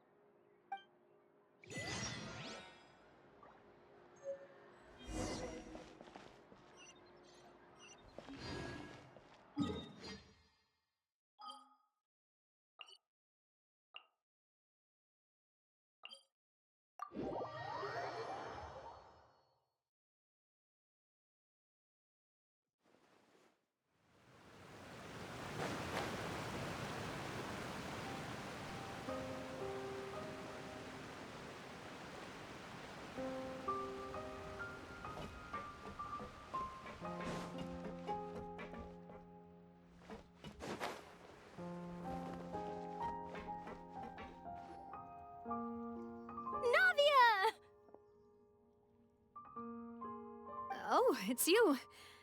What brings you all here? Hey, we're just having a look around. I'm here to update myself on how things are going here. Oh, the Fatui are here too. Let me introduce you. This is Mr. Garunt Snezhevich. He represented the Knave in sending us a large amount of supplies, and is helping with our work. Our residents are hard at work as well.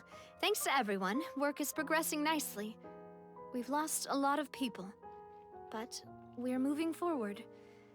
That will have to be enough. Hello, Miss Charlotte. I'm a big fan of yours. I especially like that article you wrote last year about Fontaine's stray cats. But if you don't mind, could you not emphasize our role too much in your report? It's not charity we're doing here. We just happen to share the same interests as the Spina. I get where you're coming from. I'll keep it as simple as possible. Or would you be willing to feature as friendly neighbors? That would be fine. Thanks. Oh, you're back too. How are things? We finished laying down the construction materials. It'll be another hour before the workers are able to go over there. Huh? You're here too, Clorand? Well, her reputation's greatly risen after that whole duel business with Miss Farina, so she's here in Poisson to wait out the heat. All right. She really came here to help me out. There's too much to consider in the reconstruction of Poisson. The Spina has need of more decision-makers. And, well, I do already happen to be connected to Mr. Callis.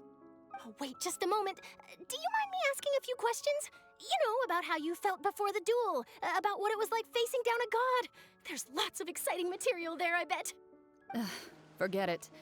I'm sure you can find a better theme than that, Miss Charlotte. I see you're the same as always. Couldn't you do me a favor, for Navia's sake? Well, if we're talking about doing things for my sake, you might as well just take a few more photos of me. Or of the Traveler. It's better than wasting time persuading Clorand, at any rate. Of course I will. I'm not gonna let her off that easy. All right, then everyone who wants to be in the photo, gather up. And smile.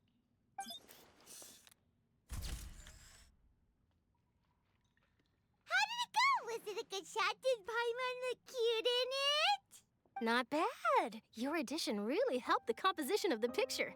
All right, hang on a moment. Let me snap a few more shots.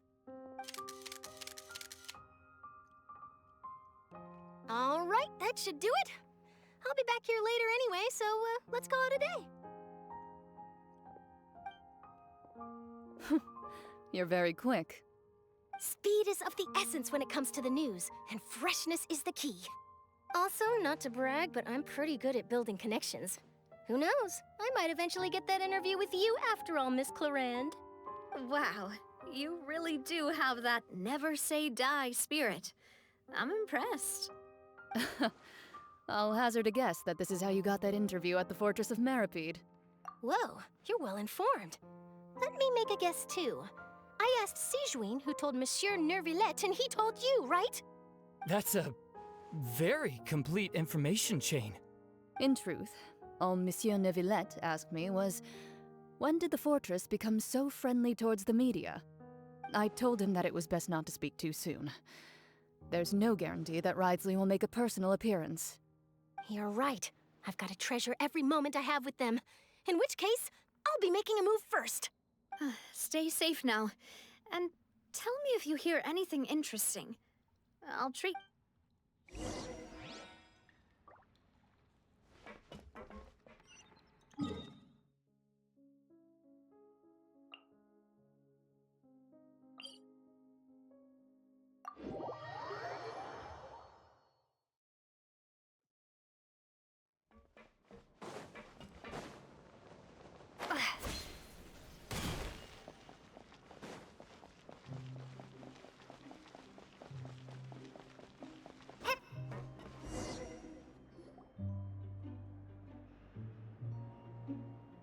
Wow, guess we're here again, huh? There's a real nostalgic feeling to this place. Looks like you've been missing us. Duke! Did you come all the way to the entrance to greet us? Of course. I'm here to welcome you and our dear Miss Charlotte, whom our good head nurse recommended to me. It's an honor to finally meet the much-rumored Duke. Thank you for consenting to my visit to the fortress, sir. No need to thank me. But that said, I shouldn't be the focus of your interview. I trust you recall our agreement? Of course, of course. All right then, this way.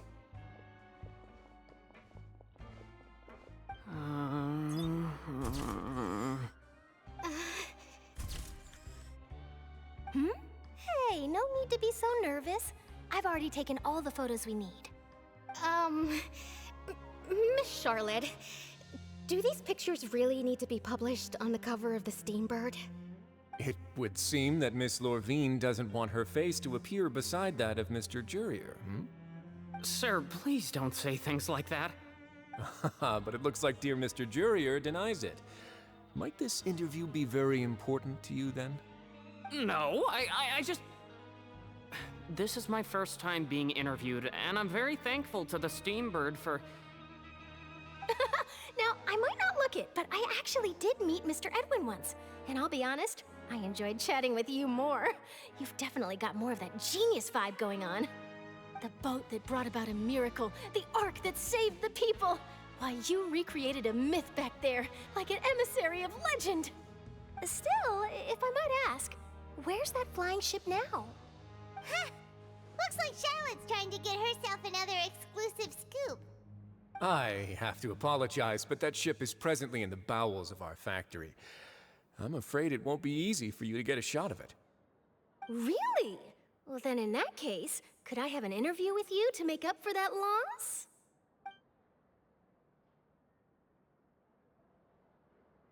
You already know my answer, I'm afraid. Best you interview our head nurse instead. Or perhaps you'd like to take another photo of this couple of researchers? Did you really have to use the word couple? Well, then, 2 solo photos will do. Is my hair messed up? Please, someone help me have a look.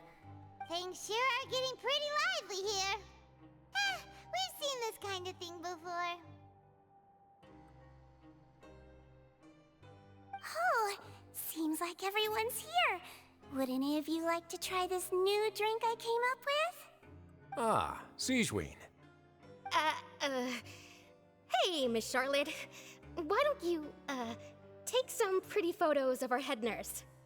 Sure. Come on, Miss Siegeween. Over this way. Let's find a brighter spot. Huh? Sure. Do I have to smile? So, how have things been at the fortress?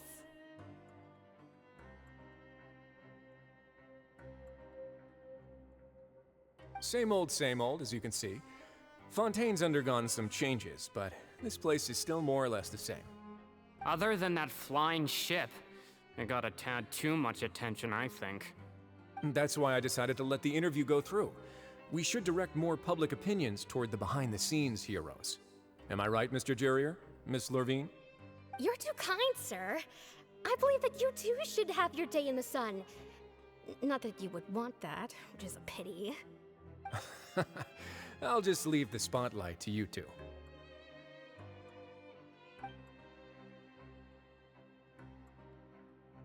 I see.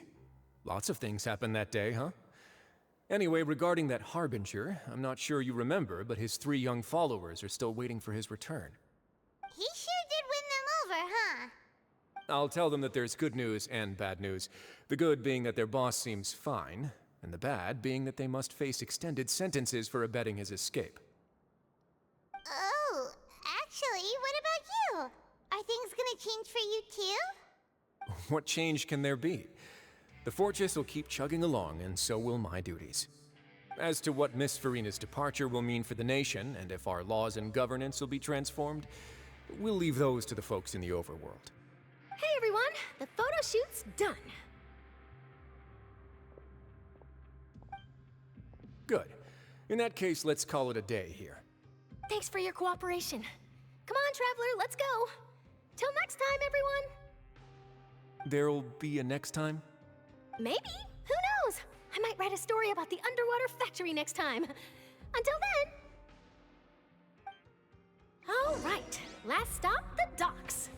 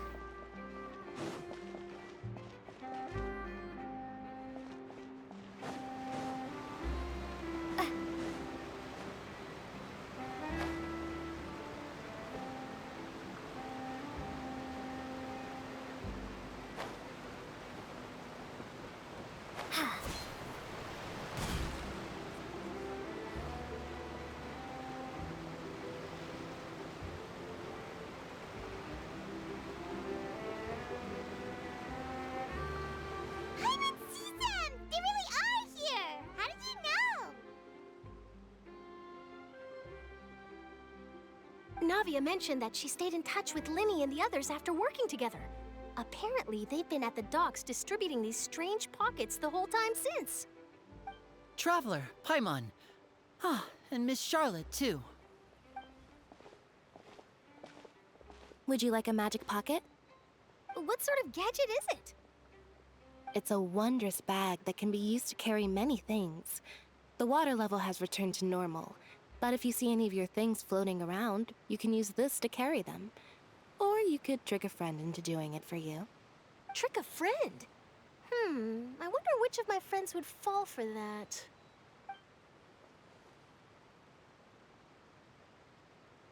You could just make a friend like Fremine here. Isn't that right, Fremine? Is this what you meant by, I'll help you make some more friends? To be honest, that sounds pretty sweet. Could I have your contact, please? Sure. Please, write down my address. Lynette sure is working hard to help Fremine socialize. He was the one who proposed doing this. He even wants to assist in our magic shows. Yes, I was planning to first introduce Pear as an assistant, and later Fremine himself. In the future, I think we can leave underwater escape magic to him too. That said, would anyone want to see a diver escape underwater? Oh, it'll work out. Every journey begins with the first step. He'll become a part of our show eventually. Lynette, could you come over? Miss Charlotte says she wants to take a picture of us. Got it. My, that Charlotte is rather perceptive. She got rid of everyone the moment she realized I had something to say to you. So, how have things been, Traveler? Father says that you did a great deal during the latest events. She's very grateful for your contributions to Fontaine. That's all right. We were more than happy to help. So, what's she doing now? Oh, I guess you haven't heard. Well, after Lady Farina left, Father and Monsieur Neuvillette opened negotiations, during which he gave Fontaine's gnosis to her as a diplomatic gift. A diplomatic gift? A gnosis? Yes, I was quite surprised at first myself. But when I thought it over, there were actually a number of things going for it. It could have been done as an apology for the incident with Lord Child, or as thanks for his help in tying the all-devouring narwhal down. Furthermore, Father did also lend significant aid to Fontaine and Poisson. That's true, but this is a gnosis we're talking about. Doesn't this seem a bit irresponsible? I would agree, but I've also heard that it seems that Monsieur Neuvillette has had a significant change of heart regarding the matter. So there's some reason for this that only Neuvillette knows about? I suspect you'll have to ask him about that yourself. Ah, yes, speaking of which, I did see him strolling around the entrance to the Fortress of Masquerade a while back. Isn't he real busy and stuff? Paimon didn't think he'd have the time for that. But back to the topic. The gnosis was given to the knave, right? What about Child? They say that he's returned to Snezhnaya to recover from his wounds. I hear that the recent disaster really did a number on his health. That's true. When you think about it, we've had loads of run-ins with the Fatui. To think we'd be allied with them this time. So shocked by such a simple switching of sides?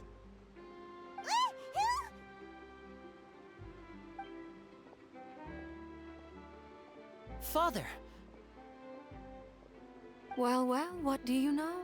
Come to the docks to see how my children are doing and meet the Traveler by chance. Please do not pay my accomplishments in Fontaine too much mind. I would have done them regardless.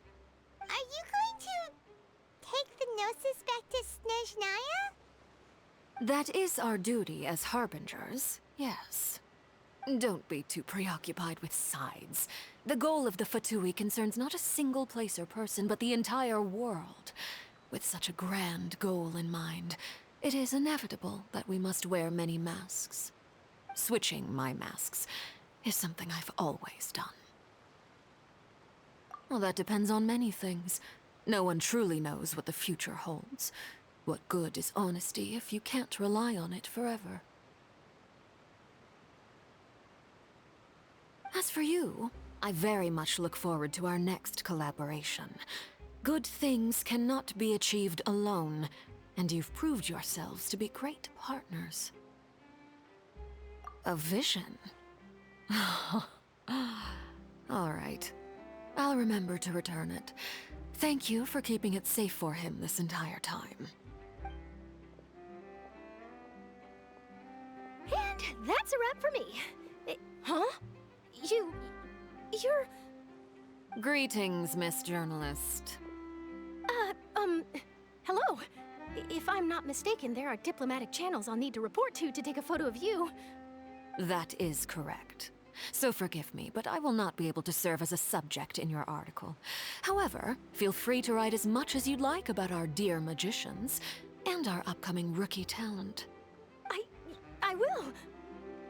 The sea breeze is quite pleasant. I shall continue my walk while the weather remains so agreeable. Farewell. Farewell, Father. Oh, she has such an intimidating presence. I didn't even dare to take a picture. Thankfully, I've already wrapped up all my pre-scheduled interviews. Thank you all. This'll be more than enough for me to write about, I'm sure. Don't be too nervous. Why don't you take a magic pocket before you go? Here, Traveler, Paimon, you take one too. To move things about? That's right. Funny. I was giving out magic pockets when we first met too. And what do you know? I'm doing the exact same thing right now. So many things have happened, but the pockets are still the pockets. I guess this must be life. We will all follow our own paths, and serendipity will lead you to your fated friends. All right then. We'll be handing out pockets in some other districts later, so we'll get going now. Have a good day, you two. Well, guess we sent Charlotte off. Shall we go see what Nivelette's doing? As long as he's not so busy that he doesn't have time to chat anyway.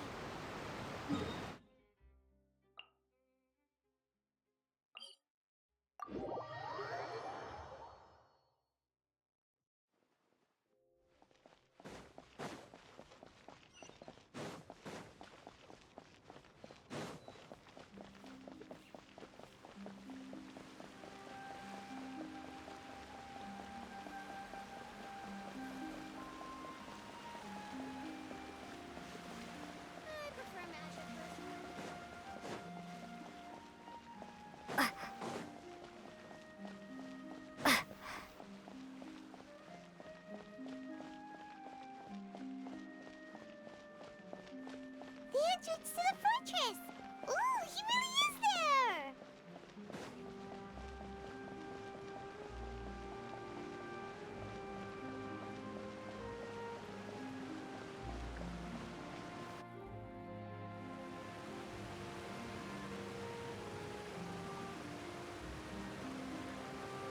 So, you really are here, Nivelette!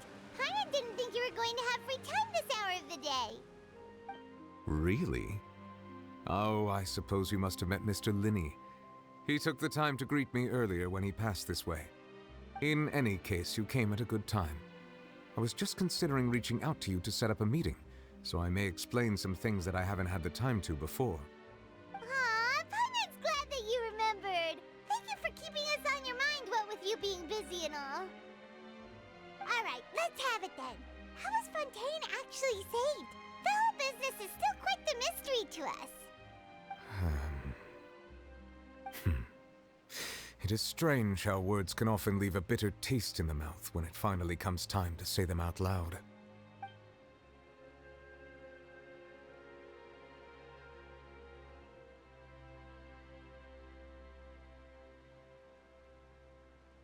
Whoa. So that's what happened? Focalord destroyed the divine throne of the Hydro Archon and restored your power to you. transforming you into a fully fledged elemental dragon sovereign. But Paimon still doesn't quite get what you did to save the Fontainians from dissolving. For me, the authority of the ancient dragons refers to absolute control over the hydro element. Fontainians were incomplete humans born of Egeria's use of the power of the primordial sea, with constitutions similar to that of mimics.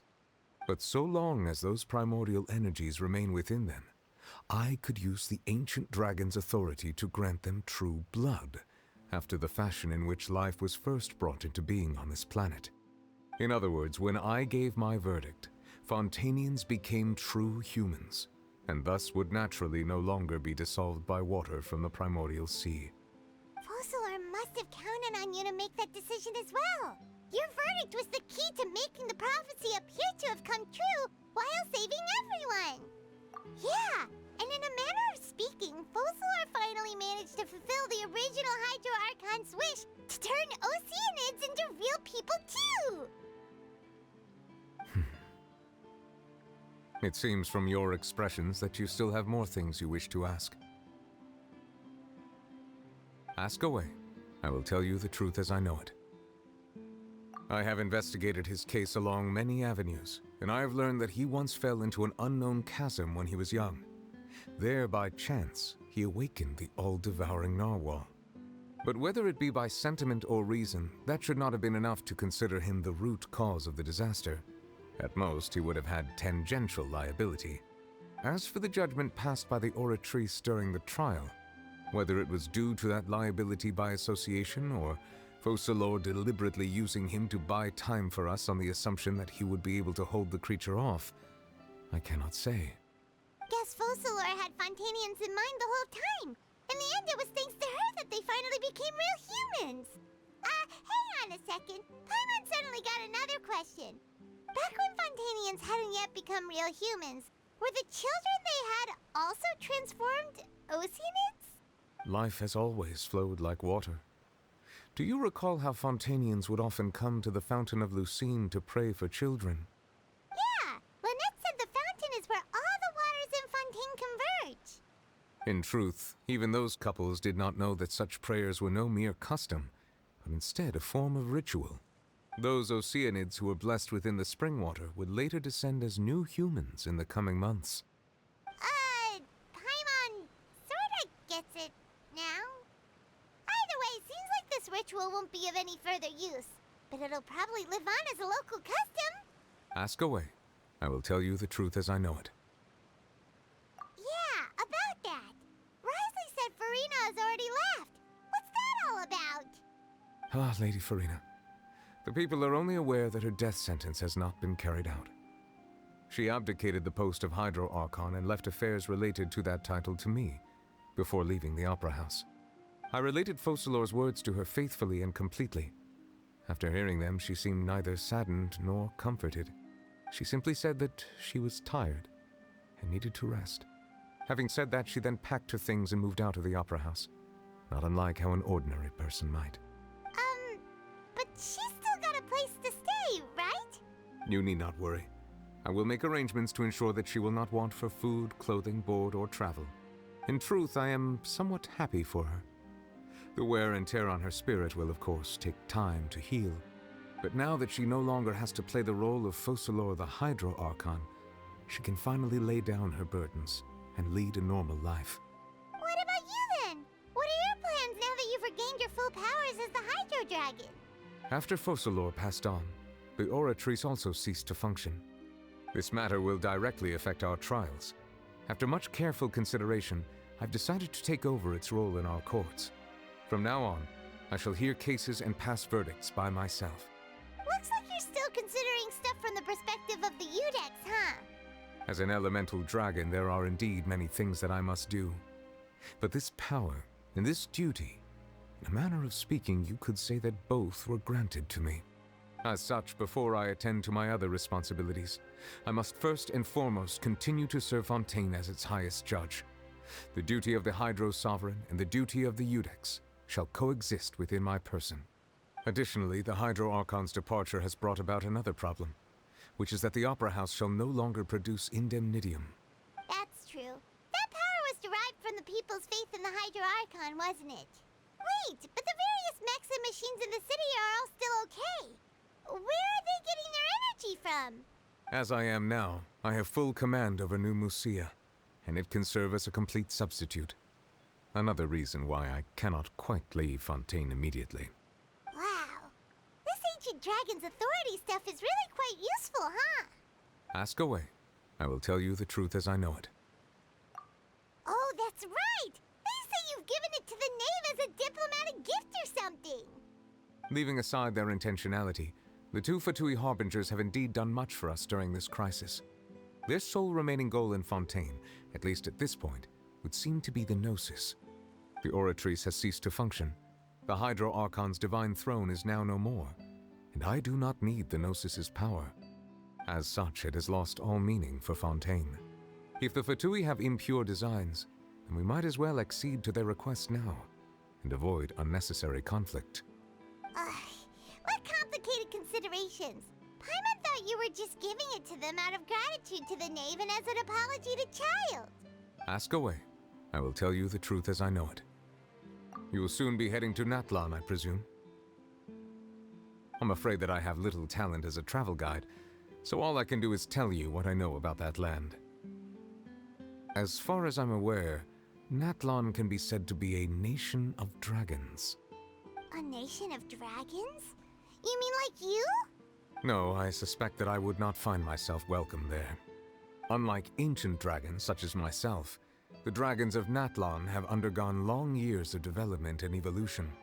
Large numbers of them have entered a form of coexistence with humanity. Natlan is also the nation of war. War ravages those lands like an undying flame. There is one other piece of information I got incidentally from my negotiations with the knave that I believe may be useful to you. The harbinger known as the Captain has thrown his hat into the endless ring of war. The Captain. Sounds like a real tough customer. Seriously, everywhere you look, there's a Fatui Harbinger doing their thing. I suggest that you fully prepare yourself before going to Natlan. In the meantime, Fontaine's doors will always be open to you. Ask away. I will tell you the truth as I know it. Hang on a sec. Paimon's still got a question about the Gnosis. When we spoke to Linny earlier, he mentioned that your attitude towards giving away the Gnosis had clearly changed. We guessed that there might be some reason for it that only you were aware of. No wonder the House of the Hearth is the Fatui's intelligence division. They are certainly sharp. So regarding this specific issue, I was just getting ready to share something with you. What is it? In truth, I exchanged some further words with that lady named Skirk after sending you two back to the surface. It went something like this.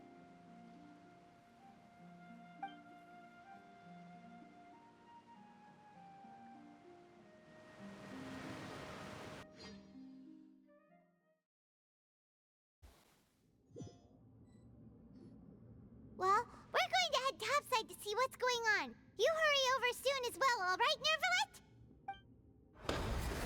Whoa! What next? The all-devouring narwhal isn't here, so I'm no longer getting any interference. I can finally catch the scent of your power, what it's made of. It is the authority of the planet's primordial dragons, but with something very similar to a god's curse mixed in. It's quite a novel blend. I'm sure I've encountered something like this before. What was it again? I do not know what you speak of. Ah, of course. How could I forget? You should have the remains of the third descender on your person, yes? Remains? I've never heard of any such thing. Huh. According to your parlance, I believe it may be called a gnosis. Well, that much is true. After Focalor's divinity faded, she handed her gnosis to me. But I fear I have never heard of it described in the manner that you just did. I've been training with my master, the Foul, ever since I was young, and I have never returned to the surface since. So most of the information I possess, I got from him. It is only natural for those who are greater than humanity to possess a different sort of common sense, which is why there are so many problems in our attempts to communicate with humans. Regardless, You should probably get rid of objects of misfortune to prevent any disasters from befalling you.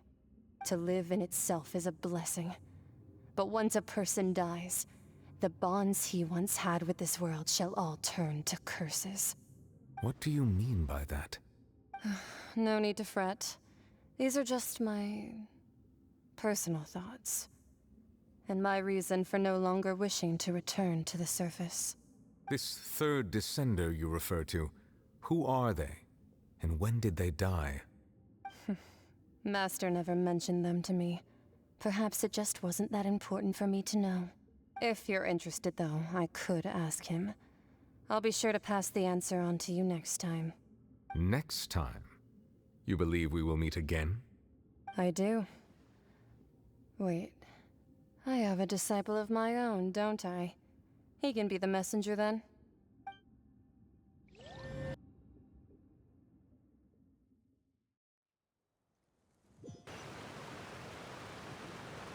That's what she told me.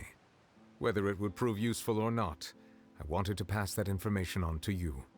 The remains of the third descender? So that's what the no-sees actually are. Paimon just thought they looked like chess pieces. How could they be a person's remains? All the same, assuming that there was no misunderstanding or special metaphor at play, that is what she meant to say. And she said that it would bring misfortune and that you should check it, which is why you gave it to the Fatui. If she speaks the truth, then I would simply be putting Fontaine at unnecessary risk by keeping it here.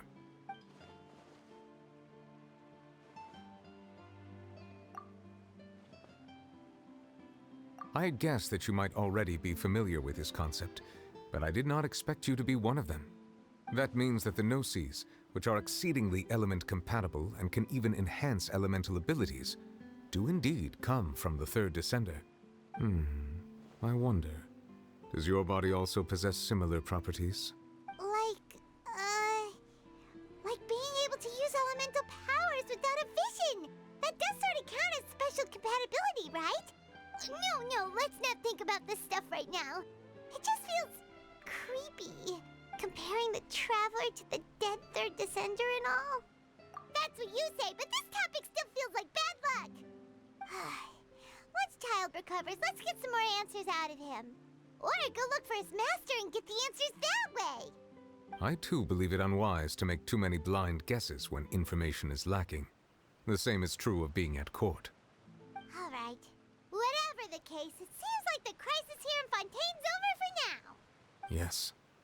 All of Focalor's efforts were for this moment as well. But she sacrificed herself in the end as a god, and she suffered through all those years as a human. Was that really what she wanted? I suppose that would be the mystery of a god's will. I suspect not. But once in a while, I too would guess that if wishes were like the clouds in the sky, they will one day return to the earth as raindrops.